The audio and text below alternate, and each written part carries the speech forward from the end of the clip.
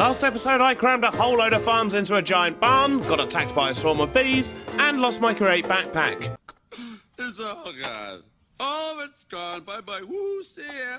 So the first thing to do today is going to be to get that replaced. But following that, we're going to continue with this farming area by adding pretty much all of the other crops. I mean, we've got wheat, lots and lots of wheat, but that's about it regarding the crops, and we can't really have a farming district without many crops. So that's definitely going to be our main aim today, which is going to involve a bit of a change of plans on the layout of this area as well, but we'll get to that later. First up, I really do need to replace that backpack. Not only have I lost the backpack, I have of course lost everything that was inside it, which is everything I have to do with Create components. It's all gone. All of it. So I'm pretty sad right now, and I wish to fix that situation. And while we're here, I think I'm actually going to make more than one backpack, because there's something else I want to do as well. Something I've actually been meaning to do for a while. Sort of a third backpack that I want to carry around with me, so I may as well do that now. So first up, let's make a couple of these, and then we'll get these upgraded. So we need iron, we need gold, we need diamonds, and then we need netherite.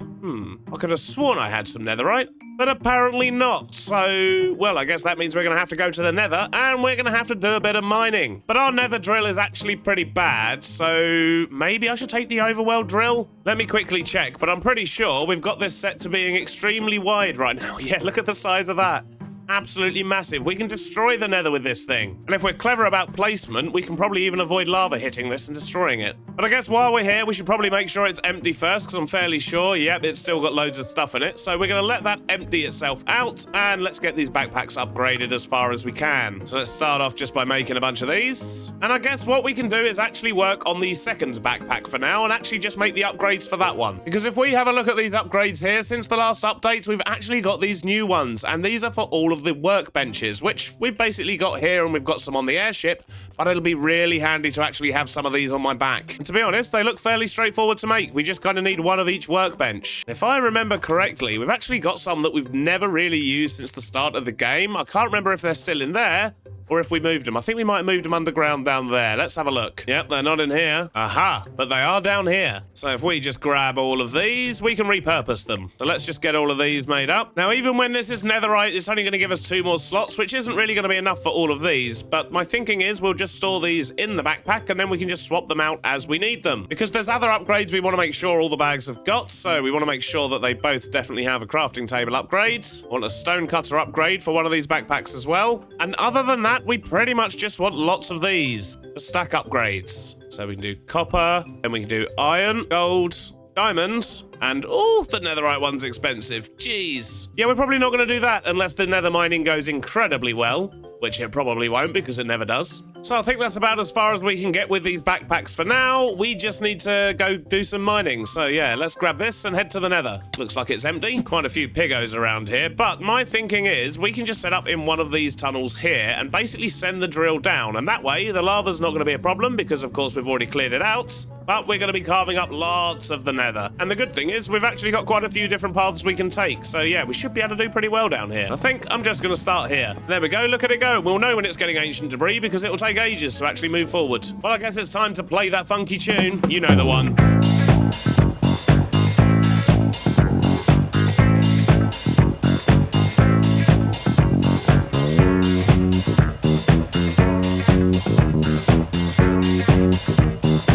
No. Ah!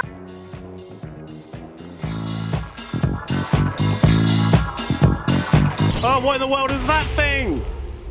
What is that? Half an hour in the mines and I've managed to get myself 116 ancient debris, which is plenty. I only needed 8. But we also got thousands of basalt and blackstone and hundreds of thousands of netherrack. We've actually got multiple boxes of that now. So yeah, quite successful, I'd say. So let's get all this cooked up and make ourselves some netherite backpacks. And a couple of hours later, I think I finally have everything prepared. That took forever. And by everything, I mean I've made a start. So this is our normal backpack, our sort of dumping ground for things when we're working. This is our brand new Create backpack, which as you can see, see, I have started to fill up with some stuff. I've done lots of crafting, but then I got bored. So yeah, we're just going to store the rest in here as and when we get it, I guess. That seems like the best approach. Otherwise, I'm going to be here for another day. And our new backpack is this one, which has just got lots of the base resources in. We've got wood, we've got stone and dirt and stuff. We've got some shinies and, of course, some framed blocks. But we've also got these, which are all of the workbenches and the upgrade tables. So we can just swap those out as we need them, and it means we don't have to keep going back to the airship, which is going to be nice. As much as I love the airship, you can't go wrong with a bit more convenience. So this one's going to live on our back, and these two are just going to live down here. And now that's done, we can finally actually make a start on the episode.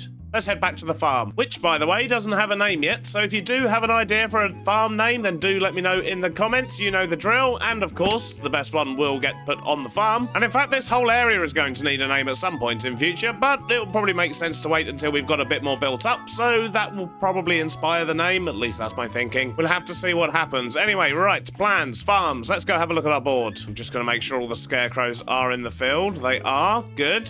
Not falling for that again. So last episode, we tackled loads of this stuff, and I didn't bring my red dye with me, but that's fine. We can just use the white one. So we've done that, we've done that, we've done that, we've done chicken and eggs, we've done wool. So yeah, only a little bit left on this side. And of course, fish. We don't actually need to build a farm. We just need to import that. So today, we're going to be tackling as many of these things as possible. I don't know how far down the list we're going to get, but I've got an idea of how we can do a lot of these bits. But it does involve changing our plans for the town and where the town was going to go. Partly because the pigs have munched their way through 18,000 carrots since last episode, so we definitely need to make sure we're producing lots of those. But also, we're going to need quite a lot of these other things anyway. So yeah, we're going to go quite big with this, I think. Not as big as the wheat field, because that thing's ridiculous, but we are going to go big. So instead of having the town over here opposite the farm like we were going to, and having a canal and so on, I'm actually going to be turning this into another part of the farm, I guess. But it's not going to be open fields. I've actually got a different idea, and we're going to try something out. And hopefully, this is going to work. And the good thing is, thanks to our new bag, I think I've pretty much got everything on me that we're going to need, at least to make a start. Now, let's think about this. I think the main issue we're going to have is currently the bus. So, the first thing I want to do is actually just to remove all the rail that we know is here. If I hold that in my offhand, I can see what I'm doing. So let's just get rid of all of this for now.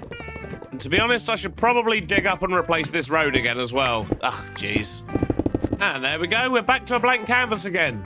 What a waste of time that was. Now, I think the first thing I want to do is just mark off roughly an area. We kind of want all this fenced off as well, so maybe about here would work. And what we're going to do is build a giant greenhouse, or at least that's what we're going to try to do. And if it works, the idea would be that we'd actually have lots and lots of them over here, but yeah, let's just try and build one first and see how we get on. So I guess we're going to start with a frame. Let's see what we can do. Maybe an archway like that would work, and if we have like a long sort of tunnel version of this, that could pan out, maybe. Ideally, what I need to do is get some glass, and I didn't actually bring any of that with me because I don't know what glass I want to use yet. Let's go and have a ganders. So looking at my wall of glass, I think I actually want to use this style, the vertical stiped ones. So, gonna need a lot more than that. So let's just grab loads of glass. We'll add that as something we keep stored in our bag up here. And I reckon if we use the combination of white and light grey, that should balance quite well. Because I want the glass going right down to the bottom, though, I guess we should probably replace these blocks as well. Otherwise, it's gonna look horrible. I have no idea how long we want this yet. Maybe about that sort of size. And then if we need to, we've got space. We can actually put some on the other side as well. Maybe even a little road down the middle. That could look good. Let's get some of this glass in first and see how we're looking. Well, I think that glass works quite well, actually. I like that. Let's maybe try and get some form of an entrance in. In fact, I'm going to need to put some more wood down. And I reckon if we remove that, yeah, look at that. We can still get it squared off, and it should sit nicely behind the pillars. Yep, the glass fits nicely in there. The question is, what do I do about the entrance here? Now, I've got an idea. I wonder if we can use framed blocks and get some kind of door frame in here, maybe? Well, it's going to take a bit of jiggery-pokery, I think. So we can use wall slabs up there. We can use normal slabs there. And I think if we can get this block in the right position, something like that, and same there. Is that going to look good? Yeah, perfect. And then if we just mix in some of these sort of light grey bits of glass as well, it should make some of the windows look a little bit dirty. I mean, it's quite subtle, but I like it. And we can replace some of the ones on the roof here as well, just by utilising the hammer. Though I'll tell you what, on looking at the roof, I do feel like maybe it could do with a little bit more structure. I wonder, maybe we should sort of put a beam in across the top here. Yeah, that feels a bit better. Now I just need to do this 2 more times. I'll see you in a minute. Well, I think that's going to work quite nicely. It doesn't actually look that big when you sort of compare it to the rest of the farm and so on, but yeah, we're definitely going to need more of them. So once we get a bunch of these in theory, that should look quite nice. But before we do that, I want to make sure my idea is going to work. So here comes the fun bit. So I need to grab myself a bunch of pipes, some of those, and we're going to be trying to make use of these sprinklers. Not entirely sure how they work, but I've got a rough idea. I mean, it's called a sprinkler, so let's just figure out exactly where I want these. Maybe here. We put a pipe all the way across the greenhouse, and we'll just chuck a sprinkler there for now. But what I actually want to do is figure out how far these actually spread. So for now, let's get rid of that. We'll also create a quick little trough here and put an infinite water source in and stick a pump in there instead. We do also need power over here, so I'm thinking if I was to dig down here, then we can just get this linked all the way over to the power station. Just like that. There we go. And the sprinkler is doing its thing. Let's see how far it stretches. So if that's the middle, so normally if we were to use a proper water source, it would go 4 in each direction, but I doubt it's going to go that far. Let's see what it does.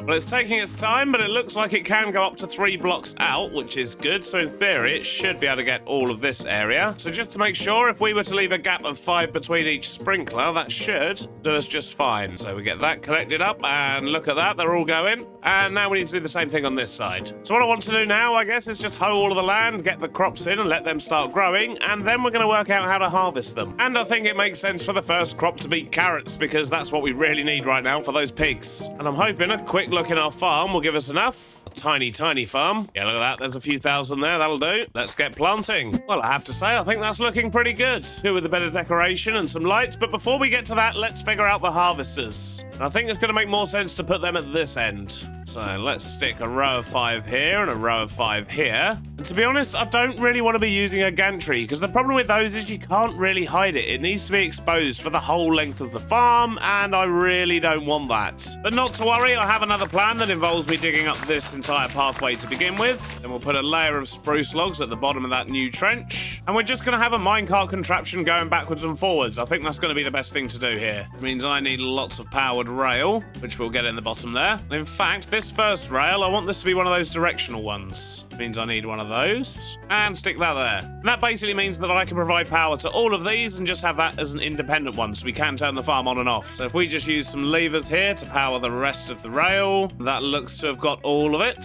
Marvelous. And we need a cart contraption. We need a minecart. And I want to make sure that we're locking rotation on this, otherwise accidents are going to happen. Although it does occur to me, if I want this whole thing hidden, I should probably actually lower it by another block. Otherwise, by the time we've got a block here to attach everything to, this is going to be a ground level. There we go, and now we've actually got some space to build up a frame. Although, I've only gone and forgotten to make girders. That is unacceptable. That's better. Right, so for these harvesters, let's just do something fairly simple. To be honest, that should do the trick. Let's just get all this glued together. Although, thinking about it, what I might actually do is connect them at the far side here, because ideally I kind of want to leave that gap as a proper gap. Because that way when the farm's not running, it's not going to destroy any blocks. Because, of course, when a contraption's going backwards and forwards, it can go through blocks and so on. But, yeah, as soon as I stop it, that's going to turn back into a solid block and destroy whatever's there. So, yeah, we'll just have, like, a small hole on each side of the farm. That's fine. So that should just about do it. Just stick a lever there for now, which we'll use as an on and off switch. Stick our minecart in there. Hopefully, that's going to get to work. Yeah, look at that. Wonderful. Now let's bring it back and attach some storage. So I reckon just a couple of barrels and an interface for offloading. That should just about do the job. Now we should also be able to get rid of this now. So in fact, it won't turn solid when it's not moving, but that's fine. We've sorted it now. If we get this path back in, then functionally this farm should be good. So we're pretty much there with the farm. I just want to make this a little bit more useful. So what we're going to do is use a redstone link. Set that to receive. For now, I'm just going to stick the on and off switch here. We'll find a permanent home for them later, because we'll probably have a central place where all of them are. But this will do for now. So this is where I start to miss my crate backpack, because we haven't got any of the storage drawer things in here. Thankfully, we have loads of wood, so we can just make them. Oh, I should probably do it out of spruce, though, so they match. So we'll give these a home in our create backpack as well. We'll have the spruce drawers and the spruce trim. That tends to be our go-to. But we are also going to need some other things, such as comparators. I want to try and make sure that I'm remembering to give everything a home as we go. We're also going to need some of these, the drawer controller slaves. So we're going to stick that there, the chute in the top, and then I just need to use the trim to link this up all the way back over there. That should just about do it. So this thing should stop here and offload now, and we should see carrots going through here.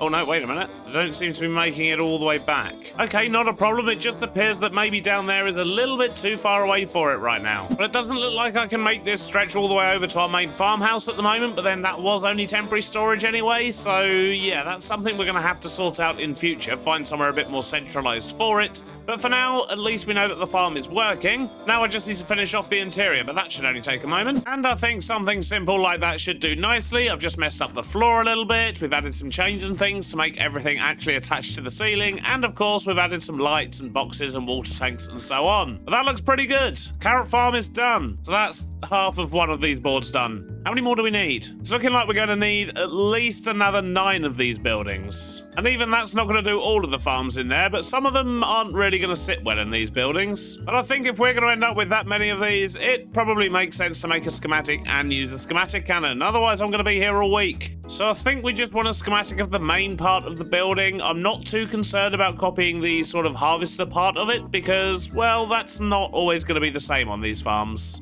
Different crops are going to need different mechanisms after all, but as long as we capture the main structure, this should definitely speed things up. Just call that greenhouse. And then if we place this greenhouse maybe like 2-3 blocks away, 3 blocks away, out there maybe. Let's just get it lined up over here.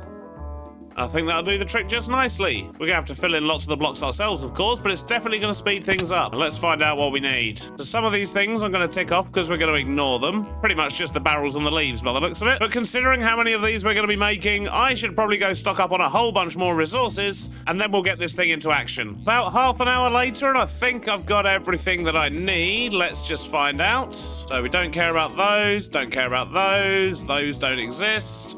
We could do with the metal brackets. We don't care about those, and we don't need that. So let's just chuck some brackets in there, some gunpowder in here, and I think we're good to go. Oh, it would help if I clicked skip missing blocks. There we go.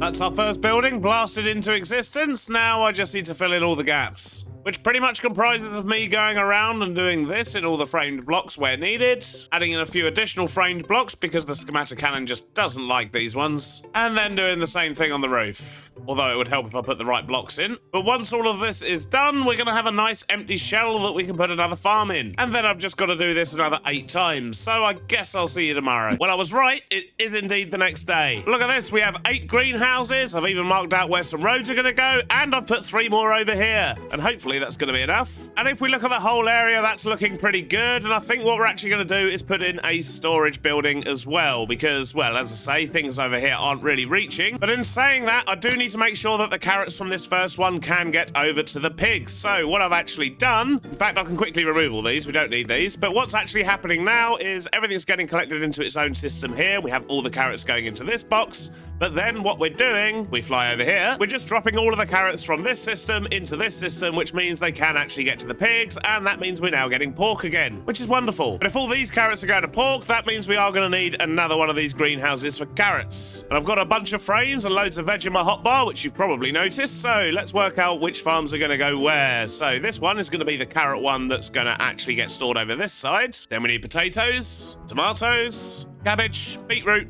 and onions, and all of these ones are going to have the same farm as this. They don't need to work any differently to that, so they're going to be pretty boring builds. I won't go into too much detail with you on those. I'll just show you when they're all shiny and nice and looking good, because it would actually be nice to theme the greenhouses a little bit around what they're actually growing. But then we still have a few other things we need to grow. So one of those is, well, 2 of those I should say, are pumpkins and melons, and that's going to have a different farm in here. We're going to need sugarcane, which won't need all these pipes, so we can rip those out. We're going to need rice, which once again won't need water pipes, and then we're going to do berries, and we're also going to do the sort of red berries that we get from spruce forests, but I don't actually have any of those yet, so we're going to have to go on a mission to find some of them. Building all of these is going to complete lots of stuff on the board and get us so much closer to actually being able to start building restaurants and making real food. So I guess it's time to crack on and get building, but as 6 of these farms are going to be the same as the carrot one, we'll just quickly blast through those, and I'll see you in a moment.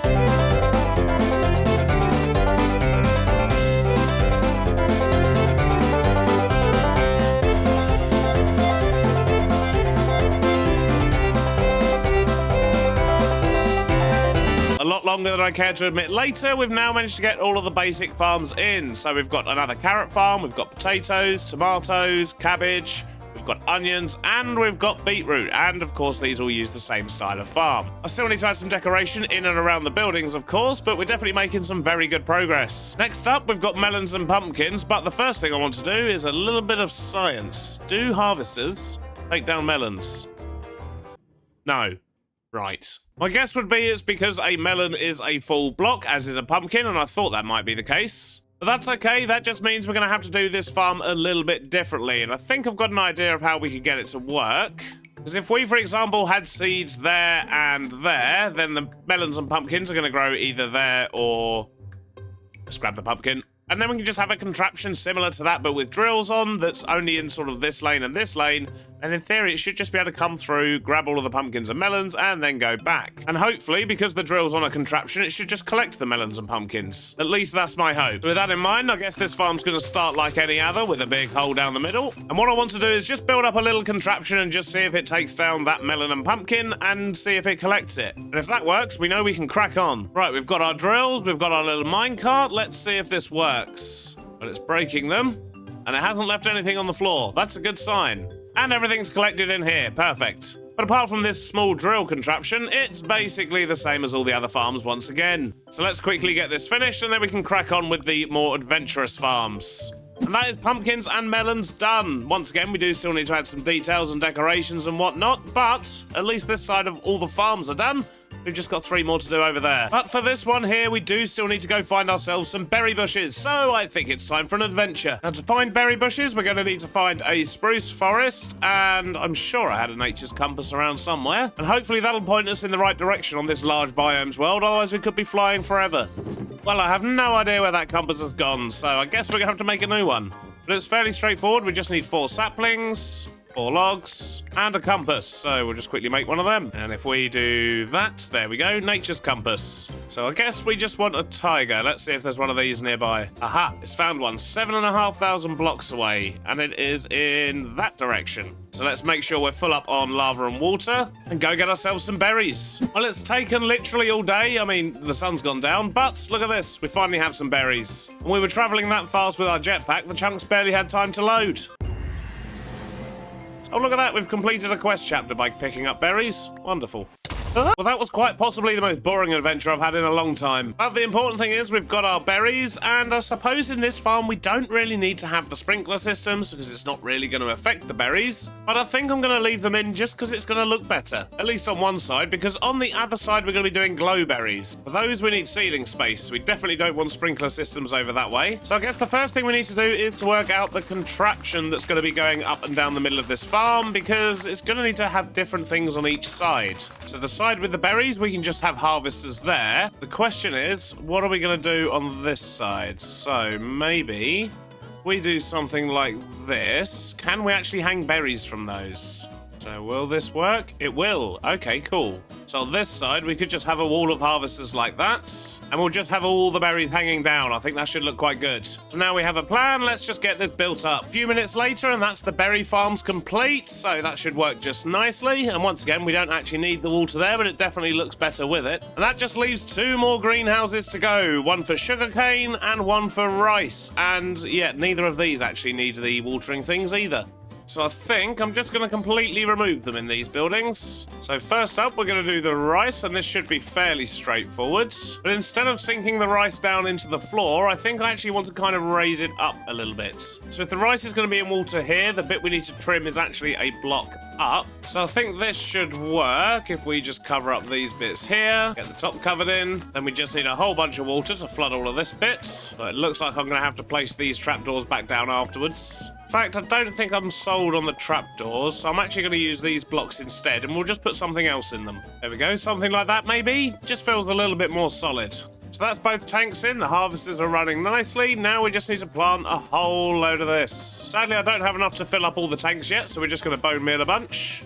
So it looks like harvesting rice this way is only giving us rice pinnacles and not actually rice, which means we're going to need to process this. which is something we will, of course, automate, but we're not going to automate that over here. For now, I just need more rice for my field. And that's the rice fields done. We just need to wait for it all to grow up, and then we should start getting all of the rice pinnacles. And as I say, we'll figure out how we're going to sort of turn that into actual rice later. But for now, at least we're producing. And that just leaves one farm left, which is sugarcane. And this one's going to be very simple. Basically going to dig out a nice big channel. That we'll have 2 on each side, I think. We're going to fill these with water, of course, and just have 3 rows of sugarcane on each side. And once we've done that, we'll figure out the harvester. I've actually decided to swap out the growing area for sand, just because I think it looks a little bit better, and once we get all this as a path, it should look pretty good. But I've run out of sugarcane, so we're going to need to wait for the rest of that to grow. And in the meantime, let's get rid of all of this pipe. We don't need this. And then we'll figure out a harvester, which, to be honest, is probably going to be exactly the same as the rice one. Although, thinking about it, it might make sense to actually have 2 layers, because these can grow too tall. Then we're going to need harvesters in those positions, girders in the back like this, and we'll just have those come down here. That should do the trick nicely, although it would probably help if I actually put the rail in. Then we just need to set up storage, which we'll do down here. And I've just done all of these in the same way. As you can see, it sort of pulls up and then it just drops everything into a chute straight into the system, and currently I'm just storing them underneath the farms. I've done that for all of them so far, but we will build a central storage after we're finished with the farms. Certainly don't want to be coming down here to get stuff. Now storage is done, let's get this glued together, and hopefully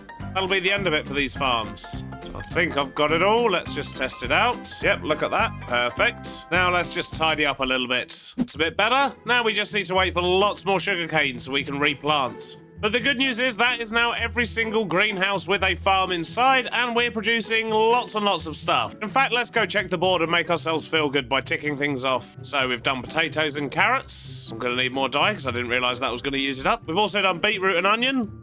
I don't know why onion's on there twice. Let's just remove that. We've done melon and pumpkin, lettuce and tomato. We've done sugarcane. We haven't done bamboo or cactus or glow lichen or vines or glowberries. That shouldn't really be on the same board either. So let's remove glowberries from there. We'll just have berries there to encompass all the berries, which we have done. Cocoa, which, I'll be honest, I completely forgot about. Kelp and apples we're going to be importing. And yeah, we haven't done mushrooms either. So not bad, not bad. It's certainly coming along. Still got a bunch more farms to make though. Last episode I built 11 giant greenhouses and crammed them full of crop farms. And I'm happy to say they've all been working a treat, but this area still looks absolutely horrific. We've got a lot of work to do around here today. Because although the farms are up and running, it just really does not look good around here at all, apart from this one here, which looks okay, I guess, but still doesn't really have any theming. I mean, we can make crates of things, I think, like crates of carrots and onions and potatoes and so on. I think we're definitely going to make some good use of those. But as well as directly around the greenhouses, we do, of course, need to sort out all of this and sort of create the farm entrance. We need storage, because at the moment, everything's just getting stored underground, and, well, that's no good to us. It's not really accessible down there. And then we're also going to need a way to transport all of the food from over there over to here as well, because I think I want to have this as like my main storage depot, which means our tractor that does the harvesting might end up with a second job. Maybe we can have him dragging a trailer around or something, who knows. But first things first, let's try and make this area look a little bit nicer.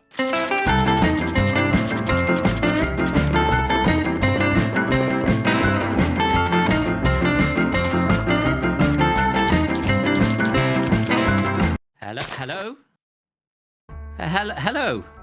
There you are. I've been looking all over for you. Hello? What do you mean you were looking over? What? Who are you? I just was over by that beautiful house of yours. That is a really, really lovely build. Thanks. Yeah, it's such a shame, though. What's such a shame? What are you saying about my build? No, the build's beautiful. Right. It's that tree outside. Yeah, what can we say about that? Nothing. I'd rather you didn't say anything about that tree. I mean, to be honest, probably the less said about it, the better. It's got a light on it. It's got a dangly bit. It has, and that is its sole redeeming feature. It's a lovely, lovely farm. It does seem to be lacking a certain level of arborealness, though. Tree? Do you mean trees? Does that mean trees? Yes. Right. Okay. Yes, yeah. Trees. Yeah. Yes. It definitely needs some trees. It does. And today is your lucky day. Have you got some more saplings for me? No, I have something far better, sir. If I can just let you have a look at this. Okay. Whoa! Jeez. Okay, that actually just made a giant tree blueprint appear in front of me. Ooh. Oh. Okay, I like custom trees. You're selling custom trees. I am, sir. I am. I'll take it. That you haven't even asked me the price yet. It's fine. I'll pay whatever. How much is it? It's one. It's one. One? I can do Yeah. one. Yeah. I've got. There we go. Boom. No, sir. 1,000. Excuse me. What? One. I mean, you see the 1,000 difference. diamonds. Yes, you see the difference between the. I hate to call it a monstrosity, but I can't think of anything else that truly describes it. I think you're probably right there. Yeah, And that's this fair. thing of beauty. Okay, I suppose it is infinite trees. 1,000 diamonds. Have you got any more? I have got some more, sir. Let me just... Gimme. Just give me all of them. I'll take all of them. Yep. Okay, fantastic. And yes, so price, sir. So price, obviously. There's quite a lot of... 6 more trees. 6,000 diamonds. No, sir. The tree that you got was the introductory tree, or the introductory, as I like to refer to it. That was terrible. One. It was. For one, that was a terrible pun. So I'm a little bit upset about that. I might actually be more upset about that than the price. 9,000. 9,000 more diamonds, sir. 9,000 more on top of the one I've already. Yes, sir. It's daylight robbery. I'll be right back. I'll just go see if I've got the diamonds. I think I might have overpaid. No, sir. That's the commission element as well that goes on top. The commission element as well. This is daylight robbery. Well, it's been a pleasure doing business with you. I would be lying if I said I wasn't pleased that I had happened across this place today. And yes, I look forward to seeing you again in the future. Yeah, I'm sure you do. Well, I'd be lying if I said that wasn't a strange encounter, but that does solve our tree problem, because I hate making custom trees. And this guy's just sold me 7 different ones, so yeah, that should definitely help with that problem. I mean, we're still going to have to supply all the resources ourselves, of course, but I think with those trees, we should be able to bring a little bit more life to this area and get rid of all these rubbishy vanilla trees we've got laying around. And as you can see, I have made a start on the terraforming around this area, but that's basically the only bit I've done so far. Let's get back to the time lapse, shall we?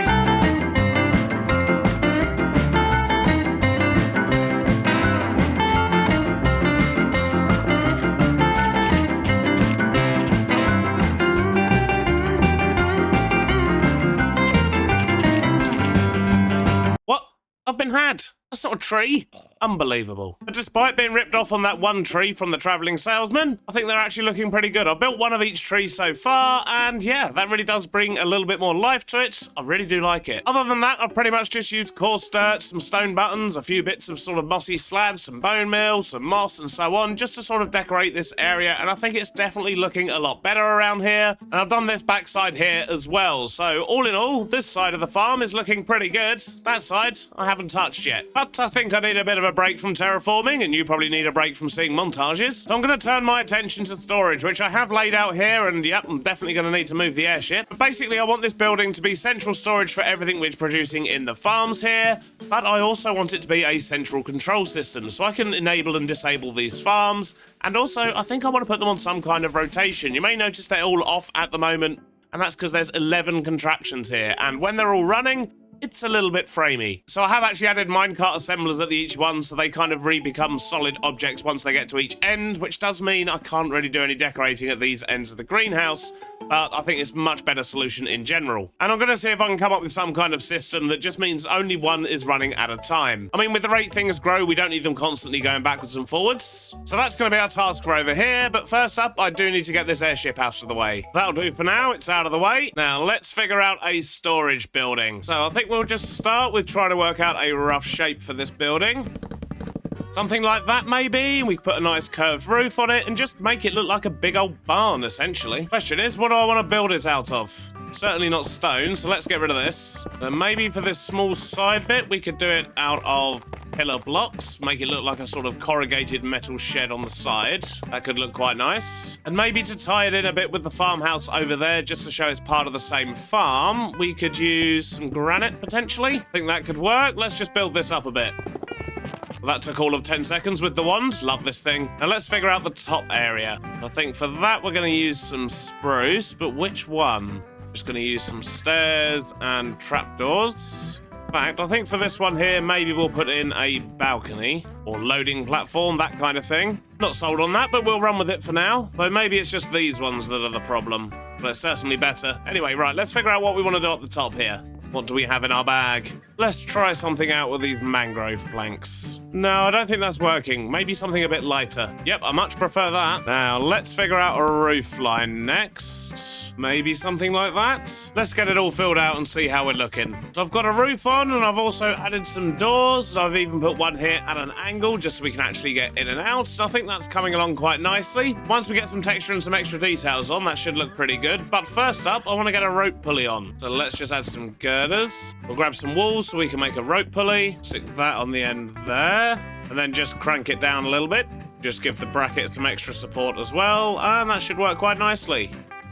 So I just need to sort out this roof and get a bit of texture on, then we should be good to move inside. And there we go, something like that should work nicely. I've just added a bunch of fruit crates out the front here, sorted out the floor a bit, and of course textured the building and just added a little bit of extra detail. I've also sorted out the inside, so we've got plenty of room for storage over here. We've got an area here where we can have like a control panel for all the farms, and we've even got plenty of space upstairs, so I can set up the automation for the farms. So I'd say we're pretty much ready to start on the inside. And that whole area is starting to look pretty cool now. So the first thing I want to do is to connect up the storage. So let's see where the closest point is. Probably that bit there. Although, I think this is the actual draw controller. Yes, so it actually makes even more sense to connect it directly up to that, because then we're closer and we've got a bit more range on it. So that wants to go up to that hole there. Then what I need to do is steal all of these drawers and just replace them with a trim. And we'll just get all of these moved in here. So I've actually changed my mind and I've pulled them forward a little bit so there's plenty of space behind because, well, we're going to need to put in threshold switches and things like that to make sure that the farms don't activate when we don't want them to. But before we worry ourselves about that, I want to sort out a timing system, and that's what's actually going to control when the farms harvest. I think I've got a way we can do this. So my thinking is we'll put a pulse repeater into each one of these, and each one of these is of course going to be linked up to one of the farms, and then we'll just set interval timers on them. So basically we'll have them go off every 10 seconds. In fact, I think we'll just have them fire once a minute. That'll be fine. And that basically means it's going to take 11 minutes to do a cycle, which is fine. So we'll set this last interval to 12. So I just stick a redstone loop round like that. Have a little on switch. They should all now count down. So that should fire in 1 minute, and then 2 minutes, 3 minutes, 4 minutes, and so on. So I should probably get these linked up to some farms. It looks like carrots have just harvested and potatoes are about to. Let's go double check. So this should fire any second. Or not? Did this one fire? No. Do I need a pulse extender maybe? So let's pick all these up and add a pulse extender. Just stick one of them on the end of each thing. Extend it to 10 ticks just to give it plenty of time. And then the redstone links will sit just behind those. I've reduced the intervals so we can see if it's actually going to trigger them. And yep, there goes the carrots. And now the potatoes. And the tomatoes should go 5 seconds later. Yep, look at that. And it appears they're all doing their thing. The sugarcane's gone, the rice is gone. The only one I got wrong, I think, was the berries. It needs to be double berries. Now we'll just leave that doing its thing. So I've just tidied up down here a little bit, and these are the food items we need to bring over, including the wheat from the farm, which is all the way over there. And for that, I think we're going to go grab that tractor that's around there somewhere. We're going to lay some new track. We're going to have it come all the way over here. And we're going to build a little trailer that kind of gets pulled up and dropped off here, a bit like the harvester does. And then we'll just have the tractor come and pick that up as part of its route. So I think the first step in all of that is to lay some rail that follows this road, goes all the way down, comes into here, and then does a little sort of twisty-turny thing here so it can pick up a trailer. So I think I've got the rail in correctly. Let's go grab the tractor and find out. Which means you, sir, are being temporarily evicted. Sorry about that. Come down here. Let's go see if we fit.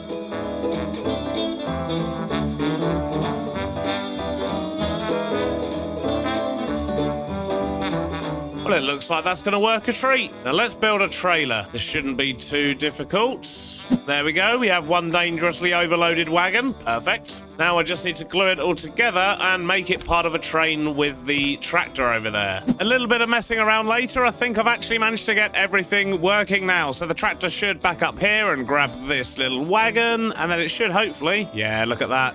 It's heading off, and it should go and park that up all the way over there. Makes it round the corners just nicely. And then he should park up just over here. Oh, and you may notice, look, I've got real clouds. How cool does that look? I may have finally managed to get that sky texture pack to work, and it looks lovely. But anyway, the tractor's here, and it should drop that off, and then it should just go and park up. And I've basically integrated that into its cycle, so now, like, one day it will come out and it will move the wagon, another day it will take the wagon back, and then on the third day, it'll go and harvest the fields. Which is wonderful. Now we just need it to actually pick up items from here and drop them off over at the barn. So to make this work, I went underground, disassembled my tractor train, and attached a whole bunch of storage interfaces to one side.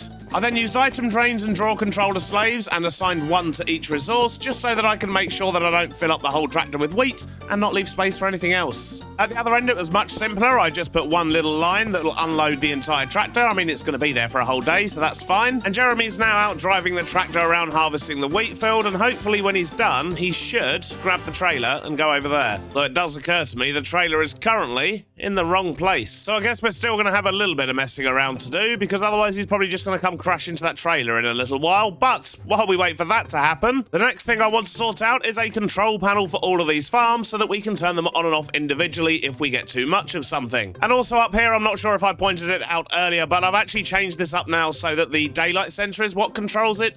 When this gets to midday, so this trail here gets to power of 15, it will then trigger the system and do the harvest. It just makes the system a bit more foolproof on server restarts and means we're only harvesting once a day, which is absolutely fine. And as you can see, it is working a treat. We've got loads of stuff going on here, although apparently we don't actually collect tomato seeds, but that's a good thing. And after the last episode, I did have quite a few questions about the glowberry farm, because people were questioning whether it'll actually work without Bonemeal, and I can confirm it does. As you can see here, occasionally when a vine grows, it will spawn glowberries, just naturally. In fact, there's quite a few back here, and what I've done with the harvester is make sure that it always leaves the top vine. So it's only 2 high, not 3 like it was at some point during the video. And that means that we are indeed getting glowberries, just not as fast as we're getting some of the other things. And last episode, I did also ask for some name ideas for this farm, and they're still coming in fast and strong at the moment, so we're going to do that at the end of the episode, at the last possible moment, because that video has only been out for a few hours, so yeah, I think it'll be nice to give everyone a chance to put their input in. But anyway, on and off switches. How are we going to do this? Because currently there's just a redstone link on the back of the contraption, and when it receives power, it fires.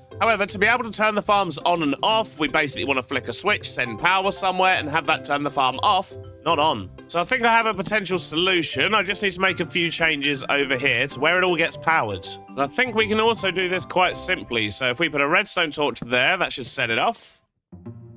Put another redstone torch in there, that's going to turn off this, and that means this is no longer powered, so it should just come into a full stop like that. So what we can then do is put the redstone link here, we'll put the filters back in for that, set it to receive, and we'll just put a comparator in there. And that should mean that anytime this now gets power, it's going to set off the machine. That's exactly what we want. However, we also want to be able to turn it off permanently, and the way we're going to do that is put another receiver here, give that a different signal, set it to receive, of course. Put that in there. And now whenever we power a redstone link with that signal, it should permanently turn off this farm, which means even if our normal timer thing gets triggered, it's not actually going to fire the farm. So we just need to do this on every single one of these. And there's probably a simpler way of doing this, but I'm not a redstone genius. I just know that this is going to work. Luckily, now I know what I'm doing. They should only take a moment. What just happened?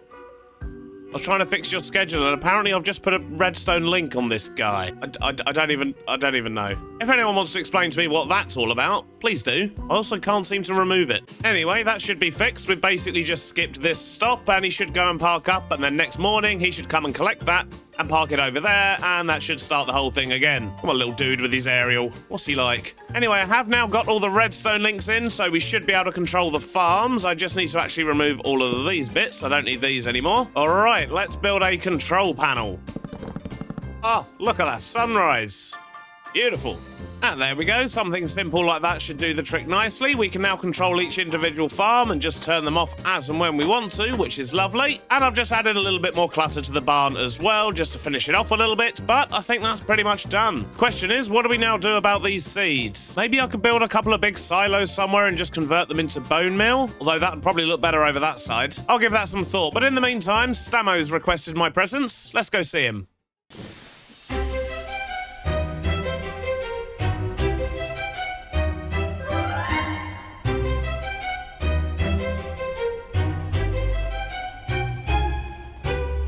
Ah, look at this.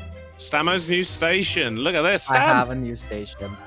Oh, this is wonderful. I took it to heart when you said that it was a little tricky getting here, and I made it a little easier. Well, it's better than yeeting myself off a train into a bunch of bandits like last time, yeah. Fair enough. Yep, it is. It's 10 times better. Welcome to somewhere.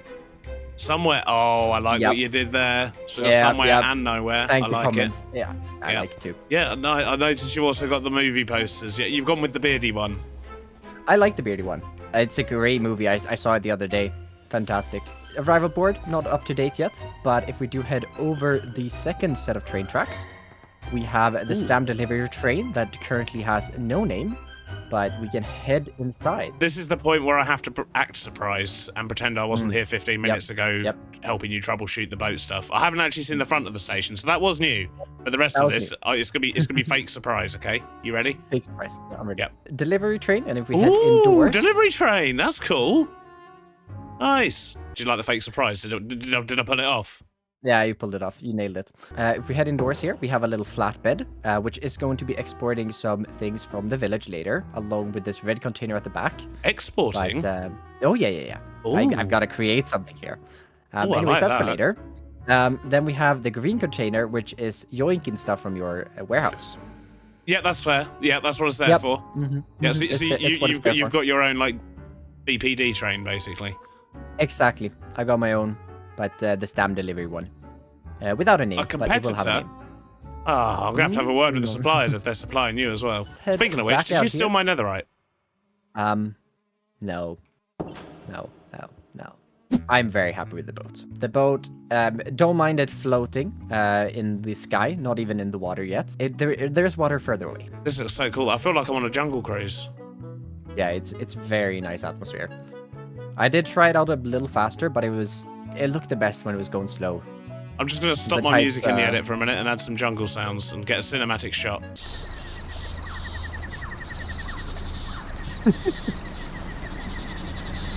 Oh, it's left me floating in the background again. That's not very cinematic. He's built an entire river. And a boat, and a train station. He's been building all the things, but it is looking lovely. I look forward to exploring it properly when it's done. However, we've got some other things we need to be doing around here for now, and the main one is sorting out what we're going to do with the seeds. Mainly the wheat seeds. We've got so many wheat seeds, it's unbelievable. So, yeah, we should turn them into bone meal and actually make something useful from them. And for that, I do want to use grain silos, but there's not really space over there. I don't want to be cramming them in, so instead, I think we're actually going to stick them over here behind the buildings, which I think is where I initially said I was going to put the vegetable farms, but yeah, that would never have fit, would it? Anyway, so grain silos. I think we're just going to go with some basic stone ones. Maybe the small stone bricks here would work quite well. Although that building there is stone as well, so, maybe we could do it as the stone pillars and make it look a little bit metallic, potentially? I don't know, we'll see how it looks, but for now, we'll make a start with these. So, we're going to need a nice big circle. Think about that sort of size should do it. We'll add some extra layers. Actually, I'll tell you what, that texture could work quite nicely, but we need much more. Maybe about that tall, and then we'll obviously have a domed roof on it. Size-wise from back here, I think that's going to look quite good.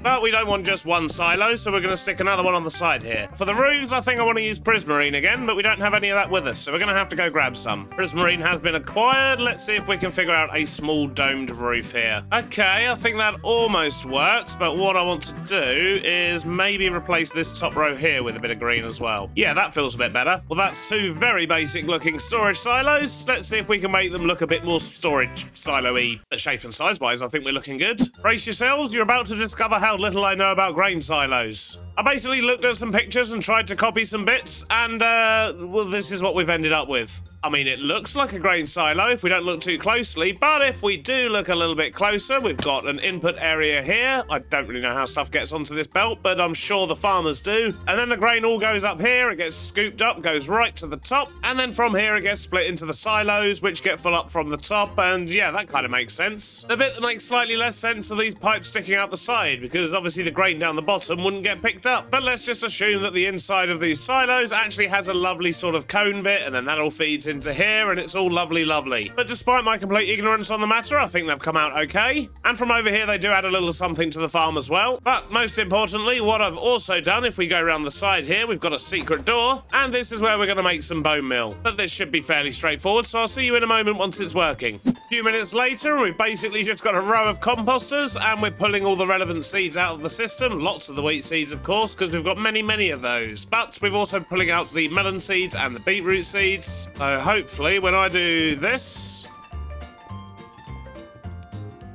then nothing happens. Maybe we have to use hoppers to feed these because things need to come out one at a time. Not to worry, slight change of plan. We'll just raise all this up by a block. Hopefully that'll work. There we go, lots of bone mealing happening.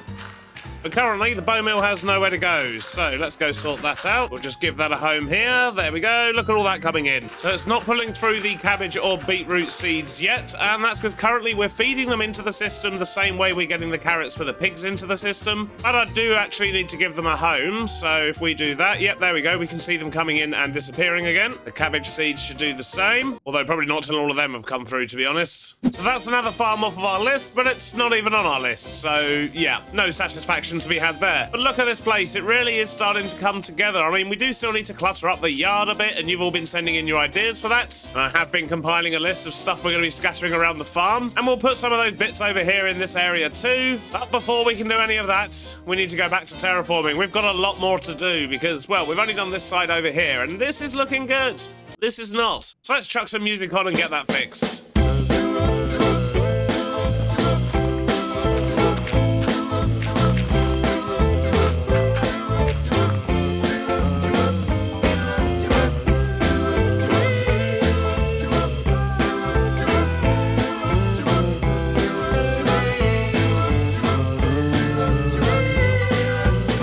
I think this is looking pretty good. It's certainly looking a lot more complete. We've got all the decoration in outside the greenhouses, and I've even sorted out the road out the front here. Or the back. Is this the back? I guess this is kind of the side. I also added a couple more of AD's trees in, and they really do help to pull the area together, so I do want to say a quick thank you to AD for actually coming on and selling me his tree schematics. They make a huge difference around here. I've just got a few more to sort out over this side, and I will try and make an effort in future to actually learn how to make custom trees, just probably not on this series. I've just never quite been able to pull it off. But that's enough rambling about my incompetence with trees. We've got a farm to name, and I guess that means we need to replace this sign over here. And when it comes to the farm name, there were hundreds of ideas, some of them very, very good, some of them absolutely terrible. I'm not going to call something Farmy McFarmface, but then it would have been very odd if someone hadn't suggested that, to be fair. And hopefully this works. There we go. We now have Valleydale Farms. In fact, I think I need to shrink that down ever so slightly. There we go. That's better. It's got a bit of padding now. And that looks much better. So thank you, Darius Born Dragon King. And of course, thank you to everyone else who submitted names as well. I'm sure there'll be plenty of stuff to name in future, but sadly, I think that's pretty much all we've got time for today. But I hope you've enjoyed it, and I'll see you on the next one. Bye-bye now. Last episode, I built a barn to store the masses of raw food we now produce. I built a centralized control system for the farms, and I had a visit from my friend AD, who sold me some tree schematics for extortionate amounts of diamonds. It was totally worth it though, they look amazing. I then went on to name the farm, but I actually got the name of the person who chose that name completely wrong. I called them Darius Born Dragon Knights when clearly on the screen it said Dragonborn Darius Knights, which makes much more sense, so sorry about that. And something else I also did last episode was claim that the farm was complete, but it turns out that was actually a bit of a lie. There's something we've forgotten about. And by we, I mean me. It's definitely my fault, but we're not actually making mushrooms, and we're definitely going to need those. They are a key ingredient in many meals. And for the food side of things, we're also going to need some cocoa. The rest of it is not so important. I mean, these are the things that we do want to produce, but they're not really food related. Squid ink, I mean, that's only for making one dish, so we're probably not going to bother. But we definitely definitely need cocoa and mushrooms. So I may have to stick a small building down for those somewhere, but that's not the only problem. The other issue, if we go back to this warehouse, is to do with processing, because we can't eat rice pinnacles or wheat or indeed sugarcane. So we need to turn those into rice, sugar, and flour. So I got to thinking, what can we possibly put that in? And the answer, well, it's pretty obvious, I think. We have a farm, we have a hill, and we have a giant wheat field. So I think we're going to build a big windmill over here and extend the wheat field up the hill as well, which is going to be nice because, well, it's very flat at the moment. We've got a little bit that goes up the side of the hill here, but I think extending this wheat field over the top there, fixing all this bit here where it kind of looks horrible, and adding in a new road, probably around here somewhere to get up to the windmill, then we can process those goods in there, and then the farm will be complete, and I can finally build that airport. I really want to build the airport. But the airport's basically going to be sitting on the other side of all this stuff, so I need to get this stuff built first. And the first step in that is going to be sorting out the terrain here. I need to make it look a little bit more natural. There's lots of bits just sticking up which are no good whatsoever, and I need to choose exactly where I'm going to be putting the windmill. And it's probably also going to be handy for me to figure out where the road's going to go, but I think the most obvious place will be to come down here and connect up to this bit over there. But we shall see. Let's get digging.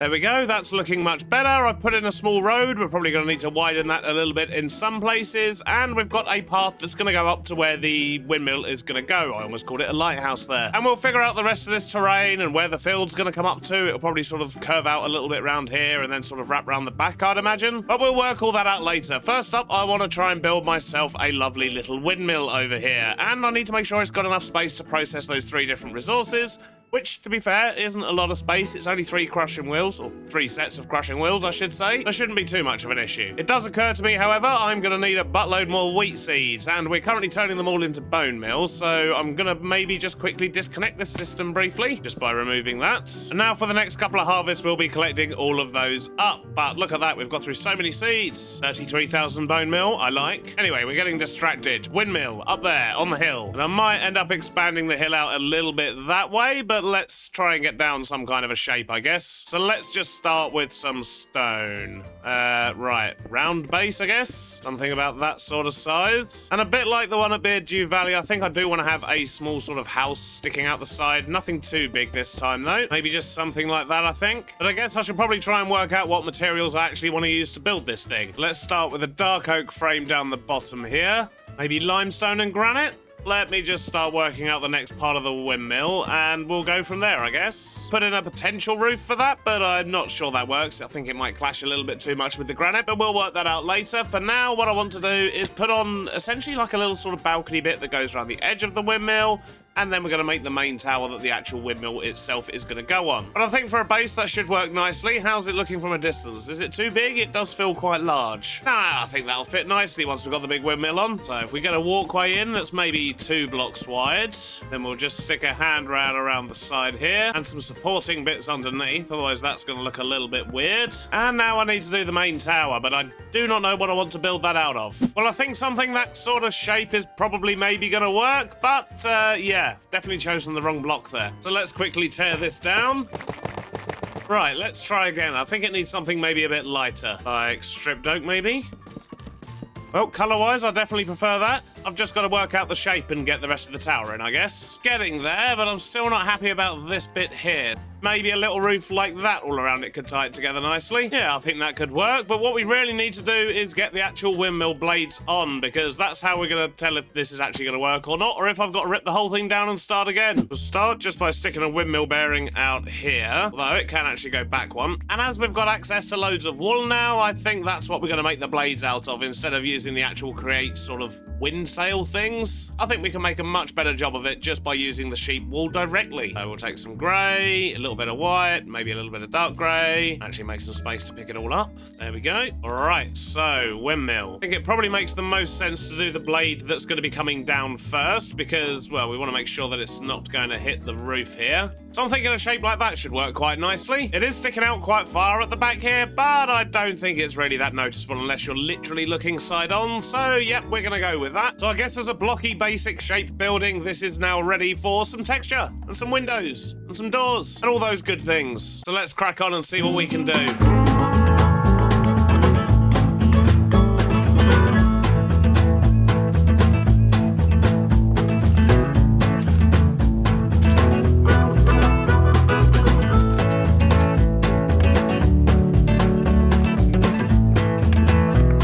I'm pleased to say progress is being made. We've still got the top half to do, but the bottom side I think is coming along quite nicely. I've added in a small path at the front here, which of course goes up to the front door. This is where we're going to have all of our grindstones doing their thing. But I think the addition of some windows and a bit of texture and so on is really helping to pull this bit together. And with the roof as well, I do think I maybe want to mix in something else, maybe a bit of netherrack, give it a bit of brightness. Not entirely sure yet. And maybe this should look a little bit worn as well. With the granite brick wall, I've mixed in just some normal granite and some mud bricks, which I think really helps to set it off a little bit. And we've just put in some windows on this side here. Although with that mud block there, it looks like a face way too much. Let's get rid of that. But from a texture point of view, I think it's coming along nicely. I've also actually messed around with the blades a little bit as well. You may notice the shape has changed ever so slightly. And I've got these fences and a bit of texture in there as well. And I really think that does help that. In fact, while we're here, let's have another quick look from a distance and just check the scale now that the blades are on. Oh yes, I'd say that's just about right. Now let's crack the music back on and sort out this oak section.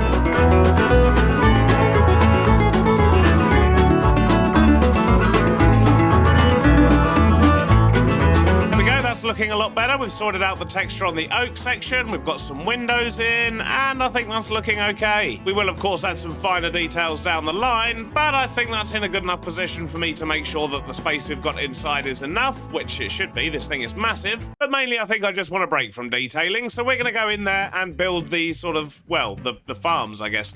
What are they called? Processing units. That's what we need. But on the inside, I have actually already added some floors. We've just got a ladder here that goes all the way up through the 3 different levels. And I guess I might as well start here and bring the power down. Though, to be honest, that is not really going to be enough power to run crushing wheels, so we'll make it look like it's using this power, but we'll actually hook it up to the power station over there. First up, let's just bring this to the middle and then send it all the way down. So we're just going to bring that down to here. We're not actually going to go any further because ideally what I want is to actually have the sort of fake pole carrying on up here. So we are going to make that spin and make it appear as if it's all coming from the windmill, but what we're actually going to do, if I go down here, is connect it all the way over there to our main power plant. And there we go, now we've got speedy power. So the most basic way to do this is going to be just to have a belt there like that, and then if we stick vertical gearboxes either side, we can stick a crusher on each side of those, and then we'll just use trims and draw controllers on either side, which will basically feed things in and take them out. And that by far is going to be the simplest way to do this. So the question really is just about layout. And to be fair, I think something as simple as that's going to work nicely. Now I just need to attach the power. Okay, I think I've got them all spinning in the right direction. Next up, I need to connect up all the storage. So we'll just do that under the floor there. Same there, and we'll actually go a little bit lower for these bits, I think, so we can have a proper floor in. Okay, that's all of those linked up, and they should come out around about here somewhere. I'm going to stick a draw controller here, which will actually make it a coherent system, and then we just need some storage drawers. That should do it nicely. We only need the 6 drawers, I think. But we need to get these set up, so I'm just going to come over here and grab a bunch of the stuff manually for now. We'll sort out a delivery system over to there shortly. But if we just grab a bunch of wheat, a bunch of sugarcane, and some rice pinnacles, set filters over here, so that one can do wheat, this one can do rice, and this one can do sugarcane. And it has actually just occurred to me, I think when we crush down these, yeah, we've also got a chance of getting straw. So I'm going to need another box. But we'll stick 2 extra boxes just in case. So I'm just going to quickly disconnect the storage system while I get this set up. So we'll have wheat, we'll have sugarcane, and we'll have rice. We'll make sure they're all locked. In fact, we'll keep those 3 open for now. Stick the trim back in there and they should disappear. Okay, so they did, but they're not in the places I want them. So we'll put the straw down there. Seeds, dang it, always seeds. We're going to put them there. We're going to put the wheat flour over here, the rice over here, and we're going to find out why the sugarcane didn't go. Am I going from the wrong side, maybe? Nope, I've just failed to connect it. And look at that, it's working a treat. And it's also exceptionally quick. It does a stack in mere milliseconds. So yeah, this is brilliant. Processing sorted. But now the question is, how do we get things over here? I mean, I feel like the tractor's already pretty busy, but I don't know. Let me give this some thought for a moment. Well, some thoughts have been thunk, and I think I've come up with a solution. Or at least made a decision on what solution I should use, because there were actually a few options. The wheat is, of course, stored over there and then moved over there via trailer, so we could have just added a stop for that trailer to come over here and drop off wheat and then go over to there, which would, of course, be another job for the tractor. But that still wouldn't really help us get the sugarcane and the rice pinnacles over here. Another option would have been storage drawers. I could have just linked them up to this system here and done something a bit like that, where we sort of drop it from one system into another. That That way it would have all been hidden underground, but, well, that's a bit boring, and that's not really how I like to do things too often. And then I considered building a flatbed truck like this and having one of these sort of transport all of the wheat and rice pinnacles and that sort of stuff around. But I feel like we've got enough of these going around as it is. So with all that in mind, I think what we are going to do is add in a brand new vehicle. And this vehicle is going to have a few jobs, one of which is going to be to take everything from here over to there so that it can be processed and, of course, bring the stuff back again. But we'll probably also use this delivery van to actually get things into town as well. Because that way I haven't really got to make it look like a farm vehicle and we can get a bit more creative. So I think we're just going to build this van in the yard down there, but I need to go get some stuff to build with first. So I've got a bunch of stuff. Let's build ourselves a van. We're going to have a nice red van, I think. Oh, wait a minute. Isn't the tractor red? Yeah, the tractor is red. Maybe I should pick a different colour. I'll be back. So, as I was saying, we're going to build ourselves a nice green van here. We'll just get a frame in the bottom first, using slabs in the middle, trapdoors on the side. And we'll just build the whole thing out of the lime green terracotta for now. Start with a body shape, maybe get some wheel arches in. And then I want to kind of have this like an old school delivery van. So maybe it needs a doorway, something like that potentially. And I want to get a bit of shape at the front here. So maybe something like that, and a slab. And maybe we can make this a bit wider by sticking these on the side and some spiky bits. Now, for the front windscreen, do we want to maybe use a combination of panes and blocks? That could work, although we're going to need trapdoors, I guess, at the back here just to close up that wall. Well, I'm not sold yet. Let's get a roof on and see how we're looking. Use angled bits there and there. Slabs across the middle. More slopey bits. I want to get a bit of colour in here, so I'm wondering if we can make a small panel, maybe like that, or potentially that. I'll be honest, I don't like either of those. Maybe something like note blocks would work better. Okay, that's quite cool. I like that. Now we need to get some lights on it, so we'll do that there. We need to sort out the actual engine block as well. So, yeah, maybe we should go make a loom or something. They always work well for engines. Need rear lights as well. And we could do with a door at the back here. And I think a framed door should do nicely. So, if we stick one of these there, put green on the bottom, and we'll put glass on the top. Look at that.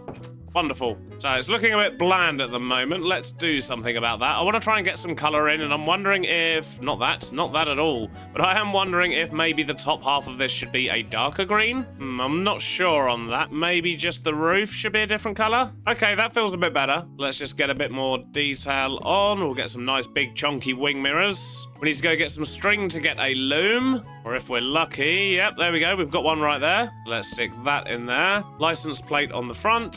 That'll do. Dow Valley 1. Same on the back, but on a black license plate, of course. And I think that's our delivery vehicle pretty much done. Although it could do with some storage. This thing's also going to need a seat and some train controls, which we don't have.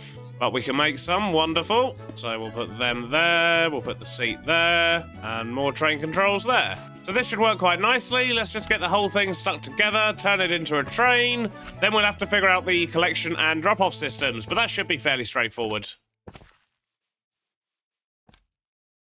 So, when it comes to train, we're going to need some rails, so we'll start that off here, and I don't have very much rail at all, so are we even going to have enough to connect up to here? It would appear not. So we'll just have a straight bit for now. We'll create ourselves a station here, create a new train, and I don't have any train casings, but I do have some sturdy sheets.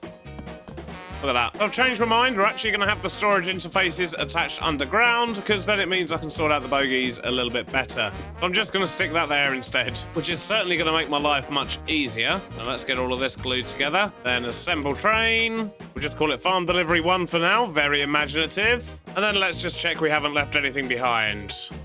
Nope. I think we're all good. So now what I need to do is actually make myself a whole bunch of rail, because we've only got 5 left, and that's not going to reach very far at all, let alone all the way over to there. But more importantly than that, we've got to get up this slope as well, which is always tricky, and an angled slope as well. Why did I do that to myself? But there's no point whinging about that until we've got loads of rail. Then we're free to whinge away. Alright, I've got a whole bunch of extra rail. Let's get this thing connected up. So, first up, we just need to go over to here. Then it's going to follow the same route here that the tractor does. It's going to go this way, it's going to go this way, and around here somewhere is where it needs to go off at an angle. So, we're just going to use Cheaty Free Cam here to make sure we can get it all lined up. So, about there should do it. Then we need to straighten up around about here. And then we go this way until we hit the slope. And that's where things are going to get a bit more tricky. What I need to do is mirror that slope below. Means to get this to work, I'm going to have to do me some digging. That wants to connect up down there. And I think at this point it'll be wise to go grab the van and see how that's actually sitting on that road. Because quite often I get it completely wrong and they end up floating, and we don't want that. So, okay, we've actually got a tractor blocking the path at the moment, and that's because I haven't set any signals yet. So we'll put one here, and we'll just put these over here as well. And we'll work out proper signals for them later when we automate it, but for now, that just means at least the tractor can keep going around, and I can go around in my little van without causing too many problems. Hopefully, maybe. I have been known to crash occasionally, after all. So let's go take this van over there. So this is the bit we need to check. And yep, look at that. He is floating all over the place. Okay, yeah, we need to lower that by a good couple of blocks, it would seem. Let's just bring him back down and make some adjustments. I'll bring you back once we've got this bit sorted, because that bit's not going to be very fun either. Some minor adjustments to the road at the top here and the car park, and of course lots of time underground digging and laying tracks. I think we've got it pretty much sorted now. So if we jump in here, we can take a nice drive all the way down to the other farm. I just need to adjust this road a little bit more, it would seem. We're still a bit out of line on the diagonal. But this all loops around nicely all the way to the other building. And over here, what it's going to do is go left. It's going to go this way, get into a position where it can reverse, and then it's going to pull up over the back here. But I do need to fix that road, and I need to put in a few stations. So I've got the stations in. We've got 2 for the windmill, and at the other side, we've got 2 for the farmhouse, and we've got 1 for the reverse as well. And combined with all the signals we've got in, I should now be able to park up the trains, sort out storage, and set it to automate. It shouldn't really take too much longer, hopefully. Just need to get myself some draw controllers, some trim. We're going to need a lot more of that. Some funnels, and some item drains. And the storage interfaces are going to come in handy as well. So we'll have this first one in here, which is going to be for dropping things off. And we can just connect that to the storage system up there, so that's nice and easy. The second one's going to be for picking things up, but we need to put a filter in because we need to make sure we're only collecting the things we want. Which means I need some wool. Make ourselves some of these. We'll set this to rice pinnacles, wheat, and of course sugarcane. Put that on there, stick 2 of those in. Another storage interface. Input. An input there. Stick that on top. And we should be good. That is loading up, but something I haven't considered is the fact that we probably want even amounts of lots of different things. Let me rethink this a little bit. If we change that filter just to rice pinnacles, get that turned off for now, then we'll add 2 extra ones here. Disassemble the train, because we're going to need to make some changes to this as well. Set these to wheat and sugarcane. Reattach those. Then we're going to use some redstone links just to make sure that these only trigger when the train's in the station. We don't want them filling up too early after all. We'll do that with a comparator. And that should solve that problem. Let's just reattach these and we should start getting stuff coming out. Although, I need to actually invert this signal. If we do that, then that. Job done. Okay, now we just need to sort out the windmill side and we should be good to go. And there we go, that's the windmill side done as well. So everything gets dropped off here, and then over on this side we're picking up the flour, the sugar, and the rice. Yeah, that's the one, the rice. I didn't forget what it was, what are you talking about? But it is actually the next day in real life now, and not because this took a particularly long time to do, but because manually planting about 7,000 wheat did take a while. Look, it was late, I needed a break from recording, and it was something that needed doing. But look at that, it looks so much better over here now. We've actually got a little bit of verticality to the wheat field. I'm sure that's a word. There's no detail, of course. We need to add in some grass tufts and a few things like that. We need to sort out the edges of the road and so on. And of course, I still want to sort out this area here. But this is certainly coming along. We're producing crazy amounts of this stuff to the point where this has been running all night, and it looks like the flour might actually be full up on the other side. Oh yes, look at those numbers. We've got loads of everything. So, as much as I love how that windmill is looking, we still need to make it look better and sort out the road. So I think that's going to be my next thing, so you're probably going to get like a tiny little montagey time-lapse type thing. And then when we come back, we'll talk about mushrooms.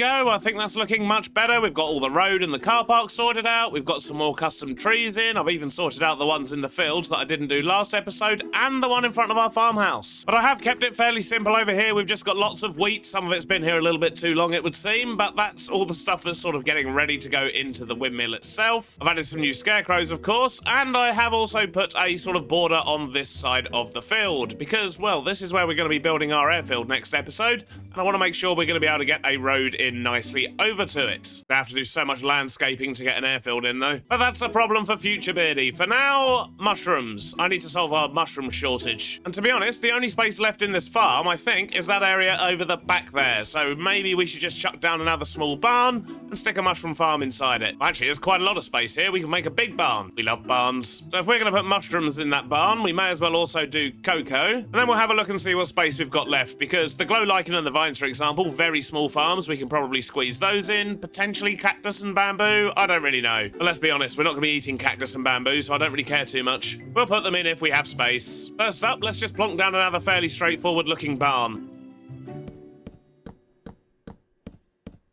Short while later, and we have another barn plonked down. And I'll tell you what, I think it might be my new favourite. I really like it. It's simple, but the textures are nice, the colours are good. Oh, it just works. And it sits over the back here nicely as well, which is good. And we've got plenty of space inside. But now I need to make a mushroom farm, and I have no idea how to do that. Thanks to past experiences, though, something I do know about mushrooms is that if you don't put lights in, which we do, of course, now have, is that they spread everywhere. I guess that's what we're going to be taking advantage of. In regards to a growing surface, I think I'm just going to use coarse dirt. And my thinking is if we plant mushrooms down the middle like this, then hopefully they should spread either side. And then we can just run harvesters up and down and not harvest the middle. What I think we'd also do is have 2 levels. So we're going to have brown mushrooms on the bottom, and then we'll have red mushrooms above. In fact, let's put them 1 notch higher. So that should do the trick. We just need to go grab some more mushrooms, and I'm fairly sure we've got some in storage. There we go. That should do it. And as long as we don't put any lights on this side, it should be dark enough for them to spread. But I think it happens quite slowly.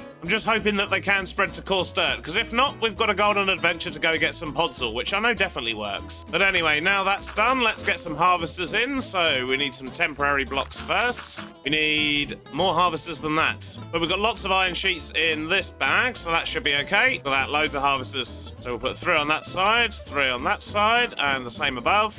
Remove all these temporary blocks. And then we'll just make a nice frame for these harvesters. We'll use some framed secret storage there, and then we'll just offload them here, I think, with a funnel. Keep it nice and simple. Though nothing's grown yet. I mean, how slow does this happen? We'll just have to wait and see what happens. In the meantime, let's turn this thing into a contraption. We're just going to do it nice and simply using a minecart. But of course, if things are going to grow this slowly, we don't need to fire this thing very often. So I've put in a basic system here which just uses the light level, and basically when this goes to daylight for the first time each day, it's going to fire this, which will assemble the contraption and send it off for 1 run. And while I've been doing that, I've also been doing some experiments with mushroom growth and, well, I've done a bit of reading as well. And my initial farm wouldn't have worked because mushrooms will only spread if there's less than 5 of the same mushroom type in a 9x9x3 area. So what that means is I need to mess around with this a little bit more. We're also going to have to change up the harvester, but we'll get to that later. We're going to expand this platform by another couple of blocks. So that's 9, and if we were to go 1, 2, 3, 4 there, and there, which isn't ideal, but it'll do, I guess, then in theory, each one of these will be able to produce 4 mushrooms before it will stop making any more. Which tells me I need to make this farm a lot bigger. I think once per tick, there's like a 4% chance that they'll then check if they can grow. So yeah, it's very, very slow. And I'm glad we built a big barn, but yeah, there might not be room for cocoa. We'll have to see, I guess. So that's both floors in, and I think I did a clever, because it did say that the mushrooms, it only sort of spreads if there's less than 5 of the same mushroom type. So by actually alternating them like this, in theory, they should grow a little bit quicker, maybe, potentially. I don't know. But one thing they definitely need less of is light. So we're going to block up this wall here. Just do this for now. The question is, does a door block light? It would appear not. Do half slabs block light? It looks like they do. We've still got a little bit of light around here, but nothing too much. Wait a minute, why is it so light over here? Ah, these bits here are letting light through. Let's block those off. Now if I turn down my brightness to 100, hopefully it'll be nice and dark in here. Oh yes, look at that. Hopefully that'll help them grow. Although, that does lead me to wonder, does the door actually block light after all? No, it really doesn't. So temporarily, we will just use those and whack our brightness back up so we can see what we're doing. Now we need to rebuild the harvesters. Now I've got the harvesters in on both levels and everything's all set up correctly. I just need to shove a minecart in here. And the light level indicator thing is actually pulling in from outside and just getting routed into this block here. But the entire time I was doing that, I was getting no mushrooms, so I decided to actually plant a few more and just see if that helps speed it up a little bit, maybe, potentially, because that way there's kind of twice as many mushrooms trying to actually grow. And as you can see, it doesn't appear to be working. We're getting some. Only red ones so far, though, but we've got 3 extra ones. So I think just trying to find the right balance of how many we have is going to be the key here. So I'm going to raise all these ones up just so they don't get harvested. And after a bit more research, it turns out that mushrooms will spread onto anything that has a light level lower than 12. So I can actually get away with just sticking a door in here because this block here, which is the closest one to the door, has a light level of 10, which means it's fine. So lots of trial and error, but we finally have an exceedingly slow mushroom farm. I mean, I could bone meal them and chop them down and get mushrooms that way, but, you know, I like organically grown mushrooms as opposed to bone meal ones. Makes for a tastier dish. Now let's just stick in a few safety barriers. Oh, look at that, we've had another mushroom grow already. So there we have it. Our slow but at least working mushroom farm is now good to go. And eventually maybe we'll have enough mushrooms to actually cook something with. But sadly, that's all we've got time for today. I hope you've enjoyed it. We did manage to get the windmill down. We got the field expanded. We even got a new delivery truck. He's parked over there somewhere. As well as our extremely slow mushroom farm. Thanks for watching, and I'll see you on the next one. Bye-bye now. Last episode, we actually finished Dale Valley Farms with the addition of a windmill to process farmed goods, a mushroom farm, and a brand new delivery vehicle. And we all know what that means. It's finally time to build a small airport, and I'm so excited. I've been looking forward to this. It's what this whole area has been about, really, just getting an airport down. But you can't have an airport without a reason for needing it, so, well, now we need it. Something I'm less excited about, however, is all the terraforming we need to do, because I want to put the airport over here, and at the moment, as you can see, there's a bunch of hillocks. It's not really particularly flat, and to be honest, it's actually at a completely different level to this area anyway. So let's bust out a shovel and our giant drill and get to work, I guess. Oh no, what have I done?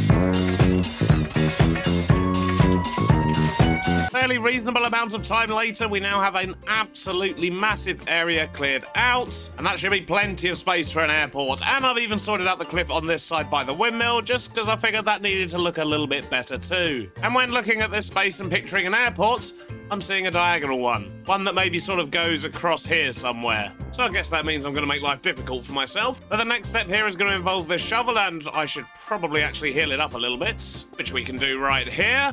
Let's get marking some stuff out.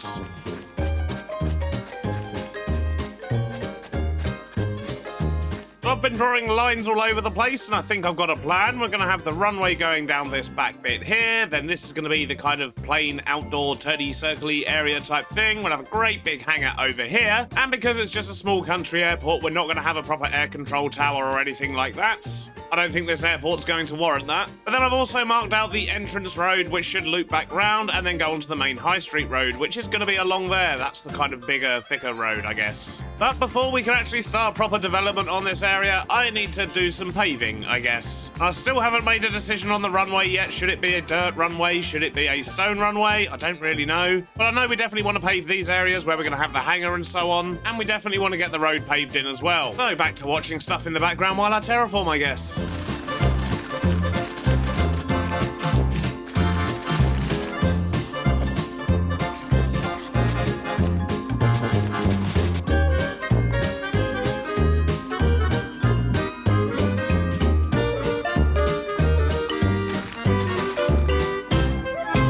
pleased to say progress is being made, slowly but surely. So I've filled in the road over on this side just with the basic stone for now. We've still got lots of texturing to do, and I think I also want to connect this road up to here, because then we have sort of a block in the middle where we can put some buildings for the town, and it also means we can get our bus route running again, because that bus has been out of service for weeks. Classic British bus service. But more importantly, I've actually decided I'm going to use a dirt airfield over on this side, and it's sort of, well, the whole thing is going to be dirt, really. Just imagine that these farmers were like, hey, you know, we want to transport our goods, and they kind of made their own little private airfield. That's pretty much the kind of style that this is going to be, but we are still going to have a nice big hangar, of course. And currently, I still haven't decided what sort of plane we're going to build here, because a bit of an issue I've got is they can't actually land at the other side. And if we were to build an airport over there, it would have to be absolutely massive, because it's a very big and very busy area, and I'm not sure I want to do that. So with that in mind, the plane style is still up in the air, which does make making the hangar a little bit more difficult, but there's no reason why it can't be a bigger hangar that has a couple of smaller planes in it as well. I mean, imagine, you know, that you've got your farmland and your rural sort of private airfield. There's probably going to be a couple of Cessnas and a crop duster floating around, so we'll maybe figure out some designs for those and just have those as sort of stationary planes around here. But anyway, enough waffle. As you can see, we've got a massive runway here. It still needs some detail work, of course. I've just made a start on the sides just to rough it up a little bit. But as it's not a busy airport, I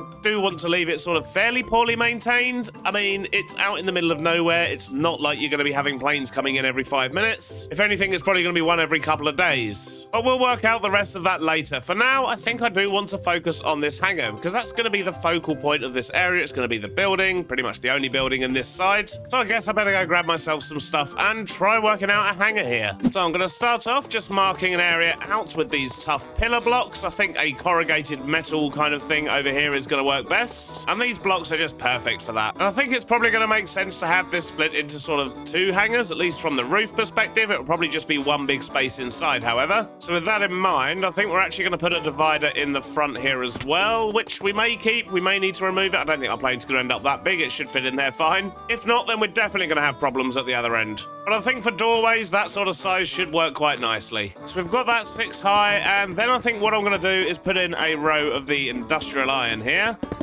Something like that. And then I wonder, maybe we can make use of some girders here? Something like that, maybe? Now we need to figure out what I want to do for the roof. And I do quite like the idea of having sort of arched roofs, of course, because, well, they're mostly like that really at airfields. But also, I do like the idea of getting some glass in. So maybe this sort of front arch shape here should be made out of some form of glass. And I think using a combination of the light grey, the white, and the brown should work quite nicely. But let's just get all the white in first. Oh, in fact, we're using light grey, grey, and brown. There's no white here. Looking good. Let's get a roof on before we do any texturing. And I think for this one, we're just going to go with a nice Viridium roof. Well, I think the roof's going to work well, but I made a slight error in judgment in that I don't actually have enough Viridium. And it's not the easiest thing to get hold of. But I'm sure if we go down into the mines with our drill, we should be able to find some. Let's check out the andesite level first. Well, I don't see any exposed patches. Oh, there's some scoria. What's that? Just seems to be scoria. Sadly, nothing else. Well, let's go try another level of the mine. Oh, hello. There's some over here. In fact, this looks like where we got it from before. So let's just grab all these scraps that we left behind. Mission success. We got the roof in. We do, of course, need to texture that as well as everything. Well, in fact, everything needs detail, doesn't it? But size and shape for the hangars, I think that works well. So now to make it look a bit better, the first thing I think it needs is some supports up here. Maybe one in the middle. Ow!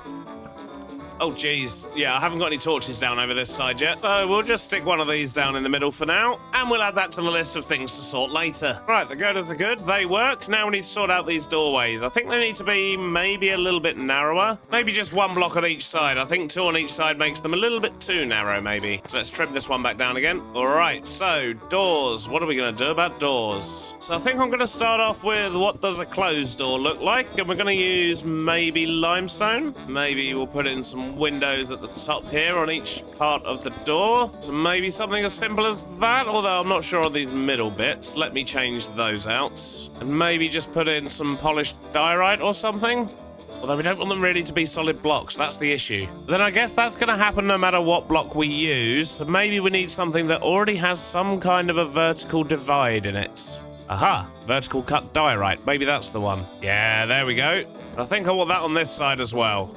Although now I'm thinking about it, logistically, this isn't really going to work. I mean, when those doors open, where do they go? Are they like little fold-up doors, maybe? Or do we need to make doors that actually go up instead of open this way? Okay, I think I much prefer the vertical doors. That definitely works. We'll just imagine it's one of those ones that kind of like folds up, you know, the plasticky ones. But that should work nicely, and we may need to raise this up by a block. I don't really know yet. It kind of depends how it looks once we've got the plane built. But then I suppose the cargo plane isn't going to be going in and out of the hangar. This is pretty much just for the smaller planes, so I don't know. We'll work it out. Or we'll ignore it, one of the two. Now, I've got a bunch of texturing to do, so I think that's going to be my next step, see if we can get this looking a bit nicer, and I need to get the girders on the back, because we forgot to put them here. They're only on the front currently. The girders are in, now it's time to figure out some texture, and I think it should be fairly easy for this sort of metal side of things, because what we want to do is just sort of replace certain parts of it with panels to make it look like it's been panelled up, although that's very subtle, isn't it? I mean, the andesite's a bit brighter, that works better, but what I want to do is just get a bunch of these sort of square patches in numerous places, and every now and then I think I'm going to mix in a little bit of the smooth tuff as well. Let's see how that's looking from a distance. So I do quite like the big squares because it makes it look like it's been patched up, but I think it also needs a little bit more, so maybe I should blend in this a little bit just with sort of another square, and then with this one we can maybe mix in a little bit of stone at the top there. Alright, I think that's going to work. Now the trick here is going to be to not overdo it, so we just want a few patches here and there, I think. Well, that's working well, but I think what I want to do is sort out the floor around here a little bit too, sort of integrate the building into the landscape just a little bit more, and just a few bits of coarse dirt here and there should do the trick for the most parts. We'll have the occasional little bit of dirt path. Looking better already. And we're going to mix in a little bit of moss here and there as well, just to break up the grass. Just a little something like that. And then what we're going to do is mix in some grass and some leaves. We're probably going to need a bit more grass than that, though. We just swap out our botanist's workbench at the top here. We can get some of these sort of dead leaves as well. And maybe some orange ones for good measure. So let's just get a few bits of bushiness in. And these dead ones alongside the orange ones just work so well together. Absolutely love it. Looking good, although it would be nice to maybe try and get a little bit of mossiness onto the wall. But I don't know how we're going to achieve that. Is the mossy cobblestone going to work? It might not. Let's maybe try doing a little patch here. No, it just doesn't look right with the sheet metal. Don't worry, I have another idea. And that idea involves lichen. We've only got 3. Okay. But no worries, we can put together a makeshift farm again. Although all this is going to have to wait because the wonderful Mrs. B has just brought me a bacon bagel. See you in a minute. Well, that bagel was incredible and well needed. Mrs. B is a legend. Anyway, what was I doing? Ah, yes, I need a dispenser because we need to get ourselves a bunch more glow lichen. And if we just do that, fill it up with Bonemeal, stick a few temporary blocks down just like that, stick the glow lichen to the front, then we can just stand here and harvest away. In fact, let's just put that in there so the bag picks it up. And I guess this is me for the next 10 minutes. That's better, loads of glow lichen. And we're going to take some vines as well. And what I'm hoping is, if we do a little bit of this, and then maybe some glow lichen too, we can actually break up the wall texture a little bit more, and hopefully make it look a little bit mossy and overgrown, I guess. What do we think?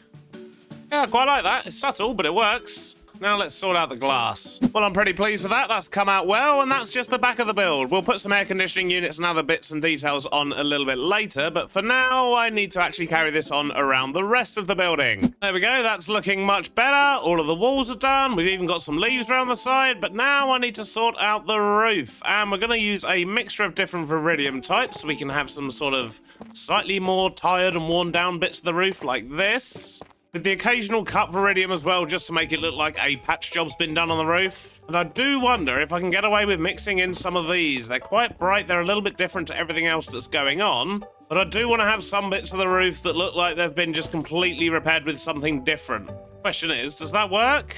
Might be a bit much, but maybe I can soften it with some glow lichen. Tell you what, that actually works. I quite like that. Now I've just got to sort out the rest of the roof. Well, it looks like I need more viridium. I didn't dig up enough after all. Well, I did, but then I turned it all into cut viridium, and that's not what I want now. And there we go, that's the roof done. Just a few patches here and there, not too overdone, I don't think. And that means the last thing to do is just the floor in here, which should be fairly straightforward. I'm just going to mix in a little bit of stone and maybe some andesite. And in fact, maybe a little bit of tuff around the edges could look quite good as well. Maybe some gravel. But I don't want too much going on here, just a little something to sort of break up the edges, I think. And then we'll use the stone to add maybe just a few sort of smoother patches in the middle here. It's the interior of the hangar looking a whole lot better, and I don't think I can procrastinate anymore. I need to try and work out how to build planes. But instead of jumping straight in and doing our delivery plane, I think I want to do like a small Cessna or something that just lives in here first. Gives me a chance to get a bit of practice in. So, where to begin? Probably looking at a picture of a plane. So I've been looking at pictures of old school crop dusting planes, and they're generally kind of biplane type things. Like this, here's James Bond running away from one. So I think that's the kind of thing we're gonna try our best to build. This might go terribly. And I may need to change the front to allow a bit more space, but yeah, we'll figure that out in a moment. Let's go grab some bits and bobs first. So to start off with, we're gonna need a couple of wheels, which, to be honest, I think I'm actually going to use grindstones for, because they look better. That should do the trick. And then we're gonna be making use of framed blocks, I would imagine, probably quite a lot. So I'm gonna start with just getting in a basic sort of body shape for the aeroplane. So we'll need a wheel at the back. We'll have a bit of space there, and then it will be thinner. And in fact, what I could do here potentially is grab some copycat panels and use these as a floor kind of bit for the plane, because then we can get the seat and the controls a little bit lower down. And then maybe we could have the wings coming directly off of that bit. While I'm here, I should probably decide what I'm actually going to be building this out of. Let's go grab a colourful block from storage. And maybe let's do a nice bright yellow plane. Don't know why I grabbed 4 stacks of that. I certainly don't need that much. So let's get a bit of colour on this. And the engine block will be somewhere around there, I guess. Now, I wonder if I can get away with using bars for the wing connectors, or are they going to be a bit too thin? And for the top of the wings, do we want them to be a bit thicker, or do we need them to be the same as the bottom? And are they going to be too low? Because it would make more sense for them to be the same thickness, but then part of me feels like maybe that's a bit too short. Yeah, maybe they need to be taller like that, but also a little bit wider. Maybe just the whole plane needs to be bigger. Maybe more like that? I mean, I think that looks better than that, but it still doesn't look quite right. But I wonder, does it look weird because it needs to be connected across the top there? All right, okay, yeah, that is definitely working a lot better for me. But I need to thicken up these front bits here. I need to thicken up these bits here as well, so let's do that. Then we'll figure out the back, maybe something like... Nope, not like that, and not like that either. That looks horrific. How about maybe a step, and then some of these little sideway bits, like that. Okay, well, it's not awful. It's not great, but it's not awful. How am I going to do the propeller? I have no idea, because that looks weird. We'll come back to that. Let's carry on getting the plane looking nice. So we'll use some of those funky framed blocks there. Get a few more angles in here and there. So I've just changed the shape on the front here a little bit, and I think what I want to do is maybe get some glass in. Brilliant. Then I'm going to need a seat. I think I'm going to swap out these slabs and use stairs instead. In fact, I'm just going to use the flat panels here. And we're missing a copycat panel there. Let's stick that bit in like that. All right, I think we're getting there slowly. And I think I want to swap out these bits here as well. Maybe use some of these angled ones. All right, I feel like we're definitely getting there. Definitely looks a bit like a plane, but it does need a bit of definition. So maybe if we put a couple of these sort of square panels in. Yep, I like that. Something I don't like, though, is this big wheel at the back. And I've just had a silly idea that may or may not work. And that silly idea starts with a framed half pillar. Can I get that in the middle? Aha. Can. And now the plane's floating. But I think I have a potential sneaky solution for that. I really hope this is going to work. So we're going to put some glass in like this. We're going to get ourselves a mechanical bearing. Stick that on the end there. Need a valve. Stick that there. And then let's just quickly glue all of this together. Make sure this is set to only place when anchor is destroyed. We'll reduce this right the way down. Can we angle the... Nope. We haven't stuck the front yet. So let's stick the front to the back. Right, let's try that again. A little bit more, a little bit less. Well, it is ever so slightly off the ground, but to be honest with you, I think at a casual glance that actually works quite well, just having it on a slight angle. But before we do that, let's actually get the build finished. And we'll move this to somewhere a bit more appropriate as well. So, propeller, what are we going to do about you? What's this? A framed lattice. Maybe this will work. What does it look like? Oh. Just like a... Right. Okay, this could potentially work. What happens if I just go out sideways with it? I mean, that's not bad. Let's maybe turn it into that, though. Feels a little bit thin, but I like the idea. Oh, hello. There's a thick lattice. Maybe that'll be better. Can we attach a thick one to a thin one? Nope, but that definitely works a lot better. Look at that. Wonderful. So let's just work out a few more of the finer details, because I'm not really sold on the wings yet. And I'll bring you back in when, hopefully, this is looking a little bit more polished. But that wasn't a bad start, and hopefully now you know the pain I go through when trying to figure these things out. All right, I think I'm done messing around with that. I've ended up using some framed posts and framed bars just so I can change the color of those. I think that works a lot better where they're not connected. I've also swapped out a few blocks around the sides and on the wings just to break it up a little bit, but I think I'm good just to turn this into a plane and leave it in here hidden forever, which I guess is its ultimate fate. So for rotating this thing, the best thing for me to do, I think, is potentially just to dig down underground here, stick a couple of bits of glass to the bottom of this, put the mechanical bearing there, the valve set to don't place, turn that to about 5 degrees, glue the glass on. Now hopefully when we turn that... Oh, we haven't stuck the back on again. Let's just quickly get all of this reattached. And then let's try that again. Well, that's looking a bit better, apart from the fact that we've still got something that's not stuck. So let's try that one more time. Hopefully one more. It might be me being optimistic. Let's maybe do 6 degrees. All right, look at that. Perfect. And we should just be able to cover this up, and you'd never know. Look at that. Wonderful. But that's one very small plane for a very large hangar. So yeah, we might have to make something else to go in here as well. But I'm pretty pleased with that.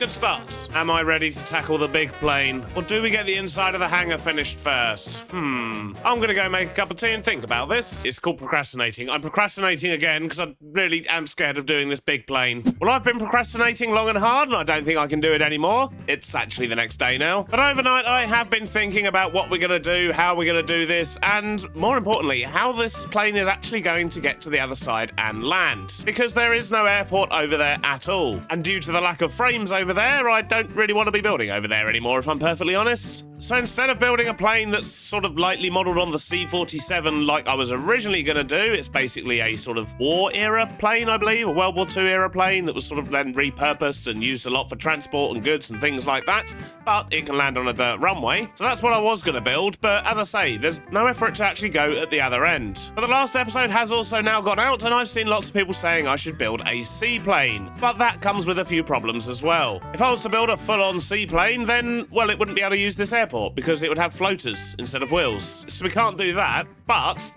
it would be able to land at the other end because we've got a great big dock. We can easily add something for a seaplane to land at. So that solves the problem at the other end, but then creates a problem at this end. So what we're actually going to do is we're going to build an amphibian plane. And basically that means it has wheels on the bottom so it can land on here. And we've got certain ones that can also land on fields and dirt and things like that. But under the wings, it has these big sort of floater type things, probably floats. And they enable it to be able to land on the sea. And that way we get the best of both worlds because it means we can have a plane that lands over here on the dirt and then lands at the dock at the other side. The question is, how am I going to build this? Probably similar to how we did the last one, placing blocks and hoping for the best. So we'll once again start just by getting a couple of wheels in the front. Although it does occur to me, because this plane is actually going to be moving and flying, we're not going to be able to put it at an angle like we did with that one. So I guess we're going to need another one of these wheels at the back somewhere, but we'll figure that out shortly. Let's try and work out the front of the plane first, which means we need more slabs again. Now my plan here is just to start placing blocks and see if we can get some kind of a shape going on that we like. Well, I feel like I'm definitely making some progress here. You can see the shape of the plane gradually coming in, and I'm kind of loosely basing this off of the 1950 Grumman Goose. This plane here. I think in order to go further though, I need to start trying to get some colour in this thing. So let's go see what we've got. What is going on over there? Hold it, you are having a moment, buddy. Maybe if I just do a reload. There we go. Look at that. Wonderful. Now, based on that image I've got, we seem to have a mix of lime green, maybe a little bit of green, and white. So I think that's what we're going to stick with. And we'll take some blocks of texturing too. And of course, we're going to need some glass. So take some of that, and we'll take some of that just in case. So I'm going to use lime green on the bottom here, and then we'll spam the rest with white for now. Though, isn't there like a half block here that we can put in so I can do the bottom half green? I think it's this this one. If I can get this the right way round.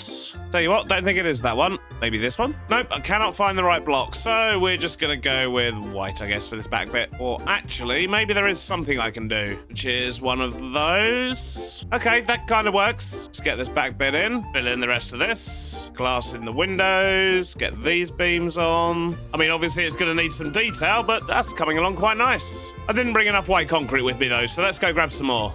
And it's doing it again. So weird.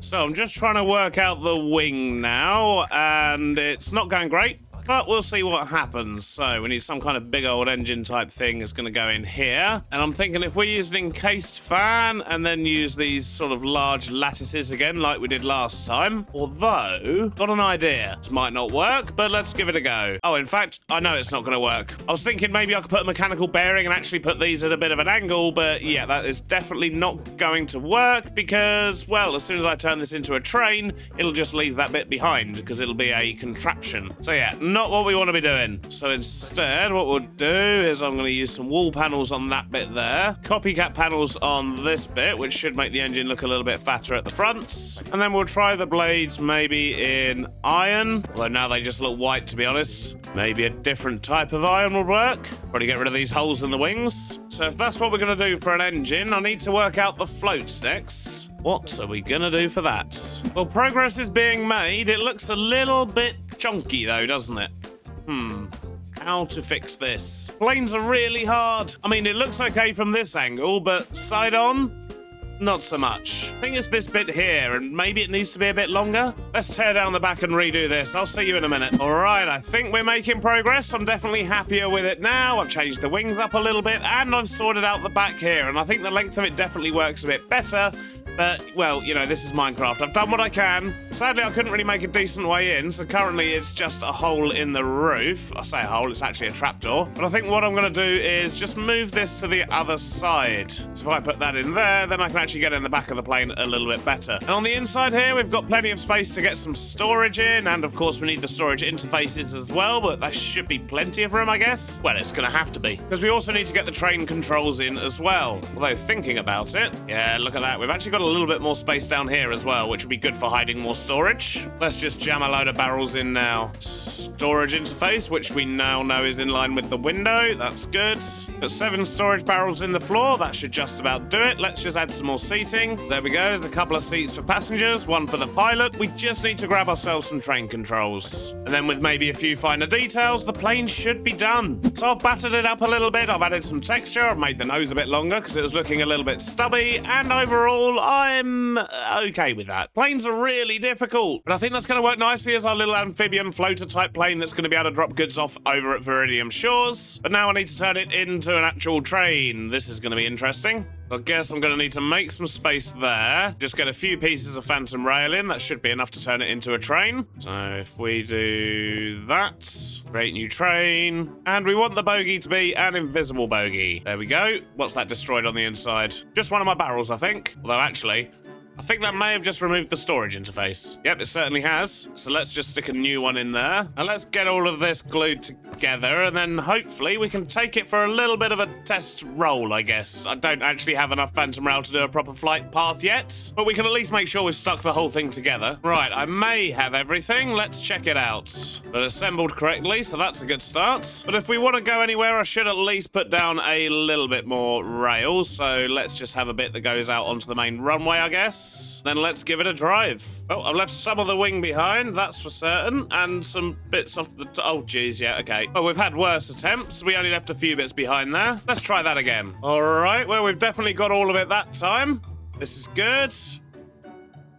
And we can just imagine this taking off. Oh, it's going to be wonderful. But for now, I think we'll just leave that parked outside the hangar because we've still got a lot of work to do around here. We need to actually get this thing loading up. I don't really like the fact there's a gap underneath there now, but we can't really do much about that. But we do need to get this thing loading up with all of the resources from over in our main farmhouse, which is, of course, all the way Over there, somewhere. Over there, yeah. That's where we need to get them from. It's like the leather, the wool, and basically anything else we're not going to be eating. And we've still got a whole lot of decorating to do around this airfield to make it look good. Although we're not having a proper air tower, we do still need a radio tower, so we'll probably put that over here somewhere, I guess. And of course, we need to build somewhere for it to be delivered to over at Viridium Shores. So I've just spent a bit of time putting down a fence around the edge of the airfield here, which I think works quite well, but yeah, it could do with a bit more variation, I think. And that road there might be a little bit thin, but we'll work that out later.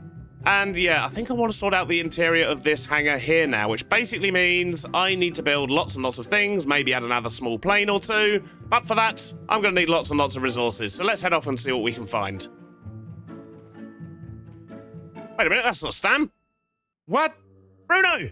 Mr. Beardstone, what are you doing in my world tour? Yeah, funny. This is my world. I'm not even surprised anymore. People just randomly turn up. Did you arrive on a bridge, or how did you get here, dare I ask? I just started a single-player world, man, and here I am, all the way over there. You thought it was a single-player world? When you clicked multiplayer? Yep. In your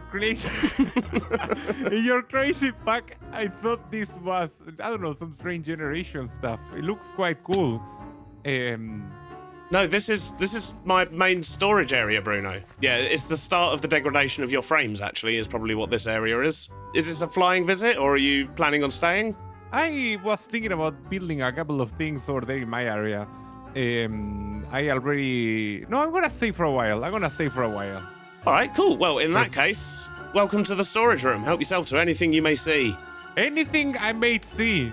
Anything you see here is your anything the light touches, Bruno. There is another guy around here somewhere. He helped himself to storage. He claims he didn't, but he definitely did. Look, I did not help myself. Oh, jeez. Where are you guys Did doing that door here? even open? You just appeared. That was terrifying. Hello. This is Bruno, Stam, Bruno. Hello, pleased to meet you. Hello. Look, Nice I to got meet a you. sombrero.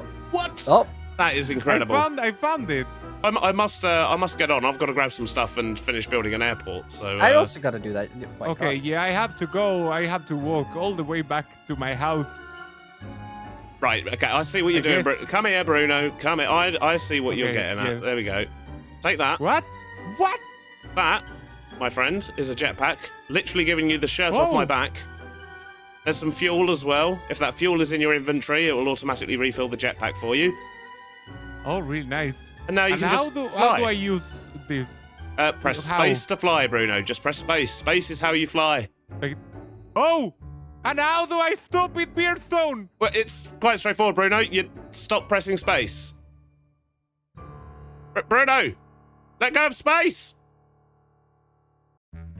Well, it is lovely to have Bruno here, even if I do now need to make myself a brand new jetpack. I'm just too nice sometimes. But it looks like Bruno's going to be here for a few weeks doing his own little mini-series as well, and I will link his episode 1 in the description, so do go check that out and show him some love and support. But anyway, I need a jetpack, and I've got a lot of work to do on that airfield, so I'll bring you back in once things are looking just a little bit nicer. A couple of hours later, and I think everything's looking a whole lot better. As you can see, I've planted a forest around the back here, just because we don't really need that space, and it does kind of finish off the area nicely. I really like the addition of the radio tower and the windsock. I think they work well. And I've added a couple of fuel tanks off to the side as well. Something else I've done is actually laid a little bit of phantom rail. So if we jump in our plane, shut the ceiling, and take ourselves for a small test flight, you can see where it goes off. It's going to line itself up on the runway here.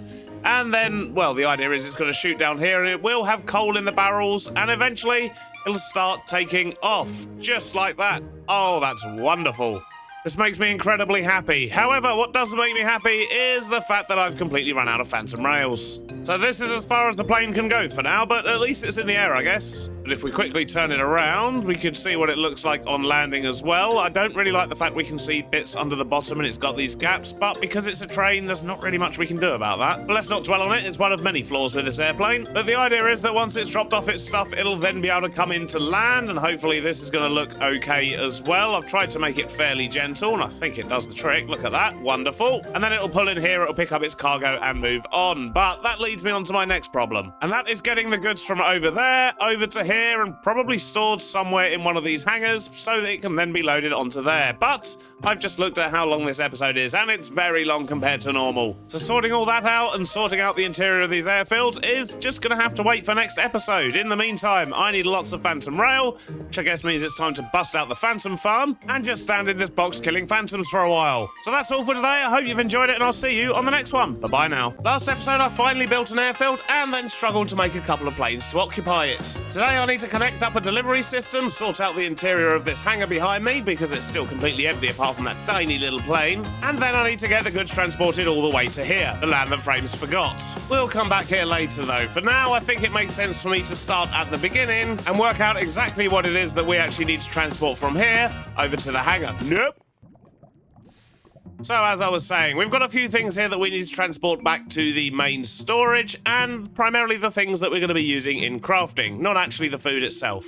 Which means we need to transport wool, leather, and wheat because that'll be used for mud bricks, and probably the bone meal. But I think that'll be about it. And when it comes to the wool, I don't think I want to transport all the different colours. I actually want to build a clothes shop over in the town that's going to have all of these, but I do want to ship some white wool back. And as you can see, we've got a lot more white wool than we have of anything else, and that's because all the sheep that are actually being harvested for their meat are dropping white wool when they're unalived. So we've got plenty to ship back to the main warehouse. So that's 1, 2, 3, 4 items we want to transport.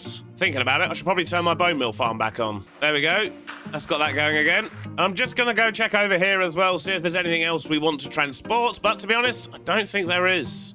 No, all of this is food stuff, so yep, this can stay right here. So the first step, of course, is to get everything from the farmhouse over to here and have somewhere for it to get stored. And I think what I want to do for that is build a small sort of car park / loading bay area at the back of the hangars, and then we can transport the goods directly inside. And I think I also want to put in the other bit of this road as well and get the bus route back up and running, but that shouldn't take too long to sort out. And in fact, while I think of it, something else I'm going to need to do if we hop into free cam and just go below ground here is extend this, because if we want to actually be able to drive vehicles around, we're going to need to hollow out a lot more of this area so we can actually lay rail. So I guess I'm going to need to go grab my big drill again.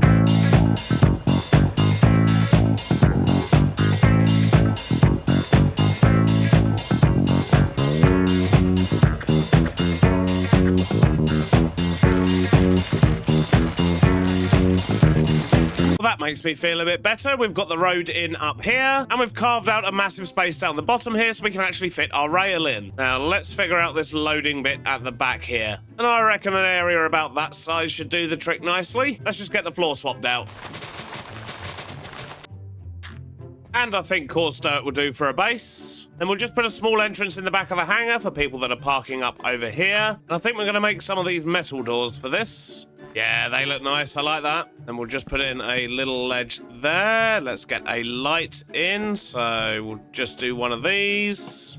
And just like that, we have our back entrance. Now, let's just get the rest of this car park looking a little bit nicer, and then we'll figure out the delivery side of things. And there we go. I've just mixed in a little bit of dirt. We've also got some soul sand and some scoria for some extremely sort of muddy patches in a couple of the corners. A little bit of grass, and I think that's a pretty good canvas to be working with. And I think it might make sense to have some shipping containers at the back of the car park there, maybe 1 or 2 vehicles parked up, as well as, of course, the delivery van, which is going to be coming in. Before we clutter this up, though, I think it makes sense to actually sort out the delivery vehicle, get that on its route, so at least we know we've got enough space for it to turn around, do its maneuvers, and of course get back out and go away again. And of course we also need to make sure that it's transporting goods into somewhere in here. And I was planning to actually just use this vehicle, but because we're also going to need to deliver things to town in future and so on, I think this might actually warrant a different vehicle altogether. So what I'm going to do is just get all the rail in over to there. We'll find somewhere nice and flat, probably here, to actually build up the van. And then we can figure out all the pick-up and drop-off points from there. And it means we get to make a new van. Excellent. I've added a bunch of rail in down the bottom here, which follows those new roads we've just put in. And we should now hopefully be able to just go up top and create ourselves a train. By which I mean a truck, of course. And that's good. It looks like we did actually line that up with the center of the road. It might be a bit janky over there, but we kind of need a vehicle to test it out. So, right, what are we going to do? Being on a farm, we've already got a tractor going around. We've got a kind of van thing. Maybe it's time for some kind of a flatbed. And for that, I think we're going to go with a nice light blue, maybe a bit of cyan potentially. And if we chuck this into our loom upgrade table, look at this, we've got loads of options. So we can have a bit of fun with some textures as well. But this is going to be fairly similar to the ones we've actually built over in Viridium Shores. I mean, it's going to be the same dimensions, but I think I'm going to try and change up the back just a little bit. But as always, let's just start with some wheels. And in fact, let's actually have a quick look at the ones we've already built, because I can't remember if the wheels are 4 or 5 blocks apart. You, sir, how many blocks? That looks like 5, doesn't it? Yep, 5 blocks between the wheels. That's all we need to know. Glad I checked. I would have got that wrong. So let's quickly get this built up. You've seen me build many trucks before, so no need to go through this step by step. But hopefully when you come back, we'll have a nice looking truck. There we have it, 1 new truck complete, and I think it looks pretty good. I like it. I've called it the Airport Runner. Let's quickly get this glued together, and we'll take it for a test drive. Oh, I've forgotten the roof. There we go, much better. We're driving now. How is our road alignment going to be on these corners? Actually surprisingly good. So we're going to need to trim back that wall a little bit. That's fine. We can do a loop-de-loop and get back out, which is also fine, but also not what we actually want to do when we go in here. What we actually want to do is to come in this way, like this, and then reverse up. And this is where we'll drop everything off, and then we'll drive off and carry on back to the farmhouse. So that's good. What I need to do now is just get it over to the farmhouse and figure out the pickup system, which means I should probably put a right-hand turn in down here, and some extra signals too. I wonder... Do you reckon I can reverse this in next to the trailer, maybe? Of course we can't. We need the space for the loading system. But we could maybe reverse it into here. Yeah, that works. It won't be in the way of the harvester because that's why we removed that bit of the fence. So, yeah, that should work a treat. So we'll stick a station in here. Call that farm bay 2. It can use this one for reversing, so that's not a problem. What is a problem, however, is that this is going to need to be a little bit straighter, then connect over to there, because otherwise he's not going to be able to get back out again. So that is him now parked in the station. He should be able to get around where he needs to. We just need to sort out the loading system for the 4 resources we want. But this is pretty much going to be exactly the same as this one here. Except there's only going to be 4, not the 7 or so that's already there. That should just about do the trick, and I've also put redstone links on here as well, because at the other side I want to check the stock levels and basically just make sure we're not overfilling the airport. Mainly because we're producing a lot more wheat than anything else, and I don't want this thing getting filled up with wheat and then just nothing but wheat going backwards and forwards. That's just not ideal. And using these switches is going to be the best way to avoid that. So with the pickup system ready to go, I just need to sort out a drop-off system over here. But first things first, let's get in some stations so the truck can actually maneuver. So we'll need 1 here for drop-off, and we'll need another one here for reversing. We'll put in a signal to force the direction, and we should probably get a few more train signals in around here as well, mainly for future-proofing. I've got all the signals in. Let's go take this truck over to the other side. Though he's currently unhappy because I haven't got all the signals in. I've actually missed one thinking about it. That'll be this one right here, and that should get the tractor moving. Yep, there we go. Guess the tractor's doing a night shift, and we're going to have to wait for him to get out of the way before we go for our drive. Good to know nothing clashes, though. Got the new truck over at the other station by the airport. Now we just need to work out how we're going to offload things. To be honest, we can get away with using just one of these, and I think we're going to do something crazy and actually use some conveyor belts. We haven't used these in a long time, but I think we want to be storing everything up here in vaults just to switch things up a bit. I feel like we've been using the drawers maybe a little bit too much. I mean, we started using them over the belts because we had so few frames left of Viridium Shores, but we don't really have that problem here. So yeah, let's use some belts and make it a bit more creatified. Although that does mean I've got to bring power here from all the way over there. That's going to be a lot of shafts. So let's just see where this is going to come out on the inside. I'm still outside. Okay, maybe let's just go this way a little bit first and then go up. Well, would you look at that, we're inside, but we're right by the door. So we also need to go a few more blocks this way. Then we can do this and then go up. So belt there, and then we'll see where this one needs to go. Right about there, it would seem. And I realise I'm about to put something that's going to look like a tiny factory inside an airport, but don't worry about that. We'll hide all of this stuff pretty much around the back, and we'll just have some vaults out the front here. So the belts are in. Let's grab some power. I think the closest bit is probably this bit here by the windmill. And this is why I dig out big underground caves. Finally, right, we're here. And there we go. That's all the belts running. This shouldn't have anything in it yet because I've not turned the funnels around at the other side, but at least we know all of this is going to work. Now we just need some vaults, but I'm thinking maybe instead of vaults, we should probably use shipping containers. It's going to look a little bit better. So we're going to put a nice long belt in the back here.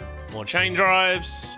And now we just need some shipping containers I think we're actually going to use instead of vaults. Although thinking about it, shipping containers have that problem where although they do store resources, they only store 1 stack per block, which isn't really an issue for our current uses.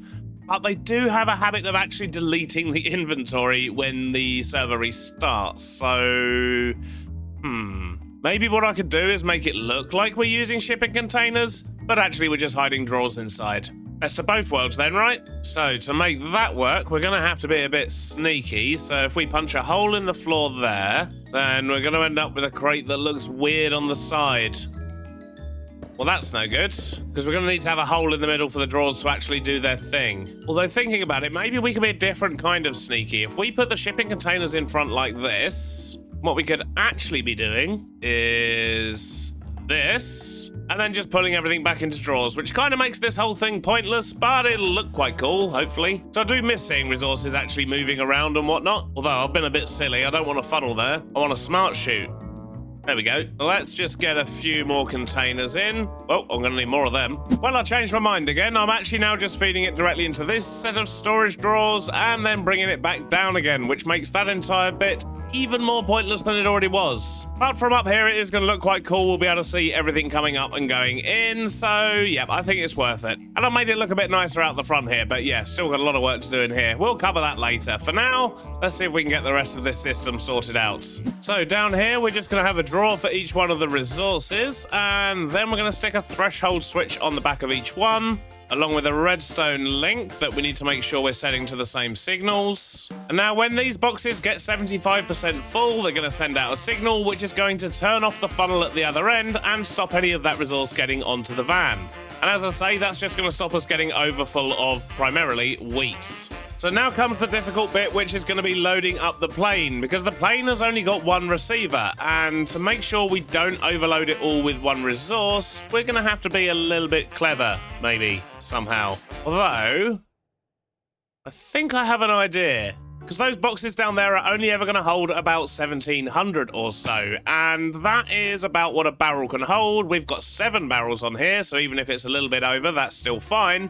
So in theory, each time this plane comes along, it should be able to completely empty those 4 drawers. As long as we don't upgrade them like I did just a moment ago, but I think I've removed them all. I will double check, because I only seem to have 7 upgrades in here, and I'm pretty sure I had 8. But as long as we keep those drawers on minimum settings, that should work. However, if this van here is offloading while the plane is loading, then that might kind of break the system. So what I need to do is put in a station over here first. So I'm going to put this on that bit of rail there. We'll just quickly dig down, make sure we're putting this down below. We'll just call that airport load for now. And what we can do, if we grab ourselves a comparator, which I think we actually need to make some, so let's quickly do that. Oh, we'll have a comparator go out there into a redstone signal, which is going to be comparator and diamond upgrade because, well, that's fairly unique, I should imagine. Then we'll stick a receiving one there with a comparator going into that station. Once again, comparator diamond upgrade. Set it to receive, and I've just realised that's not what I wanted to do at all. What I actually want to do is turn off this funnel when the plane's in there, so that if this truck is here at the same time as the plane, at least they're not going to both be loading. Does that make sense? I hope that makes sense. Right, that should do the trick. So now we need to get the loading system in, and I believe the storage interface is... Oh, wait a minute, we should probably actually pull the plane into the station first. That's a weird sentence. Right, that's better. So, storage interface is there. So let's dig a little hole here. And yep, there we go. That is connecting. Will it connect from one lower? No. No, it will not. No worries. We'll just use a framed board to cover that up. However, now what we need to do is feed things into it. So if we use smart chutes, like so, and then grab an encased fan, stick that there, and then still a bit more power, then items are now moving upwards in the chutes. That is good. Then all I need to do is bring over this storage trim all the way over to there. Then we can just put a draw controller slave in there. We'll put some chutes in. We'll have a funnel going in there, one coming out there, and look at that. Beautiful. And because the plane is actually pulled in at the moment, you'll see that's giving off a redstone signal, which means if we go all the way over here, we can see that should be locking this. And in fact, it's actually locking the storage interface as well, which is good. But either way, it means that this will not offload if the plane is loading up. So now with all of that sorted, I think what I can do is turn on the funnels over on this side, just by changing the direction on them. Look at that. Then we're gonna make a tiny little andesite man, put him in here as a driver. I'll set him up a schedule so he'll run once a day, and hopefully if I just do this, he should set off on his way. Let's sit on the back and... Oh, no, you're going too fast, sir. Oh, geez. Oh, my days. I've made a terrible mistake. Well, I suppose at least we'll see if he makes the journey. He is absolutely hooning it. But hopefully he'll go up there, and then he'll pull in and reverse into the right space. Nope. No, he won't. I think I just need to move this rail ever so slightly. Let's start it there, then get it to there. While he's here, let's quickly slow him down. Don't need you going crazy fast, sir. I want to make sure he can get out and round that corner. Excellent. Now, this will be interesting. He should stop because the tractor's there. Okay, he did, but I think it's fair to say that maybe the signals are a little bit close for the tractor there. So we're going to have to fix that. And why is this van going backwards all of a sudden? What is your problem? Okay, it appears we've got a few things to fix here. Let's just see if this van makes it to the airport car park correctly first. Well, it's looking good so far. But because the plane is currently in the loading station area, it's not actually going to do anything. So what we should do is roll this one forward slightly, which I guess means we should probably put a second station in because I only want the plane flying off once a day, really. But over here... Yeah, look at that. We can see everything coming in. If we just pull this train into here, and there we go. We can see the plane loading up as well. Although we do have some holes in the runway to fix. But we can see that is currently loading up with leather, and hopefully it'll be able to load up with everything else as well. Fingers crossed it'll have an even amount of everything, give or take. What I'm going to do is put a second station in here, just so it's got a station it can go and park at, and not actually block that, just in case the truck and the plane happen to be here at the same time trying to do their thing. So let's quickly fix these other issues, which is that truck facing the wrong way. There we go, that's better.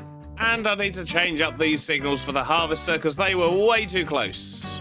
So way back there should work better, and to be honest, that one's probably already fine. So we're making good progress. We're taking things from the farmhouse, we're dropping them off at the airport, and now we're getting them onto the plane. In fact, here he comes now. Look at this. Wonderful. Although he should probably be just a little bit faster. He's a little bit too slow at the moment, isn't he? There you go, try that. Oh, no, you're going the wrong way. What have I done? Right, try that again. No!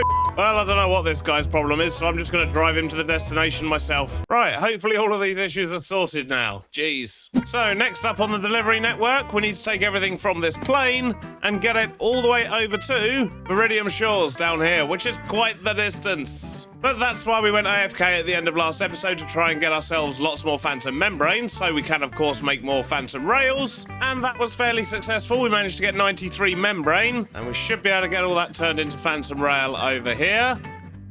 Nope, I'm doing it wrong. Oh, geez. We need another deployer in here. Okay, let's just chuck these ones back through. There we go. Now we're getting phantom rail, and it's all getting automatically picked up by my bag. Okay, that's why it's suddenly disappearing. Got a bit worried there. But we do get 32 rail for each one of these membranes, so I'm hoping that this is going to be enough to do the whole journey. And it was. I've made it all the way here to Meridian Shores, but that was not easy. I've spent the last few hours pillaring up, laying rail, and then removing pillars so we have a nice clean route all the way.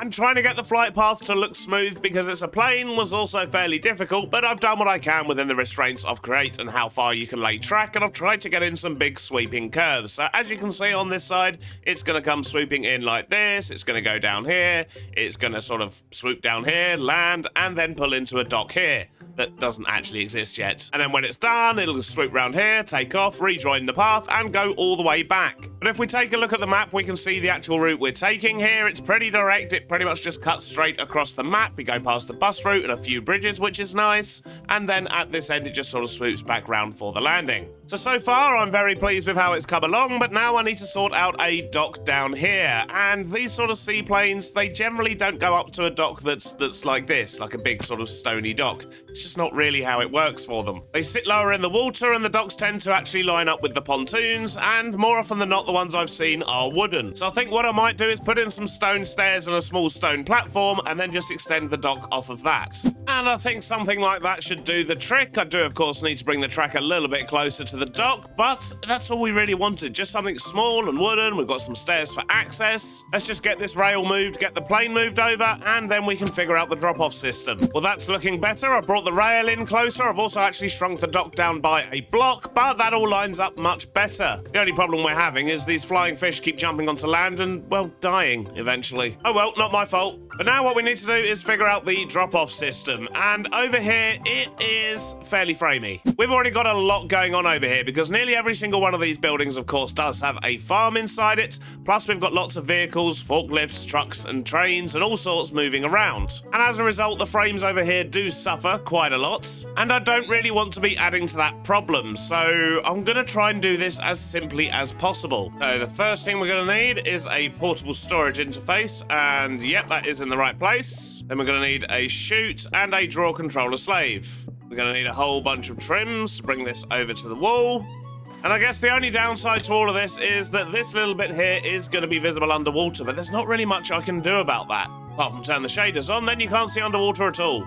But we don't play with shaders, so we're just going to have to put up with that, I guess. Now, what I want to do is just connect these drawers all the way back down the dock. We'll stick a draw controller in there, and I can stretch that all the way to here. And then what we want to do is essentially transfer items into another system. So if we stick a controller slave there, shoot in between, and then I just need to keep this chain going all the way until we can reach the other storage system. It's a little bit janky, but that should all be connected now. We essentially have one system dropping into the second system, and then this one will drop into the main system. We just need to give them some homes. So if we put wool over here and Bonemeal here, and we need to sort out these stations here as well. So that one was Bonemeal. Let's give it a name. And this one was wool. And then we'll just do the same for the leather and the wheat on the other side.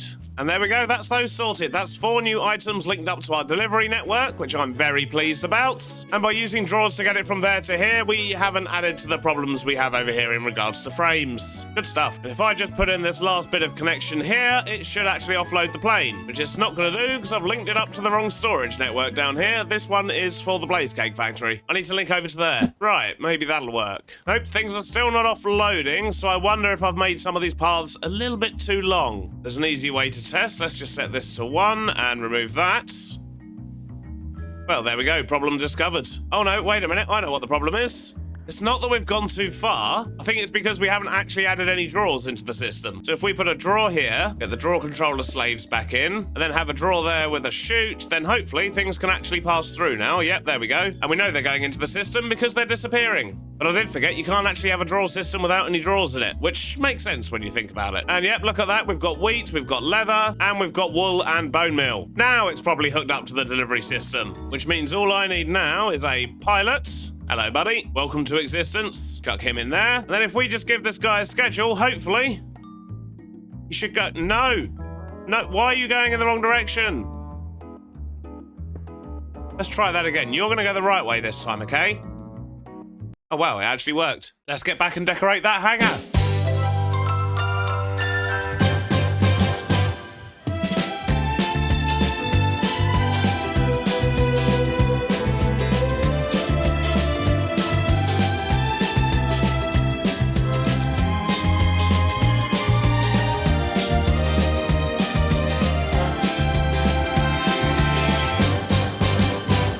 I think I'm just about done. So with the car park out the back here, I've just added some containers and boxes, a truck that's not really being driven, as you can tell by the grass that's been growing around it, and just generally tried to make it look a little bit busier. I've also done a little bit of the road out the front here. We've got a wonky gate, which I think looks pretty good, although I did actually put that in earlier. I just don't think I pointed it out, maybe? I can't remember. But I think that's looking pretty good, and I'm gonna call that finished. But more importantly, the inside is looking a lot better as well. I've added some shelves to the back and just cluttered them with lots of stuff and things, and Create Mod has been fantastic for this because there's so many items I can make and stick on the shelves that just kind of look a bit like plane parts, machine parts, and things like that. But that's made the back wall look a lot busier. We've also got a workbench over here, some toolboxes and things like that, some sheets of metal, and even the hand cranks look quite cool. Don't know what it is, but it looks cool. I've also stuck a small sort of office type area in this corner. Once again, there's another shelf there with some smaller parts. We've got a desk and a work area, and I think that works pretty well. I've also added a couple of tanks and a few more crates on this side, and over this way,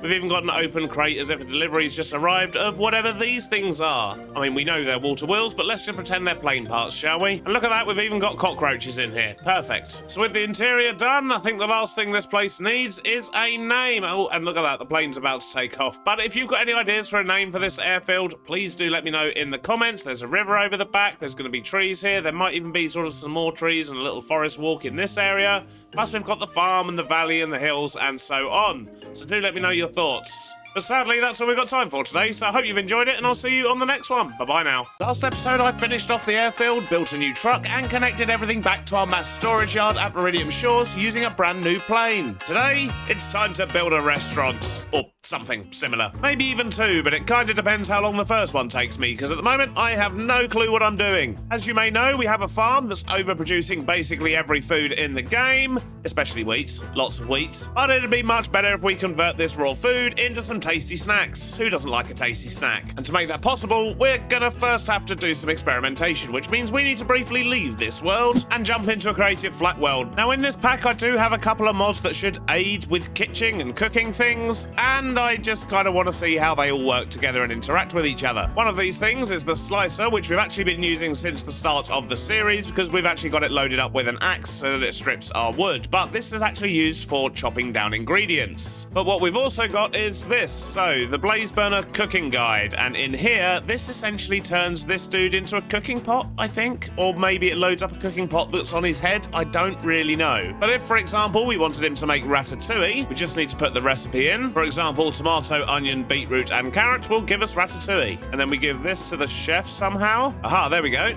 Crouch click, put a cooking pot on top, and that's doing its bubbling thing, so it's definitely working. So if we just quickly set up a system to supply these resources to a mechanical arm, we want this arm to take from these four and put it in here. Yep, there we go. That seems to be the way. And then we'll just give this dude some power. Well, he doesn't seem interested. Aha, okay, we can actually do it directly to the cooking pot now, which I don't think you can normally do in Create. There we go. So those four items go in, and it is actually cooking. Okay, so I don't need to supply the blaze burner with heat or fuel or anything like that. That is good. And look at that, we're getting ratatouille. Excellent. I'd assume a second arm can take items from the cooking pot and put them in there. Ah, we're also going to need bowls, aren't we? So if we were to put a bowl in there. Okay, so that guy did just take it out and put the ratatouille in the box. Okay, cool. So we know how this works. This is good. And I'll be honest, that's pretty much all we needed to know, just kind of how these little chef blocks work. And I'm assuming if we were, for example, to give him this recipe, which is for bacon, and we were to give him a skillet on top, and then get this dude to deposit items onto the skillet. Yeah, look at that. Okay, so that's making bacon. And I'm assuming that's going to do what it normally does and just fly off when cooked. And that would appear to be the case. It does just fly off, but that's okay. We can catch that in baskets and then figure out what to do with it from there. Good stuff. I think we've worked out the basics and can now figure out some restaurants. Not that I have any idea what they're going to look like. So you may be thinking, Beardy, why are you laying slabs all over the grass? And you may also be thinking that it's because I'm procrastinating about building a restaurant. And you'd be right. But also, I just wanted to get some footpaths in for this part of the town. I don't think I've added footpaths, or at least proper ones, anywhere else in the world. So, yep, this is a first. And I'm basically just using stone, a bit of andesite, and some of these stone brick blocks, which looks pretty good. And these framed slab edges are great for curbs as well, which is fantastic. But I'm essentially just trying to work out where the buildings are going to go, where the town's going to be, and so on, and then I'll start on a restaurant. Because theme-wise for this area, we are, of course, going to be sticking with the sort of 50s, 40s kind of thing that we've got going on with the farms, the airfield, and pretty much the entire world at this point. But I also want to put a strong focus on trying to use some different blocks and also on interiors, because interiors are something that I'm trying to get better at. And I think this area here is going to be a great place to do that, because so far we've only got a few buildings and they've actually all got interiors. So maybe we'll have a whole town kitted out, who knows? So with that in mind, and the fact we're pretty much just building a sort of central street for this town, you know, it's not really going to be a big place. There's not going to be separate houses or anything like that. But what we are going to do is make sure all of the buildings are at least 2 stories. They're going to be 2 or 3. Oh, look, there's a waystone behind me. But anyway, we're going to make sure all of the buildings are at least a couple of stories. So essentially everyone in town owns a shop and they live above it. So we're going to have lots of masonettes above the shops, and hopefully it's going to look pretty good. For now, I'm just going to continue laying this path so I can procrastinate for just a little while longer. That is a big block. Well, I think that's probably about all the procrastination I can handle, but the road's looking lovely. I've even got some little trapdoors in here for drains and a little bit of texture. But we really should make a start on this restaurant now, I think. Beardy! Stam! Hello, what are you up to? Absolutely, I'm not busy at all. I don't have any plans and I have nothing to do. I need to meet you by the docks. Okay. And there go all my frames. Frames. I was down here the other day, you know. Have you seen my new plane? No. Okay, but that sounded suspicious. Oh, okay. All right. Whoa, okay. Oh, raccoon on the road. This is actually what I want to talk to you about. I need a forklift for 2 forts. Right. Yes, and would it be possible for me to buy a schematic of your forklift? I mean, sure. Schematics are very pricey, I found out recently. I need one by the port in 2 forts, and I brought some payment here. A hefty sum of 2,000 diamonds. Right. Oh, they're all going straight into my bank. 2,000 diamonds. Okay, I can. Yeah. Well, I will make one for you, and I will deliver it to your abode. If that's all right. Perfect. Because that is all good. okay, I've sorted out a schematic for Stam, so you can go make a duplicate of my forklift. But now what I need to do is actually do the restaurant. I really can't delay it anymore. And the question is, what one do I do first? And to be honest, I think I'm going to start with something quite simple and maybe do like a sandwich bar or something. I mean, if we have a look in here, what do we've got? So we've got salads. So, you know, the mixed salad and the fruit salad would make sense in a little sandwich bar. Egg sandwich, chicken sandwich, probably not burgers. Bacon sandwich, that would do well. The mutton wrap, yes, what a treat. And the rest of it, probably not, because it's all soup and big meals and things like that. But a couple of salads, 3 sandwiches, and a mutton wrap, I think that'll make quite a good first shop. And I don't want this to be a shop on a corner, so the question is, do I put it on the main street here, or maybe over there? So let's maybe just leave some space over there for a shop on the corner, and for now, let's just mark out a small foundation. I think I want this sandwich shop to be relatively small and pokey, so maybe just something about that size, to be honest. Although I haven't figured out a block palette for this yet, so let's have a little look and try some things out. I think I would quite like to use some limestone just for the bottom and the front edge. Being a sandwich shop, I think it wants to look quite clean, so maybe just something along the lines of this. I think that could work quite nicely, but we're probably going to want a window here, aren't we? And if we're going to have the window height here, because the path is slightly raised as well, it's almost as if the shop is actually going to be sunk down a tiny bit. But I think that could look quite cool, so maybe what we should actually do is have a step down into the shop, something like that maybe. And then this will be the floor level, and we'll have some seating here so people can look out the window, and well, there is a lovely waterfall there, but that's going to be hidden by another building later on. But I think that could work nicely. Let's just get these walls built up a little bit more. I think we want to have a nice big window, so let's make this nice and tall. That should do it for window size. However, I'm not really a fan of this bottom area here, so I do wonder if maybe we can swap it out for something else. Maybe something a bit more subtle like that. We'll use white stained glass for the window at the front there, looking good. And I'm still trying to work out what I want to do with the doorway here. I mean, maybe we'll go up and have like a small entrance bit and then step down into the cafe. I don't really know. But I think I should get a little bit of texture into these walls before we go too much further. And for this, we're going to use a couple of diorite variants, alongside a bit of the smooth cut limestone as well. That should look quite nice. And now we have a textured white box. Making progress. Floor on the inside here is bothering me though, so let's get this replaced and see if we can work out the entrance here. Maybe we can keep it simple and just do something like that. Maybe grab some of these. And do we have any of the copycat trapdoors laying around? We do. Copycat panels, that's the one. So maybe we could do something like that, just to sort of bring people back down to this level, and then it means we can still have a step up into the shop from the path, which, to be honest, I think just looks a little bit better. And you may notice I've actually got rid of the fancy sky at the moment, and that's because I'm doing a little bit of troubleshooting. My game keeps randomly crashing. I've actually had to restart the game 4 times in this build so far, and, well, this is how much we've done. Not a lot. So I am trying to figure out what's causing that, and, well, turning off dramatic skies with my first port of call, because it's the most recent thing that I've added, and it didn't happen before. But we'll see. Anyway, enough distractions. Let's carry on with this. Overhanging bit. I think that's what we want next. We'll just get these in there, and maybe over the doorway as well. But what colour do we want to do them? I've got an idea, but we need to go back home. So how about these vertical striped thingies? That's pretty good. I quite like that. But I don't think we have anything too similar for the prismarine, except maybe the prismarine pillar. You see, now that upsets me because they're different thicknesses. I think for now, I'm just going to leave it as plain prismarine blocks. We can always play around with that a bit more later, but that should do for now. Now, let's stick a drain pipe up one side here. To be honest, we're probably going to want that carrying up the majority of the builds. But I guess the question is, what block do we want to use for the second floor? I want it to contrast what we've got going on the bottom here. I want it to stand out a little bit because essentially the upstairs is going to be mainly a living area. Although in saying that, I'm thinking maybe 3 floors for this building might be better because, well, we're going to be making a few things in here and I don't really want to have it too pokey and small in here, but yeah, I don't know. We'll work that out later, but as long as we account for a bit of extra space, we should be fine. But I don't think I want to use any of these blocks, but I do want to use some Dean bricks. However, that is not going to be enough. Question is, do we have any ochrum laying around so we can get some more made up?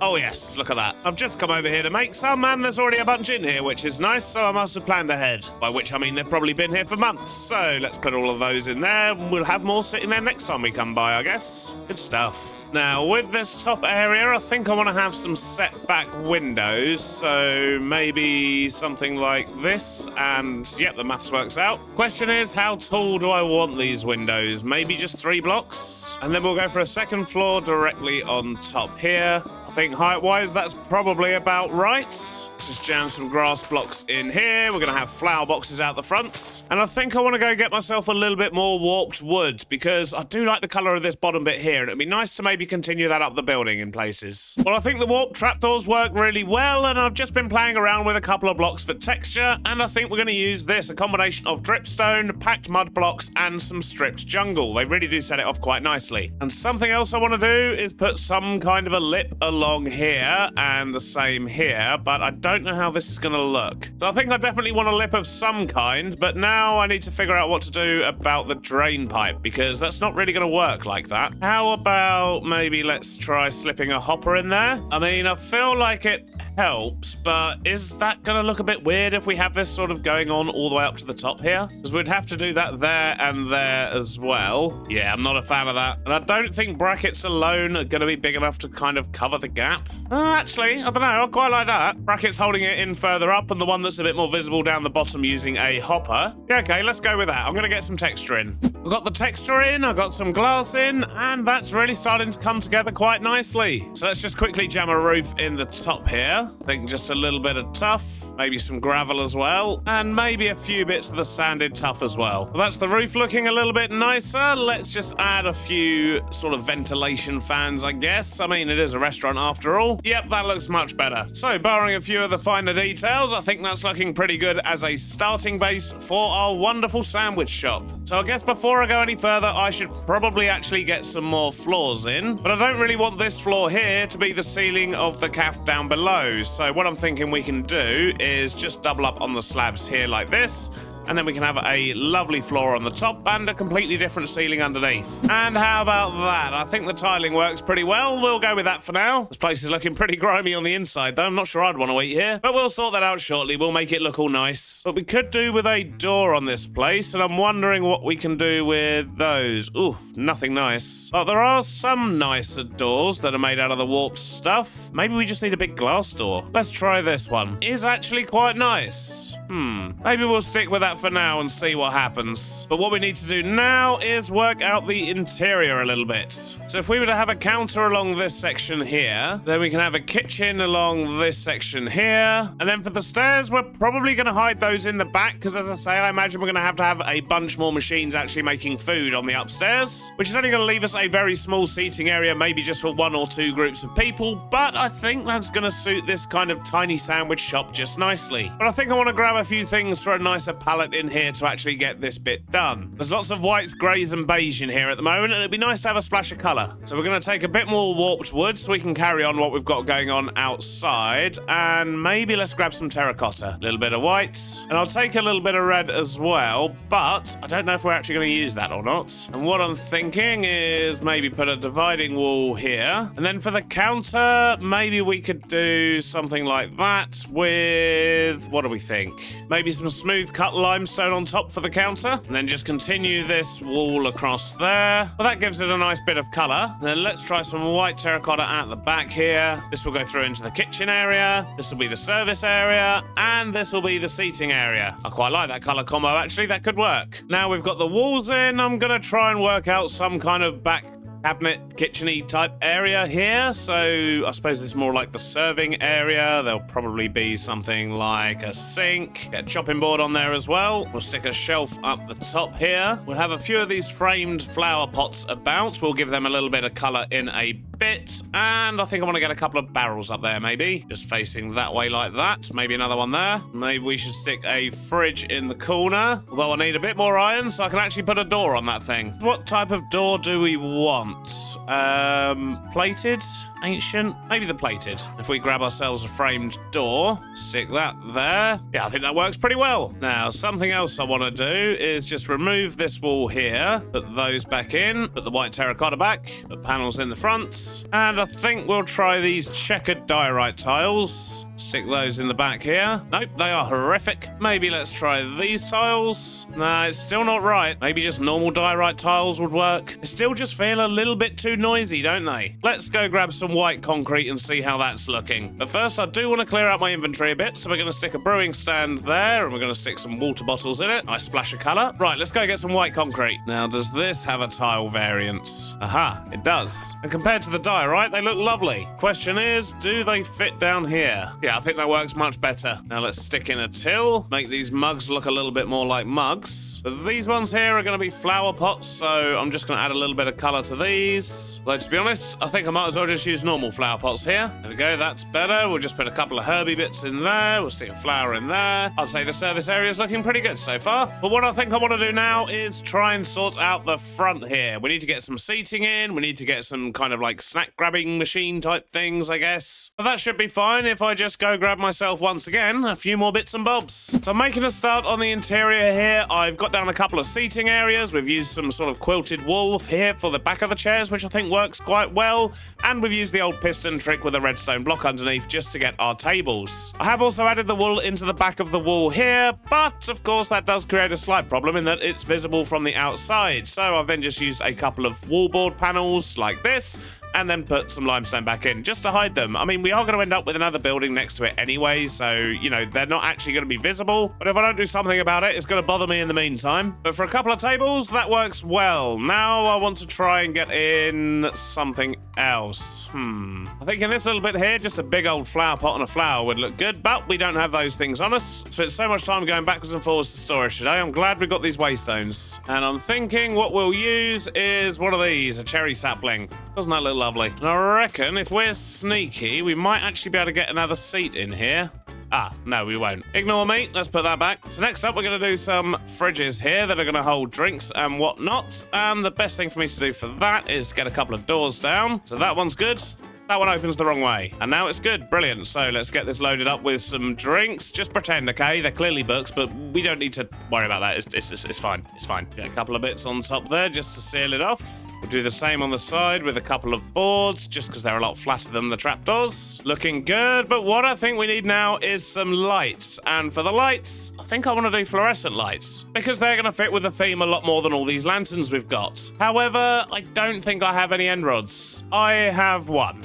That is not good. Something I do have lots of, though, are sea lanterns, and more specifically, the Hive variant of sea lanterns. And I think they could work quite well if we combine them with some framed blocks. This isn't just me trying to get out of going to the end, honest. And with these, I guess there's a couple of options. We could literally just stick them to the ceiling like that, which, to be honest, does actually look quite good. In fact, can't we potentially do this and actually sink them into the ceiling? Yeah, that's pretty good. Just need to change where I'm putting them. Yeah, I think we're going to go with that, and they actually tie in quite nicely with this colour here as well, which is good. And I'm also having a change of heart about the location of that. What I want to try doing is not that, but maybe this. We'll move the glass barrier up a level. No, not quite. More like that. In fact, I'm going to do a whole lot of reorganisation around here. I think I've got a better layout that may work for us. Right, so how about we do something a little bit more like this? And we'll get the tables back in, get the backs on the chairs, and we'll get a couple of mugs scattered around as well. And that also means we can put this back how it was, because it did look a little bit better when it had glass running all along. Okay, cool. That makes me feel much happier. Now, over here in the Windmill, we should have a whole load of straw that we're not doing anything with, and I think I want to steal some. Yeah, look at that, 32,000, jeez. Oh, and a hole in the floor. That's close enough. What we're going to do is make lots of canvas and then make a bunch of canvas rug. And I just want to have this here just as a small little part. I don't really want too much. Maybe even that's too much. Yeah, I like that. That works. And now we just need a few signs, I think. Well, we're almost there with the interior. We've got some signs up just showing exactly what it is we're going to be storing in here, which I suppose is going to be in these barrels and cupboards. We could probably feed them from behind. I think we probably just need a picture or two up here. I mean, I know these are frames, but I don't have any pictures on me right now. We'll go get some in a moment, but I think they'll tie it together nicely. And I think I just want to make a couple of portions of the floor look a little bit more worn as well. There we go, nothing major, but that should help break it up a little bit down there. Let's go get some proper picture frames for the wall, and then we can actually move on to the farm parts of this. Farm? That's not what I meant. The baking, the sandwich construction, which should be a lot of fun. I'm looking forward to trying to work that out and cramming it in. Now, what did I come back here for? Oh yes, some immersive paintings, but do I have any? I do not, unless they're over this side. They are. But I think I'm going to take a few standard Minecraft paintings with me as well. Jeez, I really need to sort out my inventory. So much stuff in here. Alrighty then, so paintings. Bit of an awkward space here, so we either want probably 3 small paintings or 1 big one. So what do we got? These are the kind of built-in ones that just come on this thing. That's a lovely 1x1 painting. Nope, don't want that. This is a 4x4. Oh, bit big. Let's try that there. I'll tell you what, that doesn't actually look as bad as I thought it was going to. Maybe if we move it over one. Well, that's like a giant mural in the cafe. We might swap it out, but for now, I think I'm going to leave it. The colours actually work nicely with the interior here. And we're going to stick a small painting over this way, but I think the only 1x1 we've actually got is that one we just looked at. That one. I mean, what even is that? But it adds a bit of life and a bit of colour to the room. And with that, I'm going to call the front finished for now. If you've got any other ideas of what we can do in here for a bit of decoration, for some unique bits and bobs, do let me know. As I say, I am trying to get better at my interiors, and I could really use all the help I could get. But that's not bad. Now, there's a few things we're going to need to do out here, one of which is actually make a way to get upstairs. Thankfully, that's not too challenging. Let's just do this. And there we go, we have stairs. And we're going to need access to those cupboards for loading up the food, and we're also going to need access to those 2 barrels. And I think for getting stuff into these, the easiest thing for us to do is probably going to be to use funnels like that, and then have a mechanical arm just sort of hanging down from the ceiling and taking everything that's ready off of depots here. Not that I have any depots, I haven't really got much drawer stuff. Yeah, okay, I need to go do some crafting. But once I've done that, we can start setting up the delivery system here, and I think it's safe to say that all the actual sort of baking and so on is going to be happening up here. Well, I've done a whole bunch of crafting, and hopefully I've got what we need now to start this setup. And we're going to start at the end here, which is actually where things are going to be getting dropped off. So essentially, we're going to want that going up there. We'll stick some depots in front of these. And we're also going to need power over in this building, and I think the best place is probably going to be to link it up through here. And we can connect it directly over to there by the looks of it. That's not too far. And there we go. Just like that, we have power. And then what I need is mechanical arms, and I don't actually have any of those, but we can make a few. So we want this dude to be putting things into all of these brass funnels and taking them from these. Fairly straightforward. Let's just continue that power up to the top floor, and we'll stick in a few cogs, I think. There we go. That should do the trick. Let's just fill in a few holes around the back here. We certainly don't want those. And I didn't do my prep very well at all. I've only got 2 brass funnels. Okay, we need to do some more crafting. That's better. So we want all of these doing this. And that's the functionality for the stockroom sorted. Now we just need to actually go up here and make all the machines. Although in saying that, I should probably actually make a list of ingredients first. So I've constructed a list and it looks like we've got 14 different items there. And they're of course going to get converted into some other things. For example, the pumpkin, the cabbage, the chicken, the pork and the mutton all need to be sliced. And of course we need to turn the flour into bread.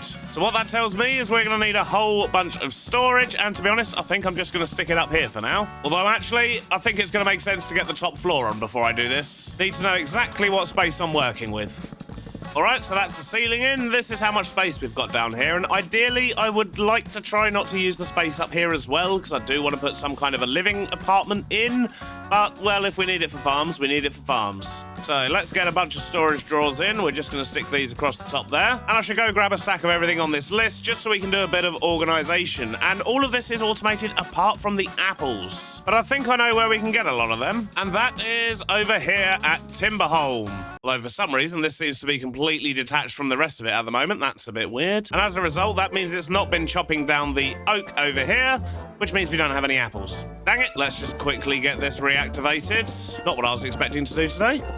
All right, that should do it. Let's turn this back on. And there we go. It's doing its thing. Okay, so this is actually going to collect apples for us, but it's going to take time because, as I say, sadly, we don't have any right now. Which means, I guess, I'm just going to grab the ones we've got over in Beardstone Valley. We must have some, at least. Okay, we have a lot more than I thought. We've got 3,000 of them. Jeez. Well, that'll certainly be enough to make a few fruit salads. So, let's grab the rest of the bits we need. We need pork, we need mutton, we need eggs, we need berries. Although we've got a lot more of these berries, so we're going to use those ones instead. We need pumpkin, melon, beetroot, cabbage, carrot, tomato, onion, and flour. I think that was everything. Now let's just give all these things a home. Ah, wait a minute. I've forgotten the chicken. All right, there we go. We have chicken. Although it does occur to me, we still need a drawer controller, so let's put that in there and lock the drawers and show us all the numbers. Perfect. Now, the first thing we need to do is to prep some of this stuff. So these 3 here, we need to chop and cook them. So I think that's what we're going to tackle first.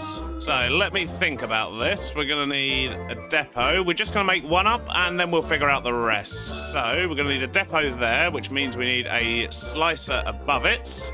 We're going to need to make sure we've got power running through this room, so I think I'm just going to use these. Because then we can do that, we can attach other stuff to it, we can rotate them to point them up if we need to. It just gives us lots of versatility. That was a big word, wasn't it? Let's do 3 of these, because we need to chop all 3. So we're just going to crouch click those onto there for now, while we set some filters. So we need 1 of each of these. Which means we need an axe in each one of these, and we need to make sure they're going to spin the right way. So a couple of cogs and a shaft, and it looks like they're potentially going the right way, or at least that one is. Oh, okay, yeah, that's going to be a problem. So that means we can't actually put these next to each other, because we need to put a cog in between them to make sure they're doing the right thing. Okay. So already that tells me we're probably going to have to use upstairs, because this is going to take up almost half the room just slicing these 3 things. And if we consider we've also got to slice the cabbage and the pumpkin, yeah, we're definitely going to have to use upstairs. As I'll just get all of these in. But at least they're all spinning in the right direction. If we just turn these round, we should get... Nope, that doesn't want to slice the pumpkin. Oh, wait a minute. They're not supposed to be axes at all. What am I doing? I'm not chopping wood up here. What we need is knives. So now if we put a knife in, yep, there we go. So with these 3, once we've got our slices, what we want to do is get them cooked, which means we need to make some cooking guides. And we've got sturdy sheets and carrots on us, but we don't have any canvas. Lucky for us, we've got tons of straw, and now we have canvas. So we can make some of them. We'll set this one just to cook mutton chops. You are now a chef. No valid recipe provided. Maybe I don't actually need blaze burners for these guys. Maybe I just need stoves. Let's quickly jump back into that creative world. Yeah, so this guy's making cooked bacon. He seems happy. What if I replace him with a stove, though? And empty that out. Yeah, the arm still places in there. Okay, so I don't need blaze burners for the pans, just for the pots. Good to know. That does mean, though, I need to go get myself some stoves. And in fact, while I'm here, let's grab some of these, because we're going to need skillets. Let's get a bunch of these. You can go there, there, and there. Let's just get these on top of those. And the stuff for these is going to fly off to the right because of the way we've placed the skillets, which basically means we need to figure out a way to collect them. We could collect it into baskets, which are going to go obviously here, here, and here, but then we have the issue of trying to get them back out again, which isn't really something I want to be dealing with. But I have another idea. Actually, I think I've got quite an easy solution to this. So what I'm thinking is, if we were to actually raise the stoves up a little bit, then put the skillets on, and then go get some bamboo to make some baskets. Okay. Home again. Jeez. You know I should have made that bamboo farm. Definitely should have made that bamboo farm. But it's not the end of the world. We live next to a jungle after all, which is probably why I never got round to making a bamboo farm. And now we can make our baskets. If we put those there, there, and there, then they should catch anything that's cooked. And the chicken also drops bone meal, so yeah, we're gonna need to get rid of that, but I think we can do that easily enough. Stick a drawer there with bone meal on it. We'll give that a lock. Put an input funnel on top. Filter it for bone meal. And then when we set up the arms, we'll make sure he puts chicken over there and bone meal in there. Although my next issue is how do we make sure the arms only put the bacon on there and not the actual mutton chops? I mean, the good news is the baskets are working. The bad news is I think I need to redo this once again. Don't worry, folks. We'll get there eventually. So what we actually need to do now is get some more drawers in. And to do that, I need to make more drawers. Yep, we're out. Then we'll set filters on these. And these are just going to collect the chopped up items for those two. So they'll actually need to be linked back into the main system.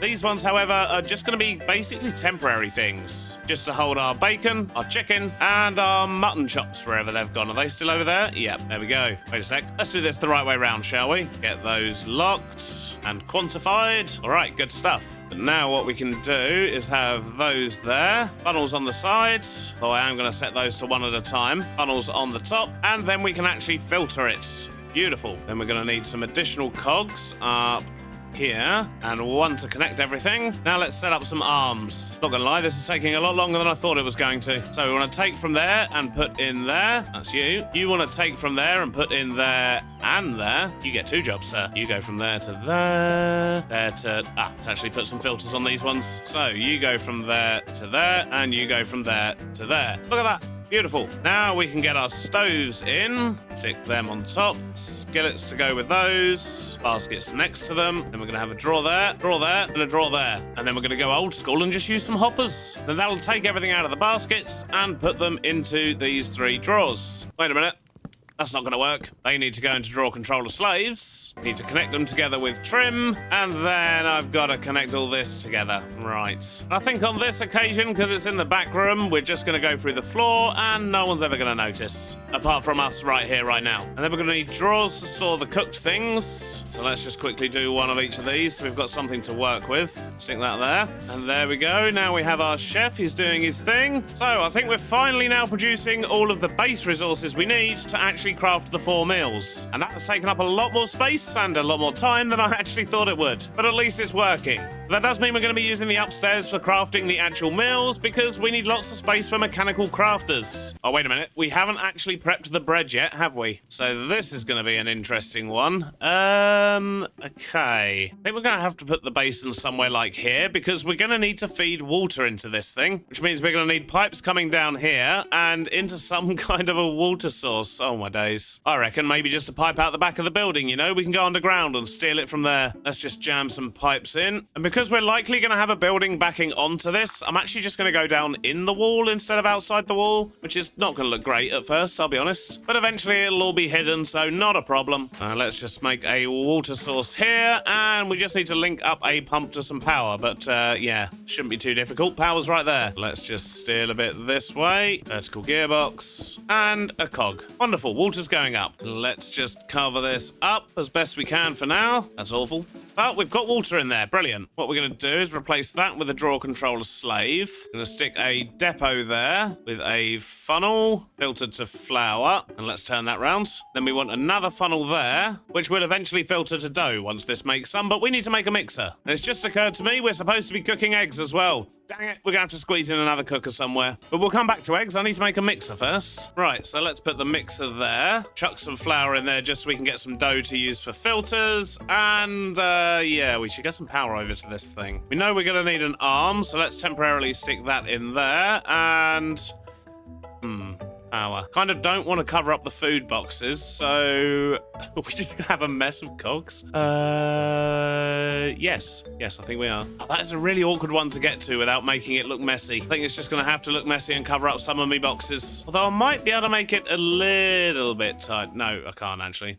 No, ignore me. No, let's put those back. So we want to set this to 3 at a time, because that's how many it needs to make dough. We'll set that to dough and that to dough. Gonna need a couple more drawers, actually. We're gonna need one for dough there, and we'll sort out the egg one shortly. Now I think we can link up this dude. So we want him to go from there to there. Ah, we're actually gonna need 2 of these guys, aren't we? And we're gonna need one to take from there and put in there. Yep, there we go. They're doing their things. We are making dough. Excellent. Now we've got to squeeze in some egg cooking. And I think what I'm gonna do is squeeze that in right about here. So we'll just do the same setup with the baskets, which means we'll stick a hopper in there, a basket on top, and of course the skillet. And with a little bit of rearrangement over here, so if we were just to raise up that drawer controller slave by 1 and put the filter back on, then what we can do is stick a depot there, set that to eggs, find my wrench. Where's my wrench gone? There it is. And we'll turn that round. When the eggs get cooked, they should go into this box. Nope, that's a stove. That's an egg. Brilliant. We'll lock and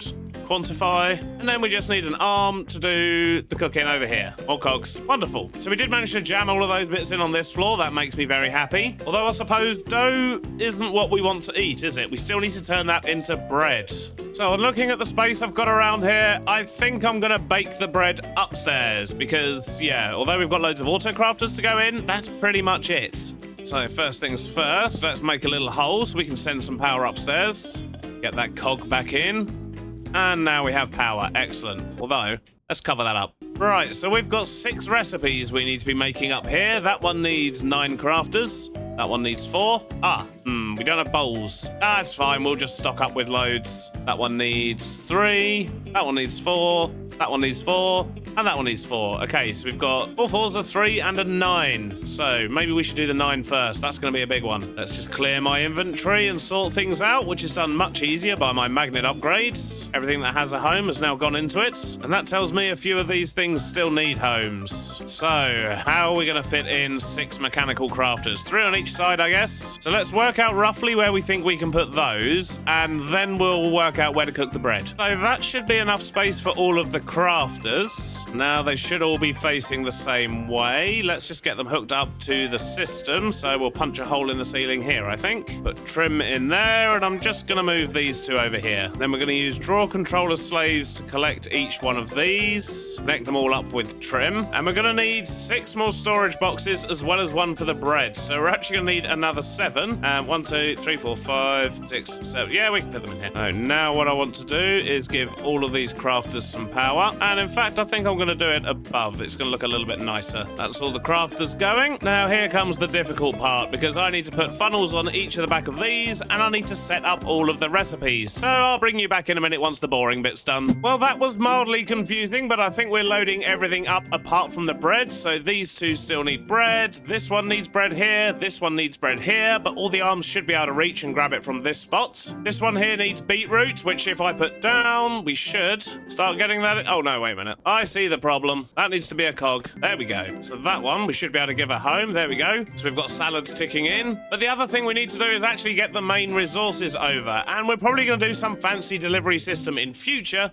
But for now, I just want to get stuff over here. So with that in mind, what we're going to do is connect the systems one way or another. So give me a moment and I'll let you know what I get sorted out. Right, well, I've got it worked out. We've got a bunch of smart chutes with filters that are pulling out the appropriate things and putting them in these drawers. And the reason they've all got their own individual ones instead of just using an actual sort of fabric-y filter thing that you can put multiples on is because, of course, these are going to fill up and have something left in it when the box over here is full. And we really don't want that happening. But sadly, the 2 storage interfaces were just a little bit too far away, so we have to put in another switch over here, which once again is absolutely fine. I can just do this. Oh, I've run out of those. But as long as I put chutes for each individual resource, we're not going to get backed up on one thing and prevent other things from coming through. Just need to make myself a few more draw controller slaves, and we should be able to get this sorted. And there we go. Okay, and we can see all the numbers are changing and doing their thing, which means they're filling up the boxes in the restaurants, which hopefully means everything up here should be working. It certainly sounds like it's doing something. Oh yes, look at this. Look at it go. Wonderful. So these are all ticking up as well. This is good. And hopefully, if we unlock these... Nope. That's not what we wanted. Let me just quickly disconnect this temporarily. So now this system is standalone, but hopefully now, if we unlock this, yep, we're going to start getting some of the meals coming through. Only those 2 for now, it would seem. And that's because for the other 4, we still need to be making some bread. But we've got a lot more space now, so that should be fairly easy. So I think what we're going to do here is have 4 cooking stations for the bread, because, well, we're going to need a lot of bread. We're going to need some encased fans, but I don't have any of those on me, so let's go make some. Wonderful to hear everything working though. I did a bad thing. Well, a silly thing at least. So I've just been looking at the footage I've recorded today, and it's basically the whole second half of the video, and it's all slightly misaligned. So apologies if that looked a little tiny bit zoomed in and a bit off kilter.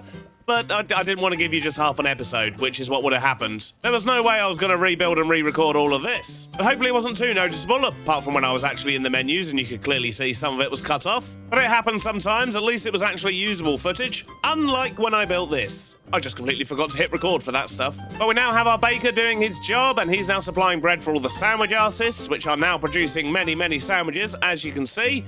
I mean, they're a little bit slow sometimes, but that's fine. We don't need hundreds of them. And I've also set it up down here so that everything gets fed into these barrels. And if we look in these, we can see we have hundreds of them, especially salads. We've got lots of salad. But that's good. Our sandwich shop is now stocked, which means we can come here and grab munch whenever we need it. But it's not the best munch, which means we're definitely going to need to add some more restaurants with some better food. But I feel like this has definitely been a good start. And outside here, I've still got a few finishing touches to do. In fact, I need to get some flowers. Let's go do that now. That looks much nicer. And you may notice I've also added a sandwich sign out the front here. I just stole it off Google. I'm not going to pretend I made that myself. And I believe that's actually a photograph of a real old school sandwich sign. But I think it works really well, and once we've got lots of other shops and things all with their signs and whatnot going on, this should fit nicely. But yeah, it does look a little bit lonely at the moment, doesn't it? But I'm very pleased with that, and you may notice I've got the dramatic skies back on. I'm trying a shorter render distance now, and it looks horrible with a tiny render distance. Blah. But at least we managed to get to the end of the episode before we had another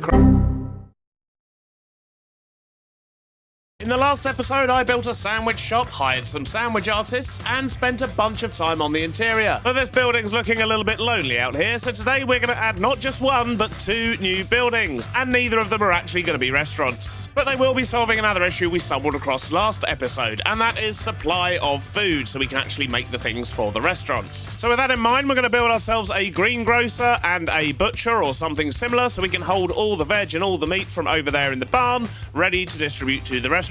Eventually, we may add a van for this delivery, but I gotta work out the bus route before we start messing with that, as the bus route uses phantom rails at this level, and the delivery van is gonna be underground. So yeah, it could get a bit messy with signals. So until the bus is up and running again, we should probably hold off on that. But before we get stuck into today's build, there's a few little things we need to do. One of which I was actually supposed to do last episode, but completely forgot, and that is to name the airfield. And there were hundreds of name suggestions for this, some great, some not so great, and obviously Plainy McPlaneface and Airfield McAirfield came up, and all the classics. But the most popular name, without fail, was just to call it Valleydale Airfield, to name it after the farm, because it is their airfield after all. But sadly, I don't have a big fancy sign for this one, at least not at the moment. We might make one, but, well, at least it has a name. And if you watched the last episode, you may know that I was spending a lot of time on this interior, and I asked you guys for some other tips and things we could do. And we've got a few changes we're going to make in here. And the first one is going to be to this painting here, because there were lots of comments telling me to get a very specific painting up here from the vanilla painting set, which should fit quite nicely. I've just got to find it. Aha, and there we go. That's the one we wanted. Kebab, which I assume is like a bowl of salad or, well, probably a kebab, let's be honest. But that definitely looks a bit better than whatever that mess was we had there before. And another tip that quite a lot of you suggested was to use pressure plates with a bone block inside, which actually looks pretty cool. Looks like a plate. I like that. A stick one here as well, and maybe a couple over here. Yeah, I like that. That works well. And every single comment about the lights said that they didn't like them like that. And the much preferred option was the one with the trapdoors. So we're going to put those back like that as well. And you know what? I think you're right. does look better. But anyway, thank you very much for your suggestions, and I will no doubt be asking for them again after today's builds. But before we can make a start on these, I need to decide what I'm actually going to build them out of, which means I need to head to storage and grab lots of stuff and things. And for this first building, the green grocers, I think I'm going to use a bunch of green terracotta and maybe some granites. But as usual, I have no green dye, and I still haven't made a cactus farm, which means I need to spam this flower for ages, get tons and tons of red dye, and a small chance of getting green. At least I will once I chuck it through the grinder. For now, I'm just getting roses. Lots and lots of roses. Now, let's just start placing some blocks and see what happens. And I think I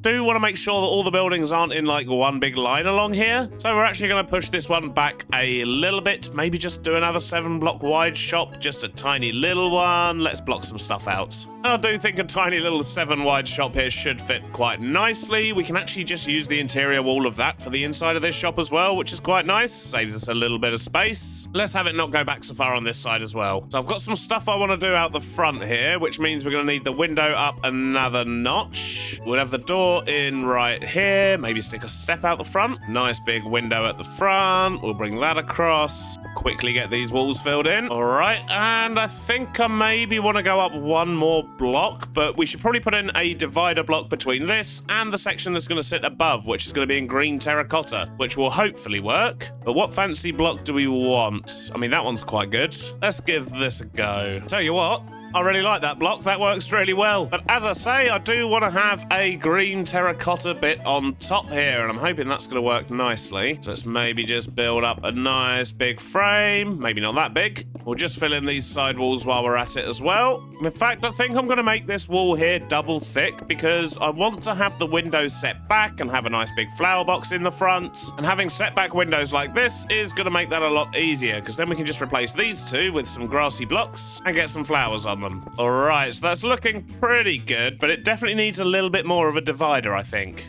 And I wonder, what have we got? Maybe some polished andesite? Let's get a few of those. We'll just use some of these framed slab edges, maybe put them across that bit there. Oh, that's quite nice, actually. And maybe we should do that at the top here as well, but with potentially another sort of line of andesite across the top there.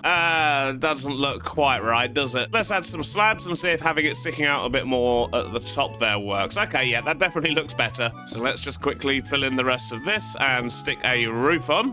And we're just going to use some sanded, tough inside half slabs for now. That'll do, we'll sort out texturing later, but first I think I want to sort out the texturing down the bottom here because, well, a solid granite brick wall isn't really going to work for us, but colour-wise, I think that looks quite nice. I like that. Now, we'll start with messing up the granite a little bit, and I'm going to keep it fairly simple. We're just going to use these granite blocks, just, well, normal granite, I suppose. We'll mix in a little bit of terracotta here and there as well, because that really does help set it off. And I'm going to make sure I'm doing some of this on the side here as well. We're just going to have some nice patches. Yeah, that's looking a little bit more worn down already. Excellent stuff. I think I'm going to swap out a couple of these for some rougher blocks as well. Don't like quite how consistent that's looking at the moment, but just a couple of roughed up bits, I think that's all it needed.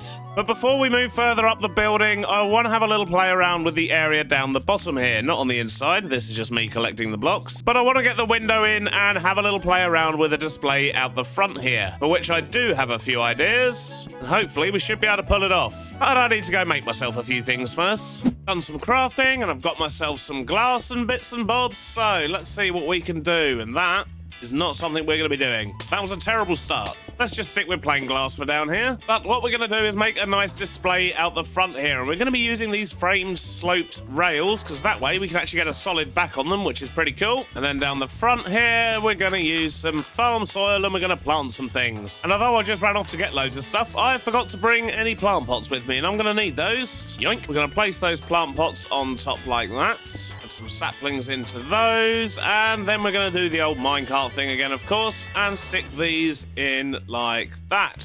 Though, give me a minute, I need to actually tweak this a little bit. What we need to do is put in some solid glass while we place the minecarts, because then we can get them all lined up. Although, to be fair, any solid block will do. So let's get these back on again. They're all going to fall down, and then we can push them back up to the top. There we go, and that gets them all nicely lined up. And as long as we don't jump into them again, they'll stay right there. Just get some glass in, and then out the front here, we're going to plant some tomato seeds, a berry bush, and some carrots. And if we just quickly bone meal those, once they're grown up, as you can see, they fill up the little gaps at the front there quite nicely. Then I think we'll get a bit more colour down here just by using some of these crates. We'll stick some melons on this side, and if I remember correctly, we can make mini blocks using framed blocks. I've just got to find the right thing. Framed mini cube, I think it's that one. Let's just make some of those, and that should let us put a tiny melon on there. Look at that. Although maybe we should swap out one of the melons just to give a bit of variety there. But that looks pretty cool. I like that. Next up, I think I want to put a nice bright canopy on here, but we need a little bit more window first. So if we do that, put pink in between, and then we can use these cool angled slopes over this side, if I can get them the right way round. Yeah, it's a nice bright bit of colour that is. There was a bit too much green here though with the melons, so I've just swapped out a couple of them for these barrels, but I think I want one of those big flower pots, which means I need to go back and get some more clay. So let's just grab some of that. And it's as simple as that to make a clay pot.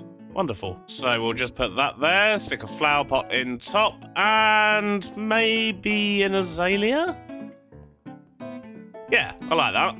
And then maybe on this side, we could just do a drain pipe again, potentially. Yep, I really like that. I think the bottom of the store looks awesome. But now we need to sort out the top part, which means I need texture. What are we going to mix with that? And I'm thinking maybe we keep it simple. We'll make ourselves a bit of green concrete. We can get green wool from our farm, and maybe even just some green concrete powder. Although we could try a few of these sort of greeny blocks we've got here as well. But I guess I'm going to need to go make some concrete. So that means, oh God, back to the rose bush. I really should make that cactus farm. So let's start off with a little bit of mossy stuff in the corner here, because I want to see how these bricks are going to work. If at all, they might be a little bit much.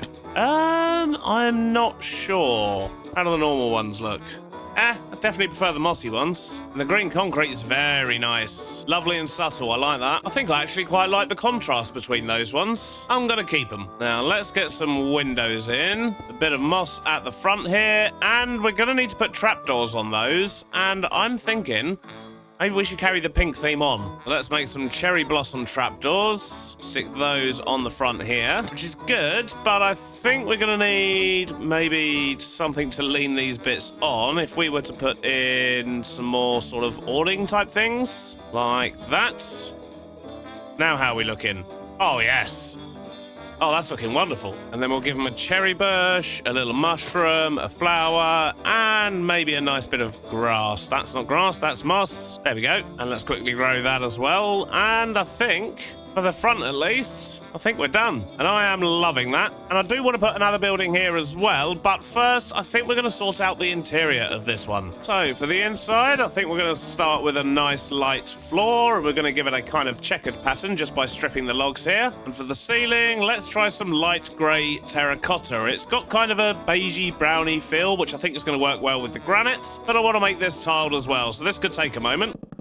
That looks pretty nice, and I think I'm just going to put in a separator wall here out of the green concrete, just to bring a bit more of that colour inside, but that gives us lots of space to work with in here. And because we don't need to have any production machines or anything like that, we should be able to get away with just putting in some stairs and having an actual apartment up there, which would be nice. It's what we were supposed to do on that one, but the whole thing's just making sandwiches.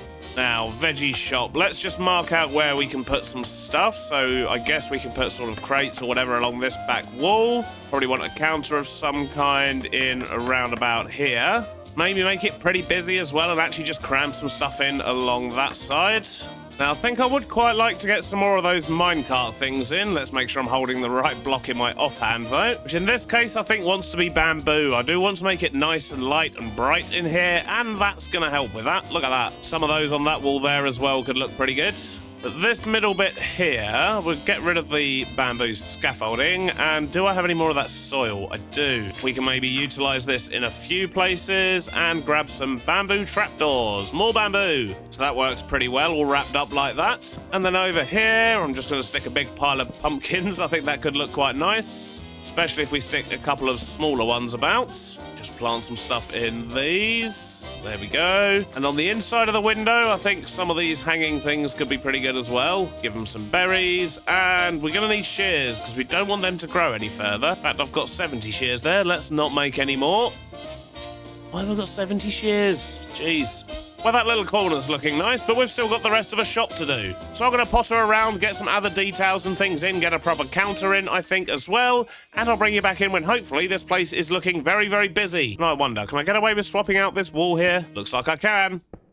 Excellent. A bunch of block placing later, and I think the interior is done. At least the downstairs. Let's have a little look, and look at this. I've tried to make it pokey and crammed and just rammed full of all the green things, and I think it's looking pretty good. We've got like a leaf wall at the back. We've got lots of crates and details and things like that. We've even made some kind of weird plant out of bamboo and some of this stuff. That was accidental, but I love it. Looks like a tiny orange tree. I've also made good use of the mine carts in here again. I think they work well as displays just to mix it up a bit so it's not all just barrels and dirt. And of course, most importantly, we have our storage at the top here. Although currently that's not actually hooked up to the system, it's just me sort of working out how many boxes I need. If we go behind the counter here as well, we can also go through this door. There's a very pokey little stock room which leads to stairs that go upstairs into a big empty room. Yay, I haven't actually built the apartment yet, but I will. And it also occurs to me I haven't got the top layer of this floor on yet either, so I might need to adjust these stairs ever so slightly. But in regards to automatically bringing things over, we do have a bunch of drawer trims hiding behind this wall here, which go down underground, and we will get those linked up. And once again, I would like to have a proper delivery van at some point, but for now, this is just going to have to do. So I guess with this done and looking pretty awesome, and it's looking great from the outside as well, especially now we can actually see in the window and we can see what's going on in there. That really does pull it together. Haven't really got any space for a sign for this one though, but that's fine. We'll just make sure we make space for a sign on the next shop. Next up though, it's time to sort out the floor up here and build a tiny apartment, I guess. It's pretty much just going to have a bedroom and a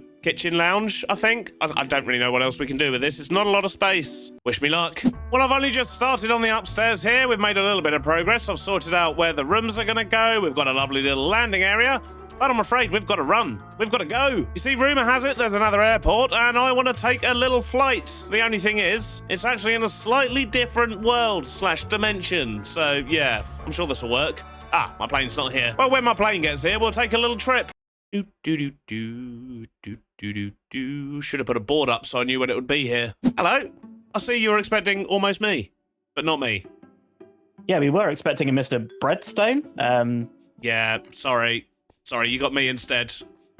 I guess you have to do then. Hold on, wait. Can you back up next to the picture? I don't know if is that the guy? Is that the same guy? I don't know. The face looks similar. The name, Yeah. slightly mixed up. So, what are you doing here, Mr. B? Well, that's exactly what I was going to ask you. I got a cryptic message, basically let me know that there was another airport, so I had to come check that out, so I just flew in. Oh, okay. So What? you're here for a visit. Yeah. Flew in on what? My plane. What? Where is What? it? What plane? Yes. So it turns out they wanted me to tour the world and inspect their builds. Kitted out with a clipboard and some inspection goggles, I then spent an hour or so exploring Blockdown and Frogcrafting's world with them, eating burgers, looking at sheep backpacks, judging Blockdown's broken tech, scouting out some interior design ideas, and generally just hanging out with my friends, while making some notes the whole time for them to review later, of course. If you want to see how this adventure panned out, be sure to check out Frog and Blocky's channels linked below. Sadly, I just don't have time in this episode, but they've created an amazing world and I was honoured to be able to check it out. And still some ideas. And maybe a tree schematic or two.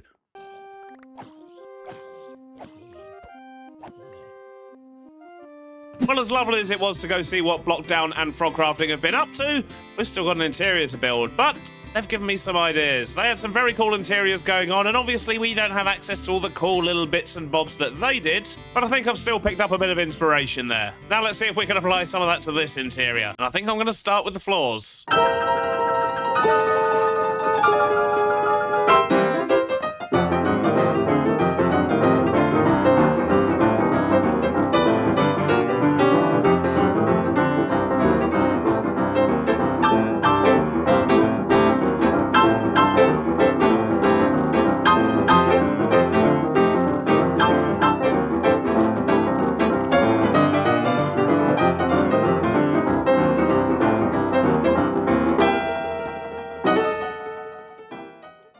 following that musical interlude, I think we're just about done up here. So we've got a lovely landing here. I've just crammed a whole lot of bookshelves and some other stuff on. And if we go into the main entrance here, we're greeted with a small hallway, and I've also used some of the frame blocks to make these cool little lights, which I think work well. Got a coat hook, some plants, a bit of storage. It's all looking lovely. And then in here we have our bedroom, a little bit pokey, but I think it works well. We've even got a wardrobe in here, as well as some drawers and a wonderful picture of a chimp. And then through here we have our kitchen and dining area. So we have a small little kitchen up against that wall. I've just used a few smaller details here just to give it a little bit of life. And over on this side we have a dining table / seating area. We've got some more bookshelves because, well, they're colourful and they fill space nicely. And in fact, I think I might just want to block off this side of the bookshelf. That looks a bit better. But with that, I think we actually have our first apartment here, which means the person who runs the grocery store downstairs actually has somewhere to sleep. Unlike the poor sandwich shop owner. But that's the first build for today done. Now I just need to build a butcher shop right here. You're in the way, sir. Oh, no sombrero for me. What is that? No, I don't want that. Well, now that they've mysteriously disappeared, let's work out a butcher shop and, yeah, cover up the back of the seats on that wall. Now, for this butcher shop, I think I want to do it a similar size to this. We might make it a bit taller, potentially a 3-story building, maybe. But I know what I definitely want to do is keep the indent at the front of this path here. Now let's mark out a frame using these terracotta tiles. I think they add a nice little sort of base pattern to the building. And I think this time we'll put the entrance over on this side. That size should be good. Let's just build up some walls. And I'm hoping that by using the yellow terracotta here, we can add a little bit of brightness to the street, because although it's, you know, got these colourful bits up here, down the bottom here, there's not a lot of colour. So hopefully the yellow is just going to add to that. That should work nicely. Let's just mix in a little bit of yellow concrete in a couple of places. Maybe we'll get some wool in as well. Well, that concrete looks extremely bright, doesn't it? Maybe we should get some concrete powder as well. Well, the concrete powder's even lighter, but that does actually make this look less bright. So that could actually work. Maybe what we actually need is just a little bit of glow lichen as well, because that can kind of blend between the different textures and kind of make things fit in a little bit better. On the paler side, I was considering maybe mixing in a little bit of birch in a couple of places, but I don't think that's really going to work.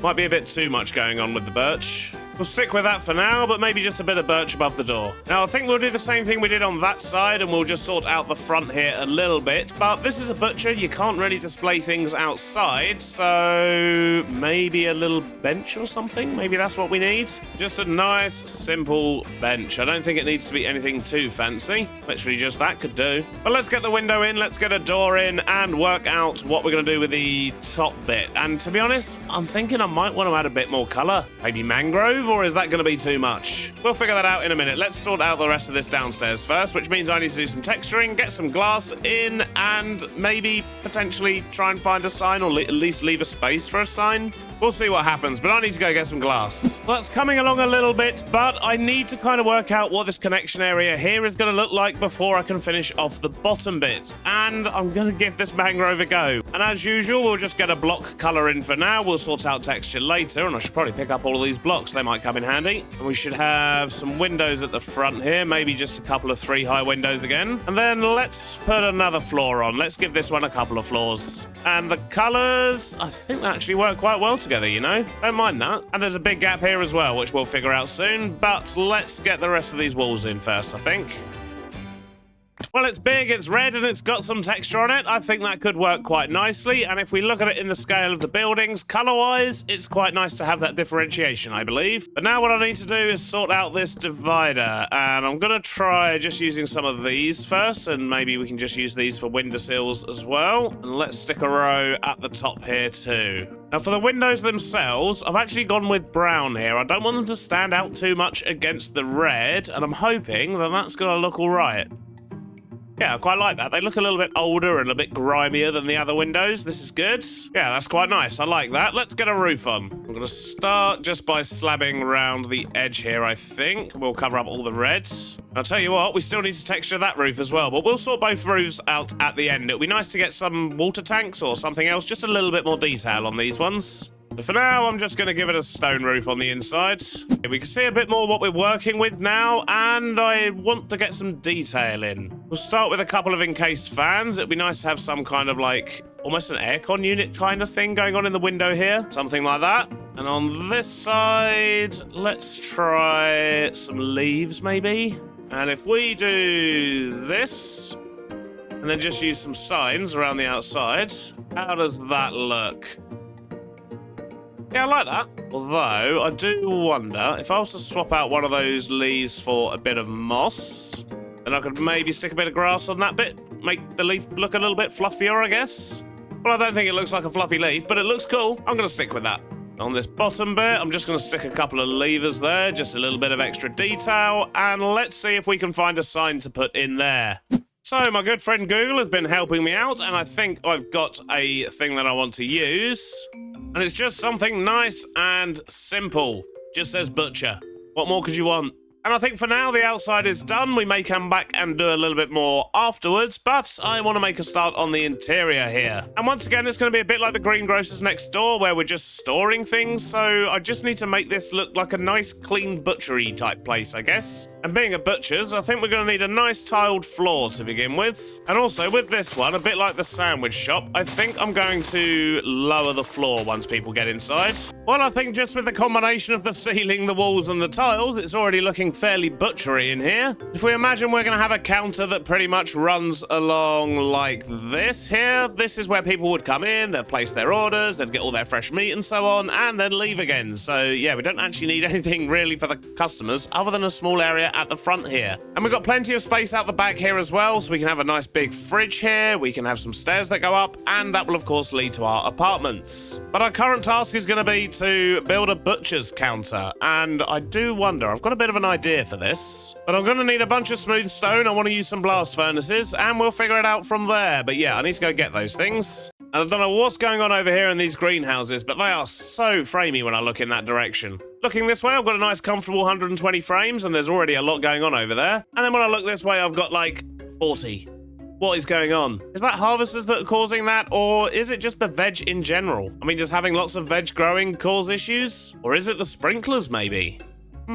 I don't know, but whatever it is, it's very annoying. Anyway, what was I doing? Oh yes, blast furnaces. And while I go and get this stuff, you'll be pleased to know it's the middle of the month, and that means it's time for another world download. So at the end of this episode, there will be a world download available for all YouTube members and patrons of any level whatsoever, so you can go and experience a loss of frames over at the greenhouses yourselves. And if you figure out what's causing it, please do let me know. But I reckon it's probably a combination of the harvesters and the sprinklers. Anyway, enough distractions, let's make some blast furnaces. And what I'm hoping is that when we put these down, either that way or this way, they're going to kind of look a little bit like the sort of bottom edges of a fridge. In fact, I think that way round definitely works better than this. Maybe we just need the occasional one going that way as if it's got a little bit of ventilation. And I think that could work, but yeah, I've still got a lot more to do in here. So I'm going to have a little play around. I have no idea how I'm going to achieve this. And yeah, I'll talk you through what I've done once I've actually got something that looks good. Wow, that's close. But the good news is, if I go back into first person, we now have a complete shop. Look at this. I really actually like how this has come out. The little sign really adds a lot, and we've got our boxes for storage at the top here.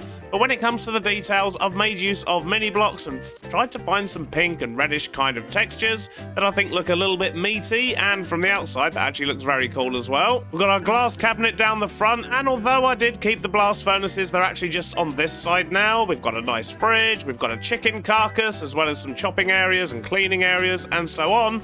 And overall, I am very pleased with that. That looks very cool. Just don't ask about the llama head. What I want to do now, though, is out the back here, I do want to put in a sort of a big walk-in fridge on one side, and we need to get stairs to go upstairs on the other, and then we're going to sort out these apartments. At the start of our little street is really starting to come together. If we can imagine that whole thing stretching down on either side with different buildings and restaurants and things like that, it should look pretty cool. Let's stop looking at things. I've got work to do. Fridge. Well, that worked out okay. We've got a lovely fridge in here now. We've also got a little bit of space over here, so I've just kind of dumped some stuff down. But the walk-in little fridge here, I am very pleased with. I think that's come out well. We've got some shelves with some meats and things. We've got boxes. We've got a little work table. And, of course, we've got some dangly bits. But I also may have got a little bit carried away, and That was weird. I disappeared. But what I was gonna say is I did get carried away, and I've also sorted out the upstairs too. So if we go up here, we've got a lovely door into our lovely new flat. So I've turned this room into kind of a lounge area. We've got an old school TV. We've got just stuff on the shelves, really. Just whatever I had in my inventory, if I'm perfectly honest. I mean, this bit up here is actually a radiator fan. But I think the lounge looks pretty good. It's nice and spacious as well, which is lovely. And then through here, we have our kitchen. So we've got a sort of larder pantry area. I did mean to put some fireplaces in there so we can put some meat on them, but I completely forgot. And I don't actually have any on me. So let's just pretend we'll do that later. But we've got our little herb shelf. We've got some oven cooking-y type things. We've got knives and all sorts. It's very kitchen-y. I mean, it's a kitchen. What more do you want? And then these stairs out the back here, if we go upstairs, we've then got a bedroom. And I would like to try and get a few other bits and bobs to put in here. Maybe some mob heads just to have to sort of display on the shelves. And I need to get some more books to fill these bookshelves as well. But I think the bedroom's come out quite nice. It was a bit of an awkward space because the windows sort of come right down to the floor here. But I think from the outside that works quite well. You can see how the bedroom sits, so I'm not too fussed. But with that, I think that's another building done. And I'm in love with the actual shop area of this. I think it's very, very cool. The last thing I need to do with this shop, and of course the one next door, our greengrocers, is to actually hook up all of the storage. But I haven't quite worked out how I'm going to do that yet, and this video's got to go out in about an hour and a half, and I've still got a little bit of editing to do. Well, this bit. I need to go and edit this bit. But if you have made it this far, please do consider subscribing. And don't forget, if you're a patron or a YouTube member, you should be able to grab the World download. It should be available to you now. Thanks for watching, and I'll see you on the next one. Bye-bye now.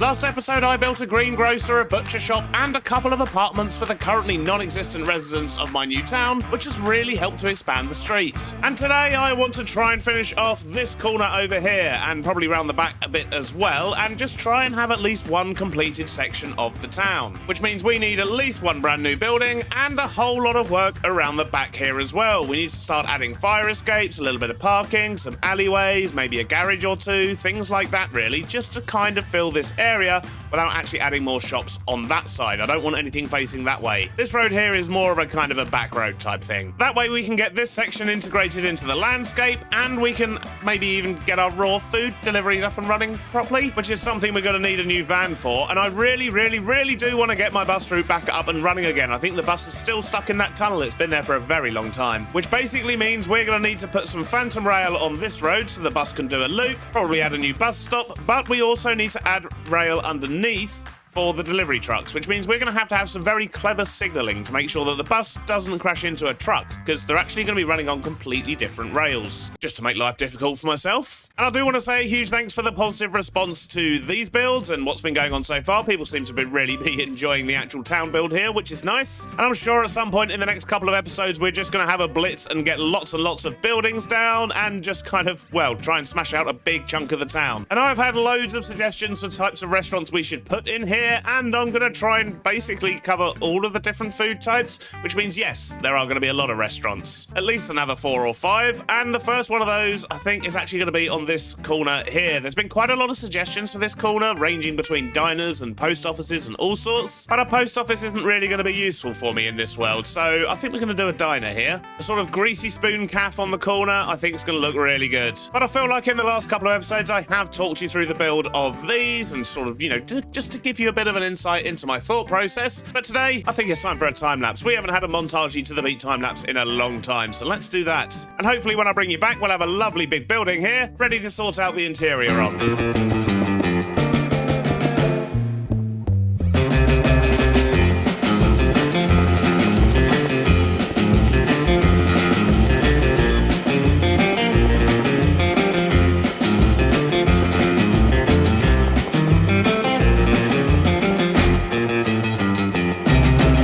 Still needs some detail, but I'm pleased with the size and the shape of that. I've decided just to do this as a single-story building. I don't think it needs to have apartments or anything above it. On the inside, I've put in a checkered floor, we've got a lovely wooden ceiling, and we've got a bit out the back here, which is going to be the kitchen area. I still need to add all the air filtration systems to the roof and some bits to the side and lots of other detail. I mean, there's not even a sign yet. But first, I want to deal with this frame problem. It's really annoying me, and I think I've got a couple of ideas of how we can, well, improve the frames in this area. It's almost certainly related to all the particles being produced by the sprinkler system, so I'm going to temporarily disable that. And the other thing I know that causes frame problems are harvesters. Even when they're not actually in motion, just having them existing in the world like this, they're really not that great for frames. And the problem is I've got 10 in every single one of these greenhouses, and we've got 11 greenhouses. So yeah, we've got a lot of harvesters here that we probably should temporarily remove. Even having them turned off doesn't help with the frames, so yeah, I think they're just gonna have to go. But we've got so much food backed up, it's really not gonna be a problem. And I wanna know how much difference this is gonna make. I mean, currently when we stand here and we look around a little bit, look at that, look, we're dropping to 40 frames. This is not good. Cue the sad music while we destroy all our hard work.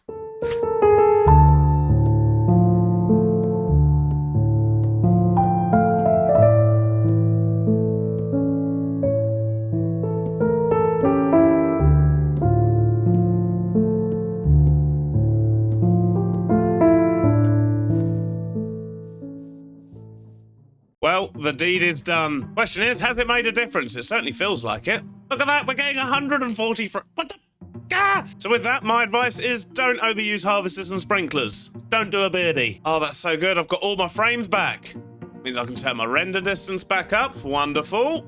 Oh, this is so nice. I can fly around again. And I can look in that direction without crying. This is wonderful. Now, before I finish off the outside of this building, I think I want to focus on the inside. We've got a lot of space in here. And my plan is to have a huge seating area over the majority of this. We're going to have a sort of service counter, I guess, over at this side here. We'll have a condiments table. And then, of course, down here, we will have our kitchen. And I think the best way to work this out is probably going to be by placing some seats and working it out from there. But we've only got brown seats at the moment, and I think I want to use some bright red seats in here. I think that's going to work better. Luckily, the wool is just over here. Yoink. Well, that took longer than I care to admit, but I think I'm finally happy with the seating layout. We've got some sort of big cubby type areas. We've got these little tables here at the side, and we've got a couple of tiny tables as well, just for couples. And I was a bit worried that the red might make it look like a fancy restaurant instead of a greasy spoon, but yeah, I think we're definitely pulling off the whole sort of greasy spoon diner look, especially with all the little bits of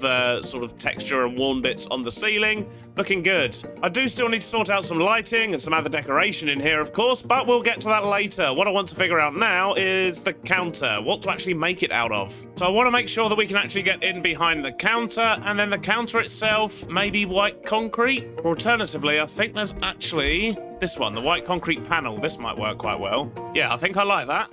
Now, before I go any further with the decoration in here, I think I should probably have a little go at, well, try and work out what we're actually going to be making in here, and try and get some of the create stuff up and running. Just so we're producing the meals, we can work out exactly how much storage we're going to need, which is what these little cubbies are for either side. And I'm hoping this is going to be enough space. But first off, let's work out what we're going to cook in here. I had a quick perusal of the menu, and this is what we're going to be serving up in here. Burgers, of course. It is a diner.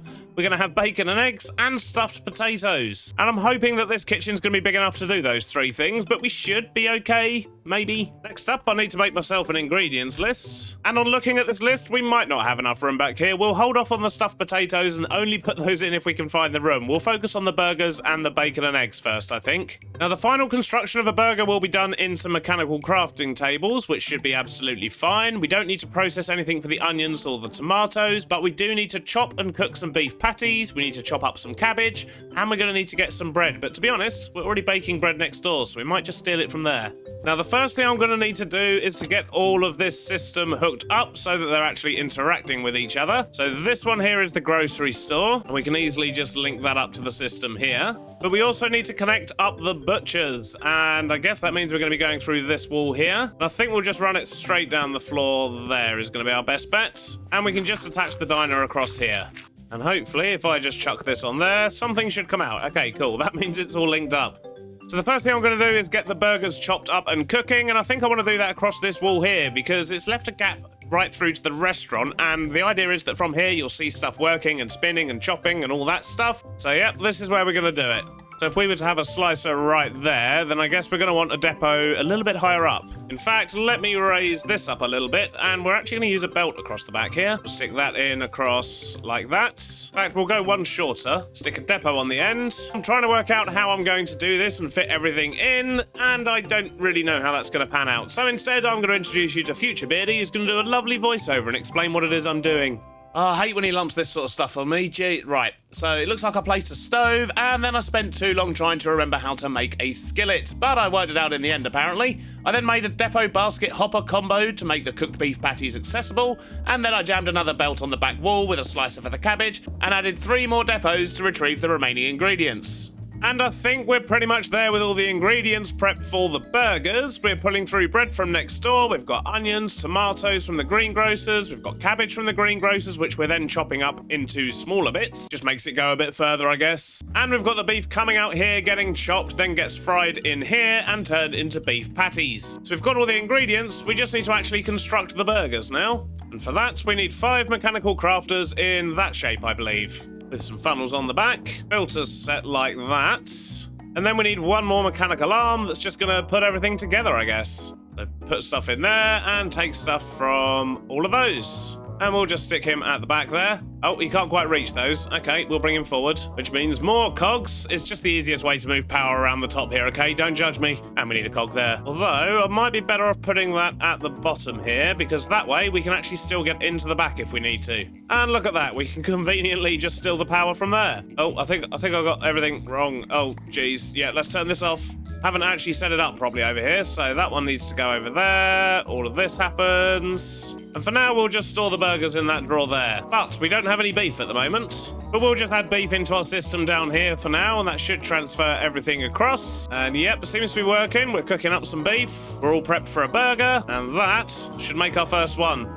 Hey, look at that, automated burgers. So I also want to do bacon and eggs down here, and it does occur to me we're already cooking bacon and eggs next door, and we don't have a lot of space down here, so we could just craft them, I think. Sneaky, sneaky, which means all I need is a few different depots. 1 for bacon, 1 for eggs, and of course 1 for bowls. Just connect those up. Oh, looks like we're out of bowls, but that's something we're not actually automating, so I think I'm just gonna... that was a bad idea. Let's put it over here and lock it first. And then I'm just going to make a whole bunch of bowls and fill this thing up. That should do the trick. But now I've got to squeeze in another crafter. This is going to be a little bit tight. Well, it's extremely cramped back here. The working conditions are really not that great, but thankfully it's all just robots, so we don't have to worry about that. But we're making our burgers, and we're making our bacon and eggs. We just need to get them into a better place, because they kind of want to be accessible from up here. I wonder, if we were just to do that and have things go directly into the drawer slaves, they should hopefully just appear up here. Yep, there we go. Beautiful. Just got to hide this now. And some of these wall panels will do the job nicely. Excellent. And we can see the chefs cooking. We can see the knives doing their thing. Oh, this is awesome. I like that. We've still got a whole bunch more detail we need to put in around here, though. It's looking a little bit empty. Got distracted after reading my comments to the last video, and somebody mentioned about window transfers, and I think we can get this to work because we can, of course, use PNGs over here, and if we were to use something like that... look at that. That's awesome. We should probably have that on all the windows. Yeah, that's very cool. I like that. Anyway, that's not what I was supposed to be doing. Let's sort out the inside here. Although in saying that, Stam has just messaged me on Discord asking for my help, so I guess we're going to head over there first. Right, the question is, where is Stam? He's not... Oh, he's got a lake out here now. Look at that. Wow, this place has changed. Oh, this place is looking awesome. There's loads of new stuff. Stam? Stam? I thought I heard someone. Hello. Hello. Yeah, hello. you said you needed me. What's going on? I did need you. Yeah, I lost my pants. And look at this. I'm so slow. I need swift sneak. And I was thinking, you could come along. We could maybe bring Bruno. Oh, okay. Well, what, and just do like an ancient city raid? Mm-hmm. Yeah, definitely. Okay, that actually works out quite well for me because I do need to do like a clothes shop for all my wall and stuff. So getting some armor trims, that'd be good. If I can get the silence armor trim, I'll come with you. Yeah, if you find the armor trim, I get it. Fair. Last time I saw him, he flew off in that direction. Oh boy. Yep. So you don't really know where we're going? Nope. That direction. All right. I'll follow your lead then. I'm lost. Look at this place. This is cool. Ooh. Fancy. Bruno. Welcome to my humble abode. Oh my god, this is so nice. I'm loving Just got it the built, man.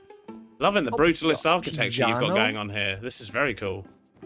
Thank you so much. I came up with that idea myself. So, why are you guys here? I mean, I'm glad I got visitors. I just got this place done, but is there like a reason? There's like some... Why are you here? I lost my pants. That's what. That's Why are what you a looking at conundrum my- stuff. Thing is, like, why did you take them off in the first place? That's what I want to know. Yes. We're here because Stamo has lost his trousers. I've lost my trousers. He needs Swift Sneak. Yep, and I want the Silence armor trim. So Okay, and I want the, so I guess if we're going to an ancient city, Yep. and you want me to go, why? because you're Bruno, you're good at this sort of stuff, and we thought it'd be fun. Yes, you I know, am good. Come and hang out.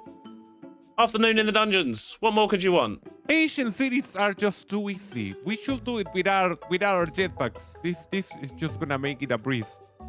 Okay. And I like a challenge. Yeah. That makes Okay, sense. fair. I mean, there is 3 of us after all. So no jet. We'll use the jetpacks to find the city, but then we'll take them off. One thing, The Bruno, Waystone's down here, right? it's Yes. it's very Ah. difficult to get to. Did you just say Waystone, Bruno? No, Bruno!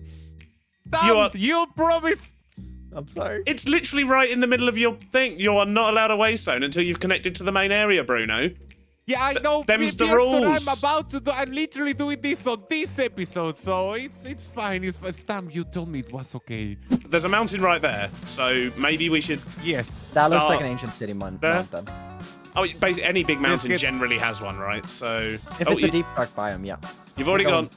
Right, yeah. Let's see if we We're already can going. find a way in. Are we taking off our backpacks or jetpacks now? No, I think we should. Once We get need there, to maybe. know if there's actually. Oh, there's deep dark. There's definitely deep dark. That's Oh, an I see ancient city. bricks. I see bricks. deep bricks, sir. Yeah. Look at the size of that city. It's right here. Oh, rather. Right. Do we set up our bed up here? Because I got a bed with me. I feel like Okay. we might run into some issues. That's probably not a bad idea. You're probably going to run into some issues. You haven't even got any armor. I think that one torch is it's enough, dude. You're holding both torches. No. It's all about the pose. Okay, I lost you all. I don't know where you guys are. I'm at the I- chest that you were at a I minute see. ago. Beard. Oh, nice. There's another chest around here. And a disc fragment. Exciting. I have not found anything good in any boxes yet. Oh, there's Bruno. I see Bruno. Hey, buddy. I'm right here. What happened to you? Oh, Stam. I'm fine. There's pressure plate. Why'd you walk on a pressure plate? I can hear a warden. Uh-oh. Is there a warden? Yes, there is. Over there, look, on the left-hand Stam. side. Stam! Stam. Make noise! Beardstone, run. No, what do you mean Yeah, make yeah. noise? Yeah, we'll go this way, Bruno. Stam, are you luring it? It's there! It's right there, dude! Where? Oh, yeah, it's just under your bridge, Stam. It knows where you are. Oh. He's watching you. I told you to take a shower, man. I have 2 bathrooms in my house. Ah, silence! I got the silence armor trim. No! Really? Just gonna go see what's I over don't have that here. for you. Uh-oh, that was me. Uh-oh. If you say so. There are more coming. There are tons of wardens, sir. They're all coming. There's another one here. Beardstone, stop, dude. Never! At this stage, there are about 20 wardens roaming the ancient city, and Bruno and Stam had found the armor trims that we needed. Stam also had Swift Sneak, so we decided to leave. But we stumbled straight into a woodland mansion, so we made quick work of that, and also got the Vex armor trim. I then introduced Bruno to my grappling hook, and never saw him again. Oh, dude, this is amazing. Well, that was a lot of fun hanging out with the guys, and we've also managed to get ourselves 3 new armor trims, which is absolutely amazing. Exactly what we needed for our wool shop. Not that we're doing that today, but it's nice to be prepared. So, what I need to do now is sort out this counter area, sort out the rest of this interior, and I kind of want to get a bit of detail on the outside, which is probably just going to be some fans and air vents and things like that on the roof, maybe a few bits on the side too. So let's stick on some music and get this diner finished.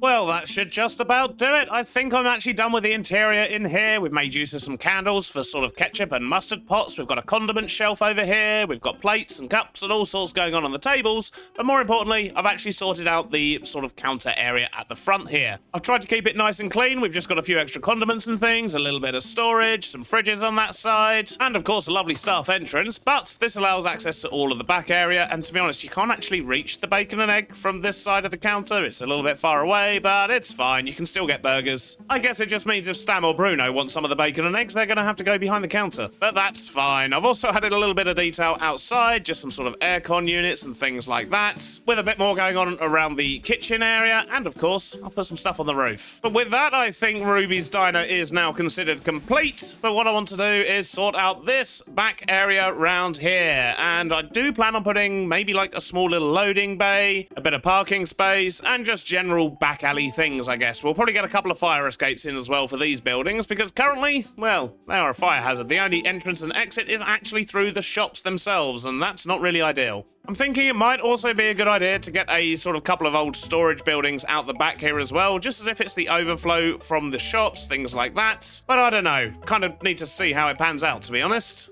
Let's crack on and see what we can do. And something like this is what I'm thinking. So I've only just sorted out the sort of base area at the moment, but essentially there's just somewhere for trucks to come in. There's places where we can put like the bins and things like that.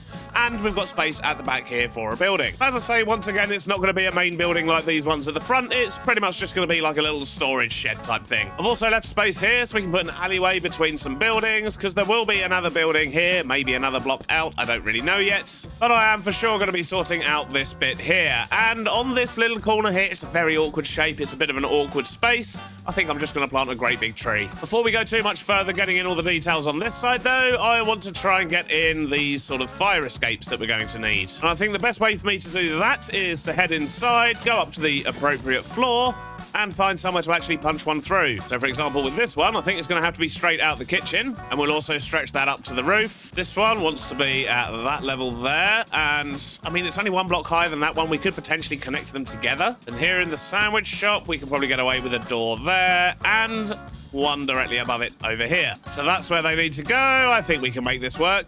But my inventory is absolutely rammed, so I'm going to go get this sorted out and make sure I just come back with the things we actually need, because currently I am struggling to move stuff around. Well, that's the first fire escape in. I think that works quite well. We've got the ladder pulled up at the moment. We can even get onto the roof, and we've got access to both sides here. I did consider putting a route up onto this roof as well, but it's the diner and it's only one story. It really doesn't need it. But now I need to try and figure out these ones here, which are going to be a little bit more tricky, I think, because we're probably going to want to attach them, which means we're on two different levels here, but I think that'll be okay. And that's the second fire escape in. I've even connected the roofs so people can get across at the top should they happen to be stuck up there, but I think that works quite nicely. It breaks up the back, and if we were to add a few dumpsters down here, that'll look pretty cool as well. But I do also want to add maybe a couple of back doors for deliveries, and in most cases I don't really have much choice on where that door's going to be. I mean, that one has to be there, this one will have to be here, this one there, and one for the brand new diner as well.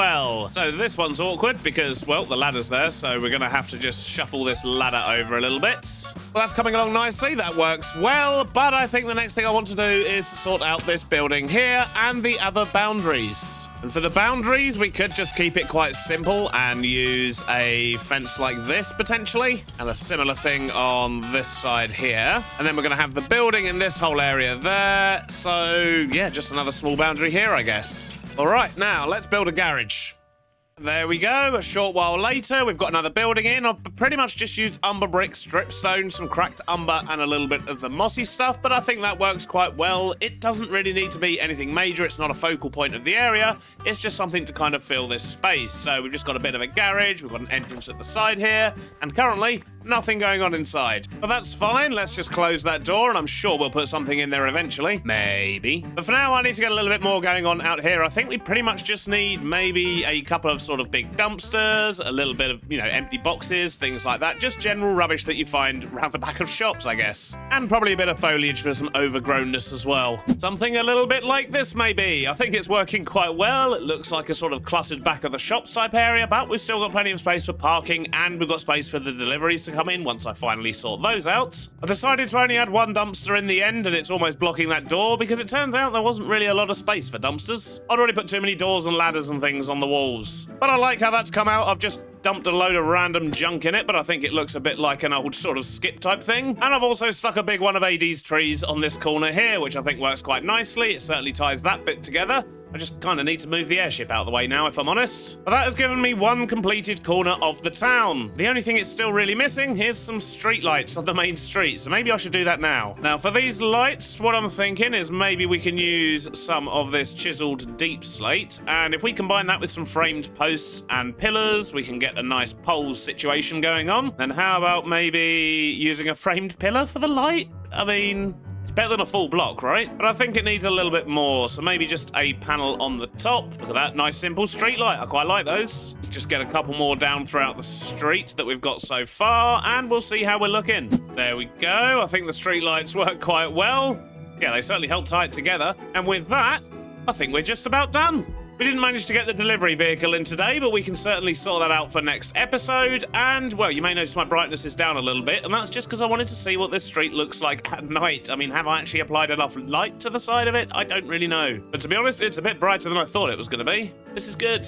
And it looks beautiful with shaders as well. Look at that. But sadly, that is all the time we've got for today. I hope you've enjoyed yourselves. I've just noticed I'm starving. Luckily, I'm by the food, so I'll sort that out. But I'll see you on the next one. Bye-bye now. In the last episode, we built a diner, we automated burgers, and finally finished off one corner of the town. Today, my plan is to move across the road and try and get a few more buildings down on this side. And hopefully, if we have time, actually get something inside them. Most likely another restaurant or two, let's be honest. But before I get started on that, I want to sort out this bus route. We've had a bus trapped in that tunnel, although it's not actually rendering in right now, but we've had a bus trapped in that tunnel for about 6 weeks. And now we've actually got a loop and a road it can go around. I think it's about time we sorted that out. One slight flaw with this plan, however, is that I don't think I'm going to have enough phantom rail. I gave most of what I had to Bruno because he needed it to make a new plane route so he can actually connect his main base to the main area, but that's left me with a bit of a deficit. But I should have enough to at least get started. So let's go find where this track leaves off. So it looks like I left a gap in the track around about here, and then we need to continue that all the way up and around town. And I don't think we're going to bother going down this road now because there's nothing down there anymore, which is fine. So, I get... There's someone on my bus! How long have you been here? This bus has been here for like 6 weeks. I've been here a very, very long time. I've been eating flies, but there's only 2 left. I hear you are an expert farmer these days. Yeah, I'm here to inspect. Got a new job with the farm inspectorate people. Yeah. Right, okay, so basically you just want to check on my farms. That's what you're telling me. Yeah, just to make sure they're all okay, and yeah, make sure the animals are nicely cared for and things like that. Yeah, I'm not spying for any ideas. That's not what I'm here for at all. Yeah, I completely believe you, Plod. Completely believe you. Well, as you can see, look, my animals are fine. See, they're in a field. This is beautiful.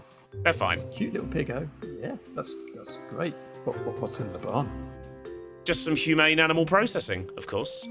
We have our lovely wool farm, which And they look happy. They are. They are. It also looks like it's not currently moving because they don't appear to be shaved. So yeah, they're very happy. They're just chilling. They're not even getting sheared right now. So that's fine. And then round here we've got some cows. The ones at the back occasionally get milked. It's all good. It's not so bad. Yeah, they look quite happy too. Exactly. Yeah. And that's all there is in the entire barn. So we can leave. Awesome. Now. This looks slightly. So have they got enough room in there? Yes. Well, I mean, not a single one of them has ever given me a word of complaint. Right. Same here with the sheep. Like, they're fine. They all seem happy. But you got the little baby sheep that are playing with the hands that pokes out every now and then. That's a lot of baby sheep. So there's a new baby sheep. What happened there? Oh, nothing. It's fine. Sometimes the sheep have dandruff. Right, I see. They like playing with that stick, do they? Yes. As do the baby cows over this side. They also get dandruff occasionally, but they're fine. Right. Anyway, so what we should do is leave. It's very loud in here. You're not an inspector at all, are you? What did you say your job title was again? Let's see if you can say it the same as you did last time. I'm from the Department of Food, Fisheries, French fries, and furious form filling. Something like that. Right, okay, that is actually completely different to what you said when you first arrived. You said you were from the farmers something or other, so I think you're just here to steal my ideas, and you're not an inspector at all, are you? You're going to banish me now. Didn't think so. I mean, I would banish you back to the bus, but to be honest, you'd just be sitting there for another 6 weeks, because I was supposed to be expanding the rail out, building bus routes over here, but Bruno's got most of my rail, and he's also got my phantom farm, currently. So, yeah, I'm kind of at a bit of a railless dead end currently, and I've just wasted one as well because I punched it instead of using a pickaxe. Why? Beardy.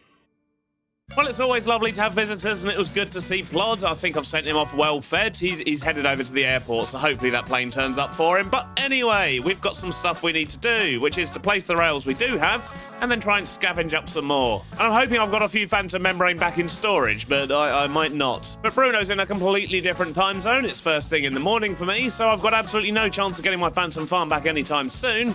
But let's just see what we can actually do. We just need to extend this road all the way down to the bottom here, down this way, round this corner, and all the way down the high street here. And it looks like we're going to be a little bit short. I've only got 25 rail left, which means I can only get to there.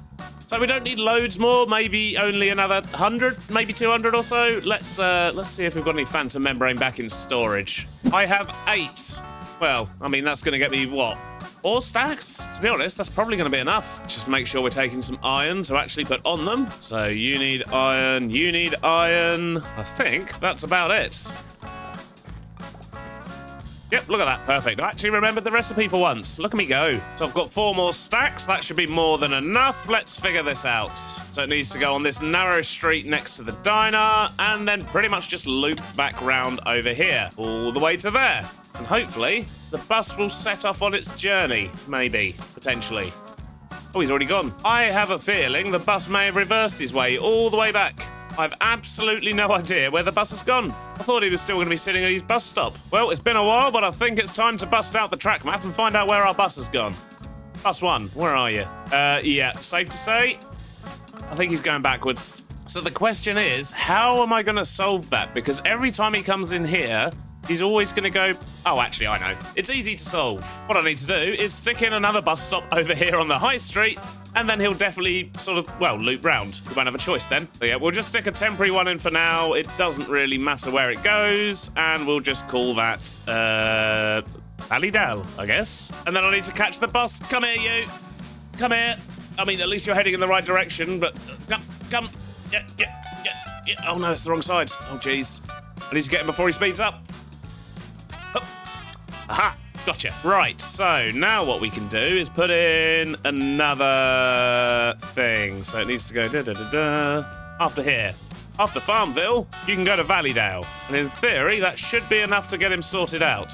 But we'll just have to keep an eye out and make sure that next time he comes down this way, he does actually do the whole loop. However, we now have a signalling problem because that bus is using this road, which is, of course, with a phantom rail on the surface. However, we've also got other trucks that are using this road, but they're underground, which means we need to get clever with some signals. And the way this is going to work is if we, for example, were to put a signal here, we'll just dump it there for now. What we can actually do is take a comparator reading off of this into a redstone link and tell that to activate a signal, say, on the track down below here, which essentially will stop the trucks from moving through if the bus is on this road and vice versa. If I do the same thing down here, put a signal, and if there's a truck inside that area, then have it so that this signal gets automatically turned to red and stops the bus from going forward. I have absolutely no idea if any of that made any sense, but I hope it did. But I think the easiest thing for me to do is just going to be to get all of this set up and working, and then bring you back in and try and explain it when the examples are actually in place. Maybe that'll work. Well, I think I've got it all worked out, but the only way I'm really going to know for certain is by standing here and watching it for a while and essentially making sure the bus doesn't drive through any of the trucks and vice versa. Which means I need to go right up here in the sky and make sure I can actually see all the trucks. Around about here should do fine. And, well, I guess we just stand here and watch for a while. Well, it's been over an hour and I'm pleased to say there were no incidents, no crashes, and everything seems to be working fine, which is wonderful. And I'm going to very briefly try and explain what I've done here. So these signals are actually linked up top, and essentially they give off a signal or receive a signal based on where vehicles are. And we should be able to see that in action in just a moment, because as soon as the bus goes past this signal that we have here, as you can see, it lights this up and stops any other vehicles from going in the junction. And obviously now it's just exited, which means the bus is probably, yep, there we go. It's just heading off into the distance. So hopefully that made sense, but basically it works. That's all we need to know. It works and I'm happy. Now I just need to fill in a few of these holes that I've made all over the place to get underground. I could probably do with some manholes, to be honest. But now we know all that works and the bus route is up and running, what I can do is start building over here. And I don't really have much of a plan for this area. I think what I'm going to do is just get a whole bunch of buildings down and then work out what we're going to do with them afterwards. I'm just too keen to get this street built up a lot more, I think. And because I don't really have a plan, I guess the best thing to do is just to start placing blocks and see what happens. Confession time, it's been 2 days. And that's all we've got in the real world. Basically, I was struggling to sort of come up with textures and ideas and things like that. So I did something I don't do particularly often, and I went and messed around in creative for a little bit. And I do have a schematic. This one right here, which as you can see is pretty big. It's going to be building lots of things for us. But there is a slight problem. In fact, there's actually a couple of problems. One, it's quite a big little section that I've made a schematic of. I don't usually do this. I don't normally like to bring things in via schematic, and to be honest, I rarely plan things in creative. So yeah, this is going to be a little bit different for us, but I am going to stick down a cannon and we're going to blast this thing into existence. Like I say, it's taken me ages to try and work this out. But the problem with that is we don't have any gunpowder, and we're going to need quite a lot to get this actually built. And not only that, I've also used some blocks that I just don't actually have. The main one being mycelium, which means we need to go find a mushroom island. And I've not found one in this world yet. It could be absolutely miles away for all I know. In fact, I do have a nature's compass. Shall we find out where the closest one is? Right, okay, we've searched a 10,000 block radius from where we're standing, and we haven't found one. This does not bode well. I mean, it's not an essential block, but it's definitely something I want for a little bit on the side here, which means I need to travel all over the place in different locations and see if we can actually find one. And the oil rig seems like a good place to start because it's very far in the south compared to everything else. And being in an ocean, I'm hoping we're actually going to find one. Let's search again. Nope, still no joy here. Oh dear. So let's try over here in Stone Valley Peaks. We've not been here in a long time. On mushroom fields. Dang it, we've still not found one. Is there another way to get mycelium? No, there is not. No recipes, nothing. So I think that leaves me with only one choice, and that is to go on an ocean adventure and hope for the best. In fact, what might be a better option is going to be to go through the nether. We'll just travel a couple of thousand blocks in the nether, create a portal, and do some more searches. And eventually we will get mycelium. I mean, to be honest, it's not actually a vitally important block for this build, but now I don't have any, I really want to get some.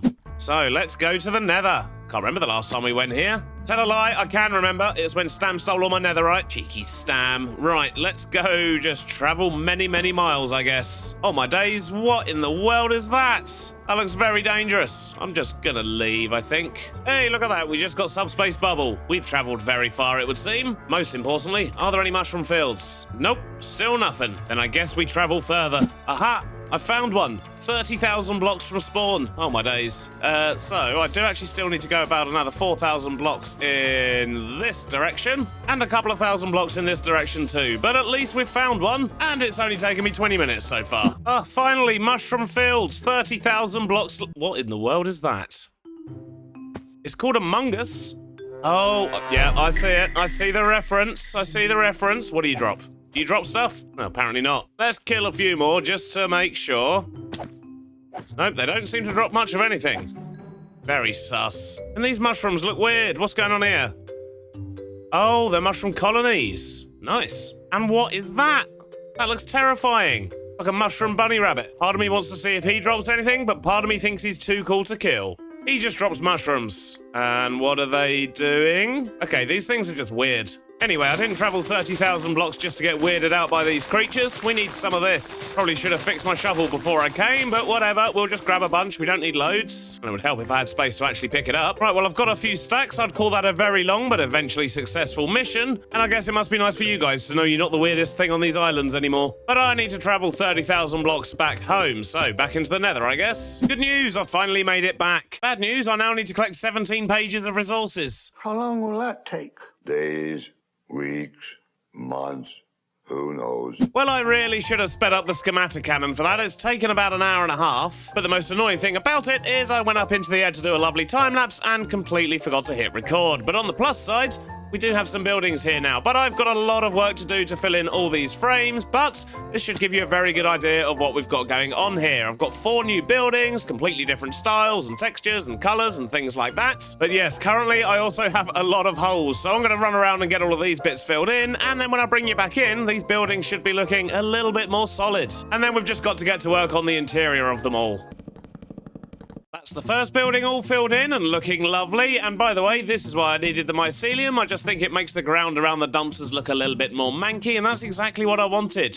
Plus, it allows me to plant mushrooms. But I've still got 3 more buildings to tidy up before we can crack on with the insides. Well, I'm not going to pretend that was a quick thing to do. That has taken me quite a while, but we do finally have all of the blocks inside the frame blocks, which means we have solid buildings. 4 of them. They're solid, but they're empty. Which means I need to figure out exactly what it is I want to put in each one of these buildings, and to be honest, I think this great big one on the end here is probably going to be the best place for us to store our wool, because I want to turn it into a clothes shop, but there's 16 different types of wool, and that means I'm going to need a lot of space. The next building along doesn't really look too much like a shop, and I think I'm going to be turning this one into a bed and breakfast. I think it'll be a nice thing to have. We'll have a nice little reception lobby down here, and then we'll put some rooms upstairs. I also really like this sunken bit we've got on this one here, but the issue with this is currently it just goes straight into a grass wall. I don't actually know if we'll do anything with that. This was more for the aesthetic from the outside, but we'll see what happens. And we've then got 2 other buildings. This one here I think is going to work quite nicely as a restaurant. We've got lots of space, we've got a great big window, and just a little bit of space upstairs. I'm missing a block there apparently. There we go. And for this last building on the end, I have absolutely no idea. I've not made any decisions on that one yet. And to be honest, I've also not decided what kind of restaurant this is going to be yet, but there are a lot of sort of pasta-related dishes, so I do wonder if a small Italian restaurant would work quite well here. But let's not go getting ahead of ourselves. I think I want to make a start on this one first, which, as I say, is going to be our clothes shop, and upstairs is probably going to have a storage floor, or maybe even a 2-story clothes shop, I don't know, but potentially on the very top floor, we can actually just stick in another apartment. But just the addition of these extra buildings really does help to tie this area together, and I think it's going to look awesome, although I do need to get some street lights over here. Now I guess the question is, how are we going to make this clothes shop? I think I should probably get the floors in first. That's going to help, because once I've got the stairs in for going up onto the second floor of the shop, it should actually help us out down the bottom here. Basically, it's going to let us know how much space we've got. This much. This is how much space we've got. And we've also got lots of space upstairs. Slightly less than downstairs, but it should work quite nicely. I've also made myself a new backpack, which I've jammed full of all the things I should need to be able to make some clothes. So now I just need to actually make the clothes shop. So we're probably going to start with some cabinets down the bottom here. We're going to hang some things on the walls, and I think I'm going to use these straw statues here as mannequins. And I've been typing random words in, and I've actually found a couple of skins which I think should work quite well. If we use this one, for example, someone called Blank, but we actually turn everything off, we end up with something that looks quite mannequin-y. I don't think that's a word, but we do have something that looks a bit like a mannequin. We can, of course, then put clothes on that, just like so. And I also found another one if I type in grey, which is, well, it's just a grey dude. But I think these 2 should work well as mannequins. I've also got loads of wool with me as well, of course, so I do need to actually have somewhere to store all of it. But I'm thinking we could also make some banners, hang some stuff down, and just generally get lots of sort of clothy-looking things hanging up. But beyond that, I don't have much of a plan, so I'm just going to start placing all the things that I think we're going to need, and I'll bring you back in when hopefully we've got a lovely looking interior. Oh my days, making custom armor takes forever! But we do have a clothes shop, and I think it's looking pretty good. We could do with a sign outside, but we'll get to that in a moment. But on the inside here, I've basically got all the wool on either side, so we've got storage for all of those things. These bits at the front here are just for display, and I really do think that these sort of mannequin armor stands have worked out really well. I've also added a changing room at the back here, so that should work nicely. And of course, we've got the till and sort of payment area on this side. I've also added in an upstairs, so if we go up here, there's a whole lot more straw statues, there's more armor, and I really do like the way these sort of little piles of clothes have come out.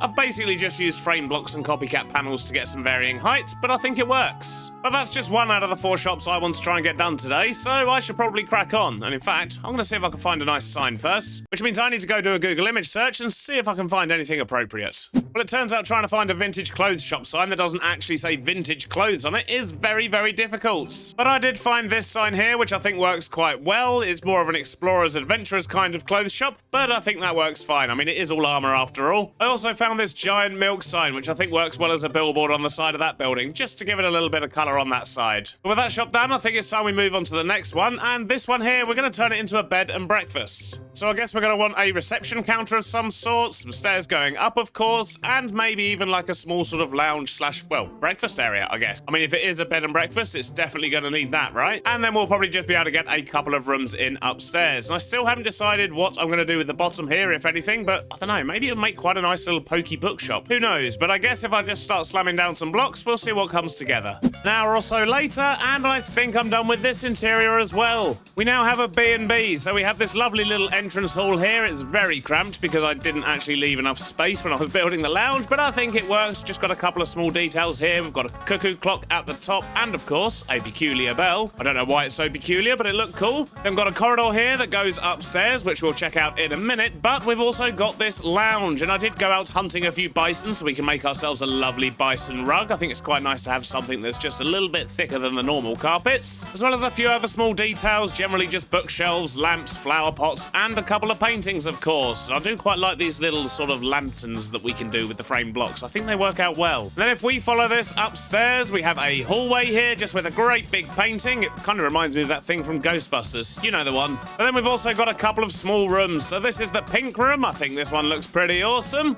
These paper lanterns give it a nice touch, and I've actually used loads of smithing tables on the ceiling just because I really like the texture that's on the bottom of those. And then on the other side, it's exactly the same layout, just kind of flipped, and it's got a green theme. So we have a cactus in a pot, we've got a green frame and a green picture, and yeah, I think it just works really well. I like it. What a lovely B&B. And down here, as you can see, I did decide to make a bookstore, although once again, I did struggle to find a sign. I mean, I should probably be making my own signs, but I don't have time for that, so yeah, Google is serving me well. Naughty Beardy. But this little bookshop is just a very, very simple, pokey bookshop. There's not too much going on, really, just books. Lots and lots of books. So I've used lecterns, we've got a couple of those little lanterns going about just to give it some light, and then we've got a counter at this side. But yeah, that's basically it. Nice and simple, but I think it's much better than having that door open onto a wall of grass. But that's 2 out of 4 buildings done. Now it's time to actually do some create, and we're what, 20 minutes into this create video, and I've done nothing to do with create yet. So yeah, we're gonna make a lovely restaurant down here. We're gonna cook some pasta dishes upstairs, have seating and stuff downstairs. It's gonna be wonderful. But the first thing I need to do is actually get a second floor in. And something just like that should do nicely. But I think I also want to separate off this bit here, which means I need to go get myself a little bit more of the blue terracotta and the light blue terracotta. And then we'll just have a small doorway here to get upstairs. And then the entire downstairs here can be the actual restaurant area. Well, we've done a lot of interiors today without much create, so I think we're actually going to go upstairs and build all the create things first. And we've got plenty of space up here to be able to do that. I can even remove some of these walls if needs be, although currently I'm doing this just because this blue strip is...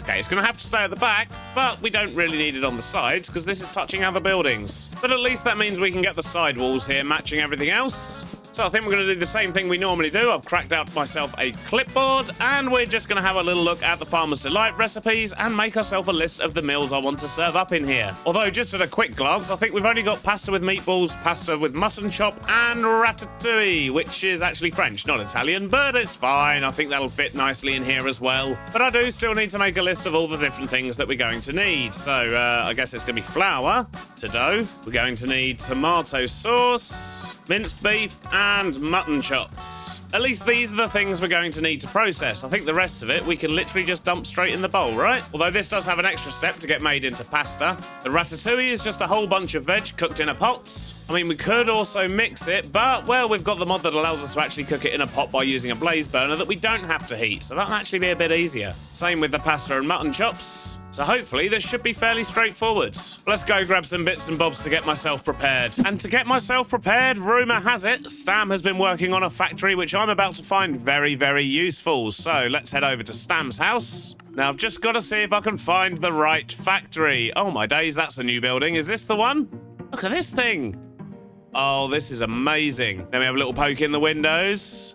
Yep, this certainly looks like the building I'm looking for. The question is, where does everything get stored? It looks like it might actually be going out that way. Is this the bit I'm looking for? It is. Oh, amazing. Look at this. The Stam has basically built a factory that makes all the create items, and this is incredible. Exactly what I need. But, yeah, it hasn't got values showing on there at the moment, so I'm just going to see if I can find his little container bits. Where is the center of this storage system? Oh, my days, this looks so complicated.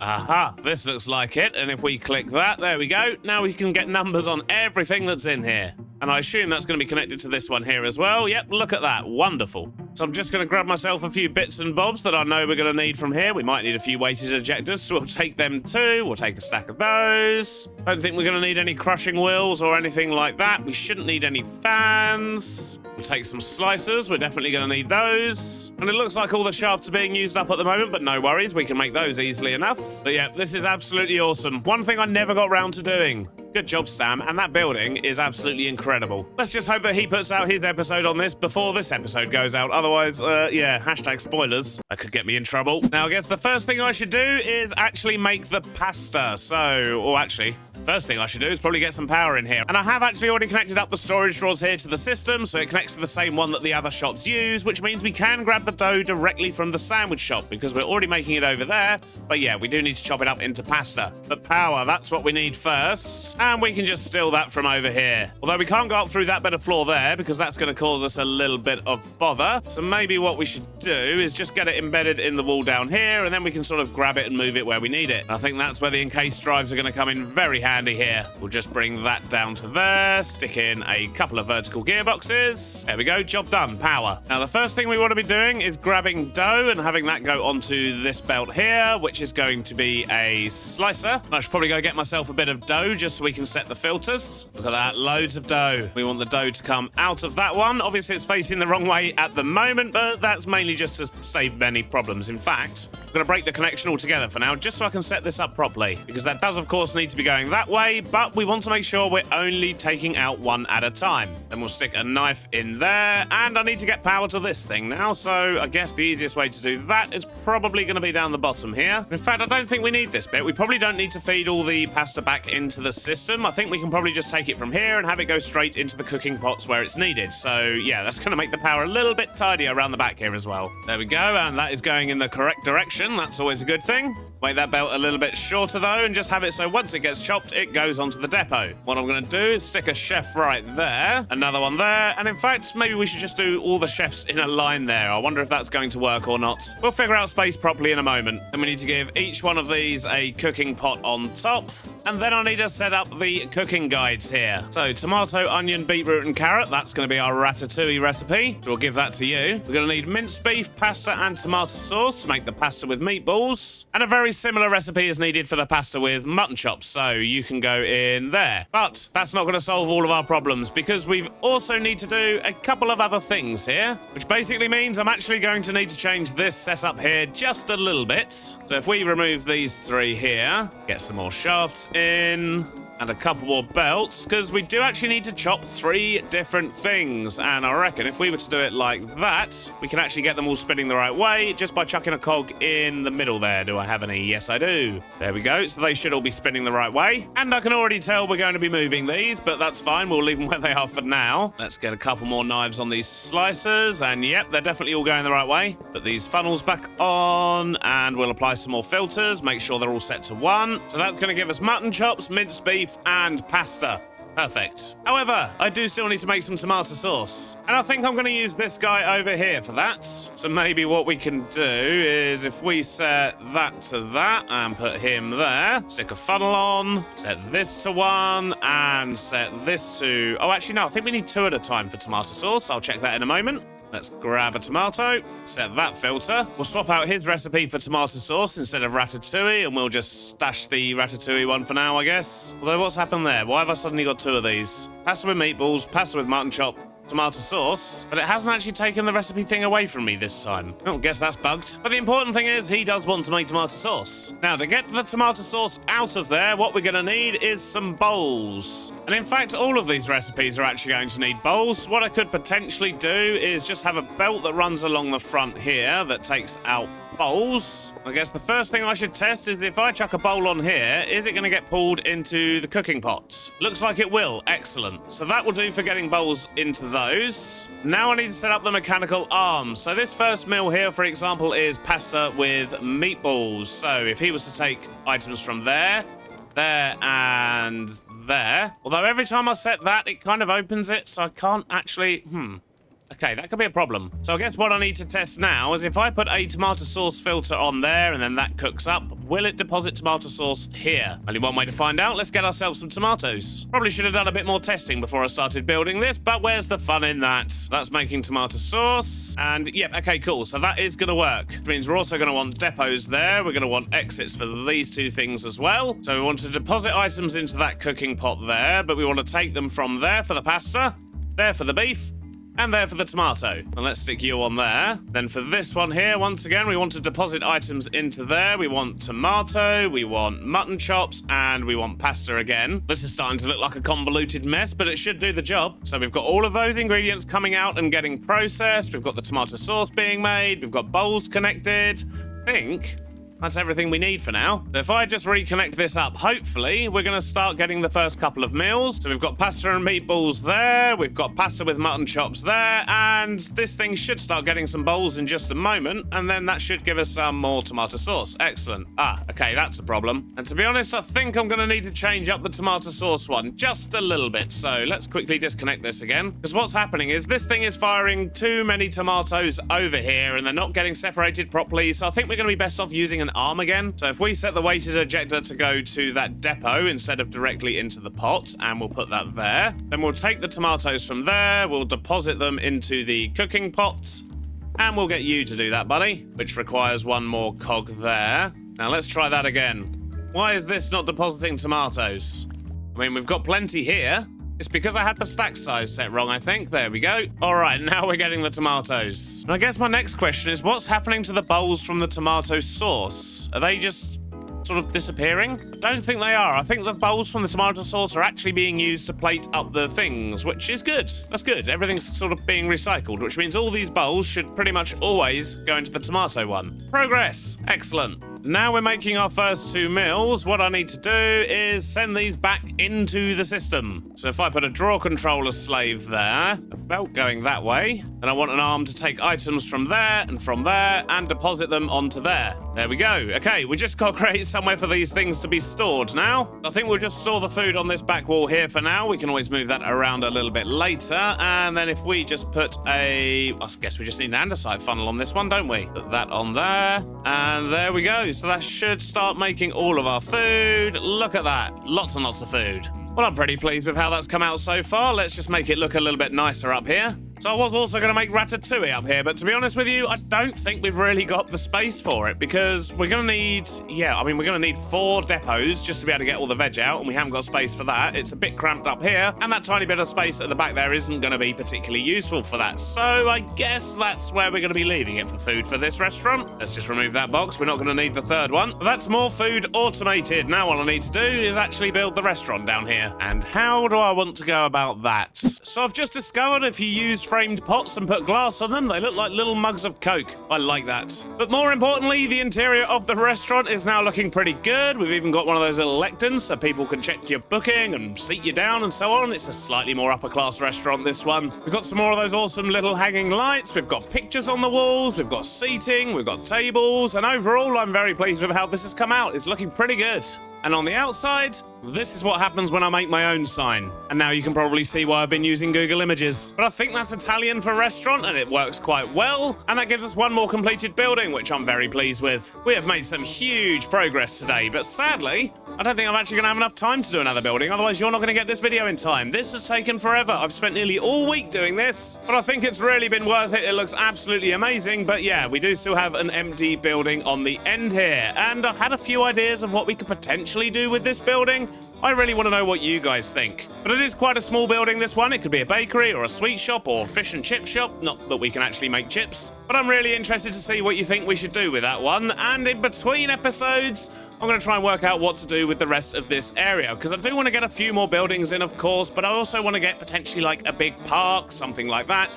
So I am probably going to spend a bit of time planning between episodes, maybe even get a couple more empty buildings up, just so next episode we can smash through and get this town finished. But yeah, still a lot of work to do. And I don't mention it often, but I have realized that almost 60% of you that watch these videos are not actually subscribed. So if you've made it this far and you've enjoyed what you've seen, please do consider subscribing, as it really does help the channel out. But thanks for watching, and I'll see you on the next one. Bye-bye now.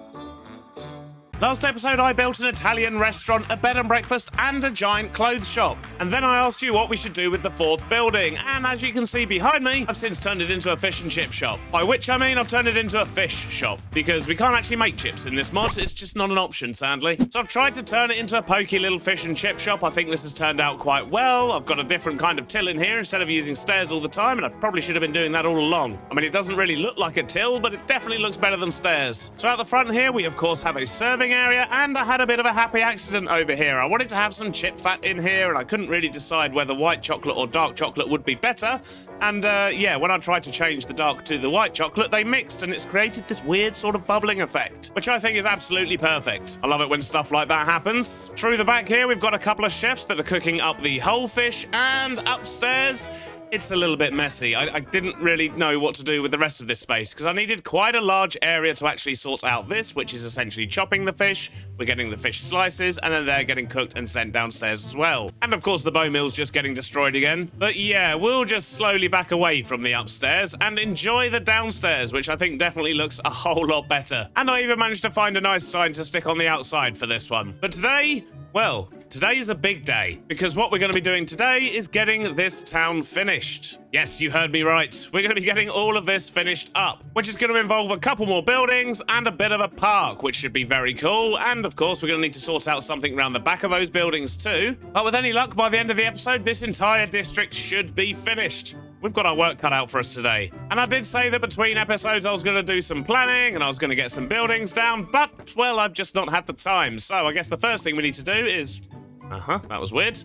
Yep, okay, so the first thing we need to do is actually to get these 2 extra buildings down. And I've had lots of requests in the comments for an apartment block, I've had requests for police stations, fire stations, and lots of things like that. And I feel like we probably do have enough restaurants here now, we've certainly got enough food to keep us going. And I don't want to keep just rinsing and repeating and putting more and more restaurants down because, well, I'm not gonna lie, I'm getting a little bit bored of building restaurants, and I'm sure you're probably getting a bit bored of watching them. So with that in mind, let's stick down a building here we can use as an apartment block, and then next door, we're going to be building something very special, which is going to be a fire station. But not just any fire station. I mean, chances are you've already seen it in the thumbnail, but let's just pretend you haven't. Right, so, blocks. What do we want to build this out of? I think the bottom side we're probably going to do with some limestone, but I'm going to get these buildings marked out. I'm just going to stick down a couple of squares, and then we're going to work out how we're going to tie in a park over in this area, which means I may actually end up putting another street here just to connect up to that backside, but who knows? And we're going to have a nice pokey little alleyway here as well, I think.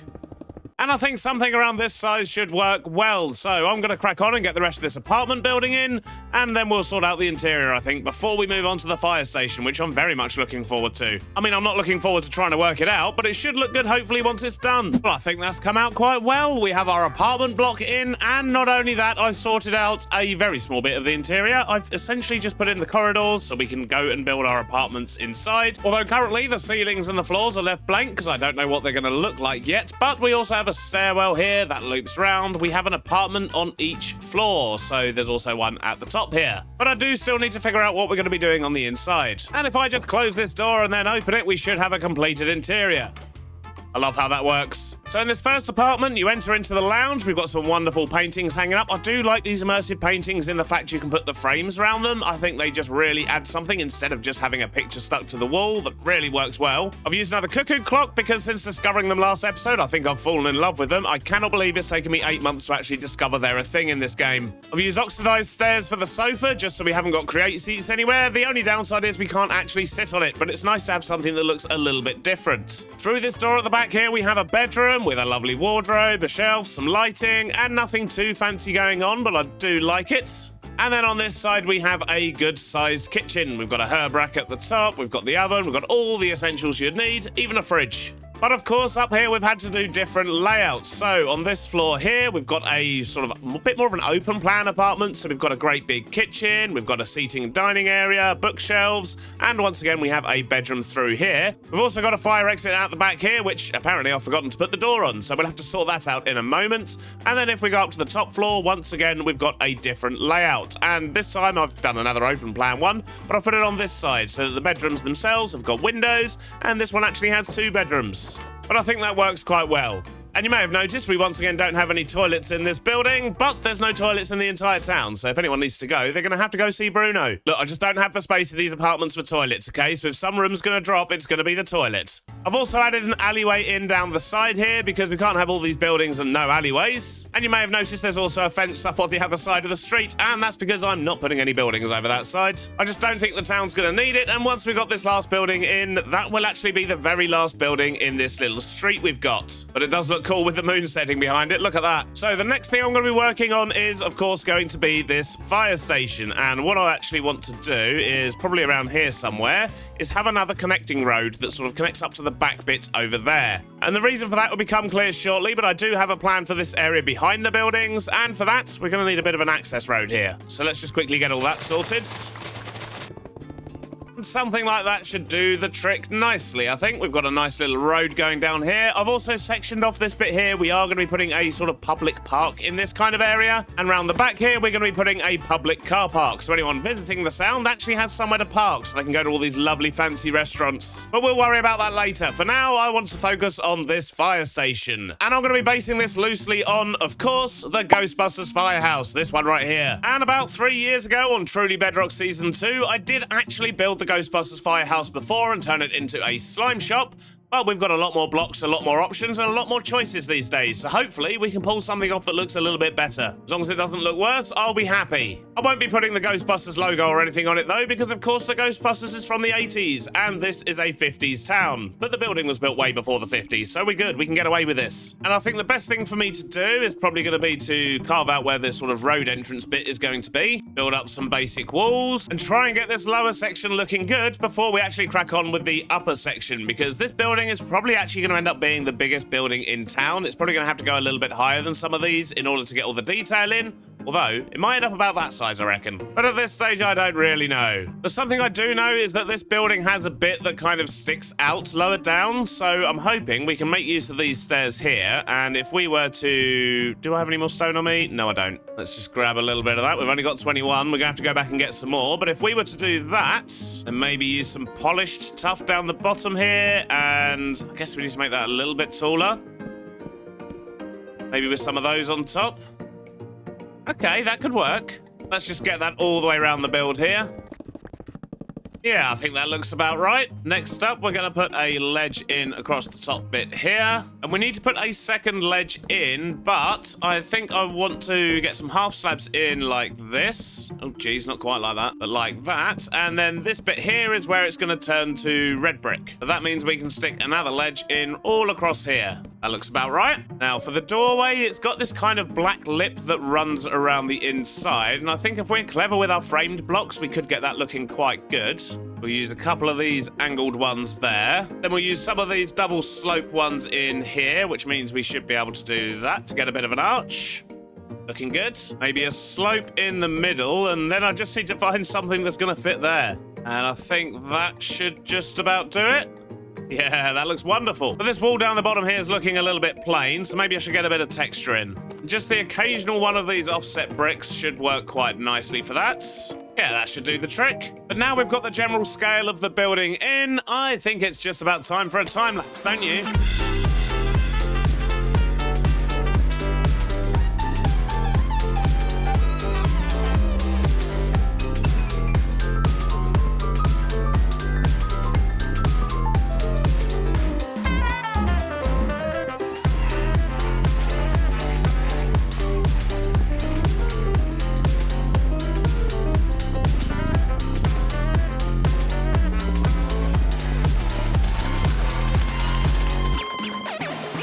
Well, I think that came out better than I expected. I absolutely love it. And just the small detail of the engraved text on the front there really adds a lot. But we have a massive building here now that currently doesn't have an interior.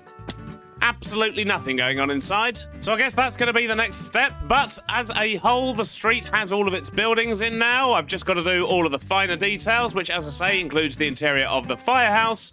But not only that, I want to get the park in here and a car park round the back here. And then hopefully once we've got all that done, I can call the town finished. Actually, no, tell a lie, I also need to get a bus stop in, but that should be fairly easy. Well, that took a whole lot longer than I had expected. It's actually the next day in real life now, but I had a wonderful afternoon yesterday just pottering around, putting in lots of little details, and most importantly, getting the interior of this firehouse done. We also had a visitor while I was doing that, but we'll get to that in just a moment. But we'll do a quick tour of the outside first, so I have managed to get a bus stop in. I also found a very cool old school advert, which I think just sits really nicely in there. In this area here, I've just added a small park. We've got a couple of benches and so on, so the people, when they're on their lunch breaks from the restaurants and whatnot, they can come out here, they can relax. We've got these sort of floating lantern things going on as well, the paper soul lanterns, which I think adds a nice splash of colour to the trees, and it's really good to see the bus going around as well, actually, if I'm honest. Out the back here, I've just added a small car park and a couple of vehicles, ones that I don't actually know if we've had anywhere else. I think we might have built one of these ones down by the dock,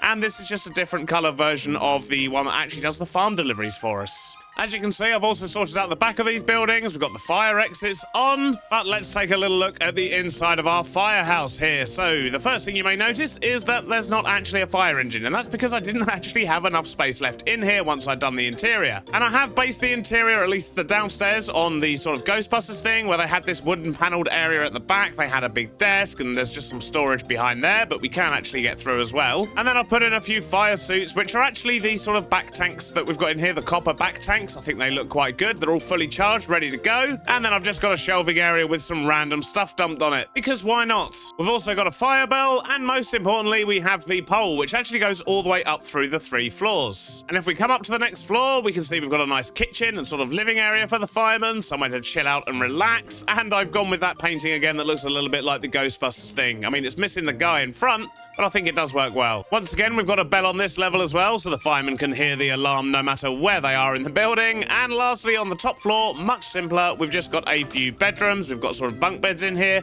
I've kept these very basic just because, well, they're only ever used for the firemen when they're having a nap, assuming that they're on night duty. But with that, the fire station is considered done. Ow, not the safest pole in the world, but at least I can get down nice and quickly. And while I was doing the interior, I did have a visit from Bruno. Let's take a look. Beardstone! Mr. Beardstone! Bruno? Bruno, turn around. I've been chasing you down the high street. Right behind me. When you least expect it, you turn around, Beardstone's hit is there, dude. Yeah, well, I mean, I can't miss you. You've got a giant sombrero. Yes. Yeah, it's quite hard to miss. Beardstone, I come to you once again requesting something, and I have a need, and I think you get the answer. I need a lot of wool because I'm making some power sources, and I need wool for windmills. Well, lucky for you, we have a brand new clothes shop over here, the Explore and Adventure shop. Oh, I have a hole in my ground. No, I don't need clothes, Beardstone. No, but look. Oh. Wool. Oh, very nice. Yes. Okay, I can just. Yeah. Just help yourself. Okay.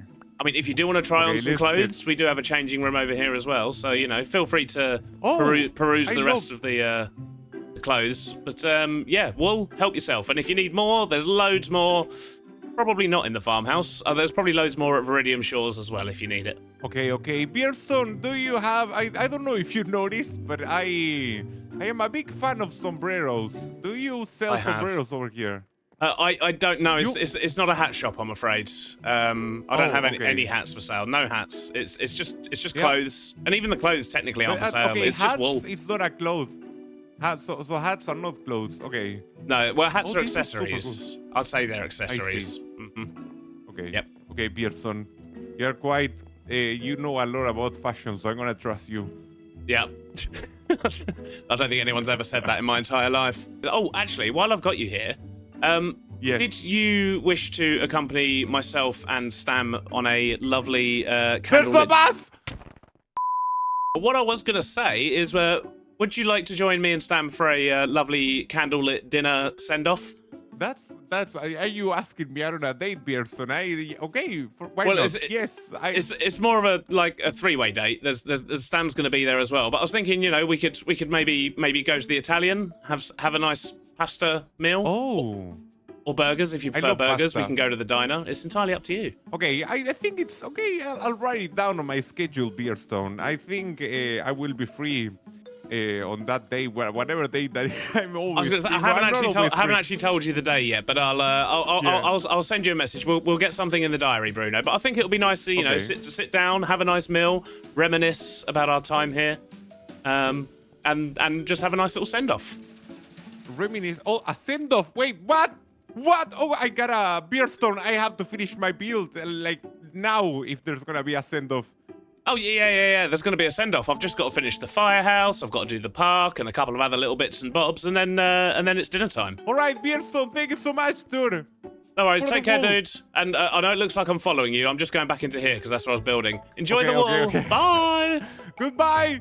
And I guess that's how you find out. This is actually the final episode of this particular Create series. I know, it's been wonderful, but the world's getting a little bit big now. It's getting a bit hard to play on it. Sometimes things are lagging. And overall, I think I'm just ready for a brand new challenge. But don't panic, you won't have to wait too long. In a few weeks, there will be a brand new series, Perfect World Season 2, with a brand new mod pack. It's going to have lots of different changes and things like that in it. And we're going to be taking on, as I say, a whole new challenge. But as you can probably tell by the episode length, we're not done just yet. We've still got a few things we need to do, one of which is to go find out how Stam's doing. We did obviously bring him in as a contractor to repair a village for us, a village he didn't find and decided just to build his own, but we should really go and have a look and see how he's getting on. I also need to invite him to dinner as well, so let's go find him. Right, so I've made it here to Somewhere Station, and as far as I recall, he has a ferry, and oh, look at that, he's even got a little seat we can wait on. So we'll just sit here and wait for his boats, and then when it gets here, hopefully we can go find Stam. He's still got that floating train. Jeez. Well, I've been here for about 5 minutes and no boat has shown up, so I've crafted my own. I think we're gonna have to take our own way there. This is not a good start. Classic contractors, though. Aha, well, there's the boat. And I think I can see why it's not running. He's got an empty lake. I'm working on it, Beardy. I'm working on it. This is just... It's This isn't finished, Stam. What's going on? Come on now. it's almost finished. Jeez. I mean, the bits you have done do look amazing. I was actually Yeah, over here the other yes, day yes, yes. stealing things from your Andesite Age factory, which has been very helpful, so I appreciate that. Oh yeah, exactly. You see, I've had other priorities than the waterways. Fair, but I did have to navigate my own way here on a boat, though, which, yeah, a little bit Yeah. sad about that. But, you know, you're a contractor. Yeah. It's to be expected that things aren't finished in time. You do realise you're running out of time, right? I'm running out of time. Oh, yeah. This is the end of the server, the end of the season, Stan. And oh, I thought I had a little more time at least. I mean, I knew it was closing in, but like, I've got so many plans, Beardy. I was partly here to check on your progress, fully knowing that as a contractor, it wouldn't be finished and it's going to run over. It's probably over budget as well. And to be fair, you've not even built it in the right place. You didn't repair a village at all. You just built your own one. A very beautiful one, admittedly. Yeah, a very beautiful village. Definitely over budget. Definitely over budget, yeah. Okay, Definitely well, over to be budget. honest, this place looks absolutely incredible, though, Stan. I love it. It's very, very cool. But I'm actually here to invite you to a very special send-off dinner. A very special send-off dinner. Ooh. Yes, yeah. Bruno's going to join us as well. We're going to have a lovely Italian meal over in the newly completed Valleydale, or Dale Valley. I can never remember which way around those two words are. But the new town. I don't even know what they're called. Shush you. But but basically dinner time. Would you time. care to join us for a meal, and we can Of reminisce course I would. over the memories and the fun times we've had, and probably berate you a bit more for still working on Being a things. contractor. For being a contractor, basically, yeah. I mean, I'm alone in this business now. My associate retired this morning. So, You're What do you mean you're associate? Have you been bringing people onto the server, Stan? that was a dream. Anyways, I'd love to meet for dinner tonight. Yes. Yeah. We'll meet for dinner later today. Okay. I'm about to do a lovely cinematic tour of the world, so I'll get some Okay. cinematic shots of your little bit of town as well, and I'll just avoid the lake. It'll be Avoid the fine. lake. Yep. Yep. Thank you. Yep. I'll avoid the lake, but it'll all be finished for the world download, though. I'm sure, won't it, Stan? Yeah. I mean, I've got to finish it today then. Oh boy. But you better get going because I've got work to do. I can't be chatting all day here. Okay, cool. I'll leave you to it, Step. You do realise if you use the construction wand, this will be a lot quicker.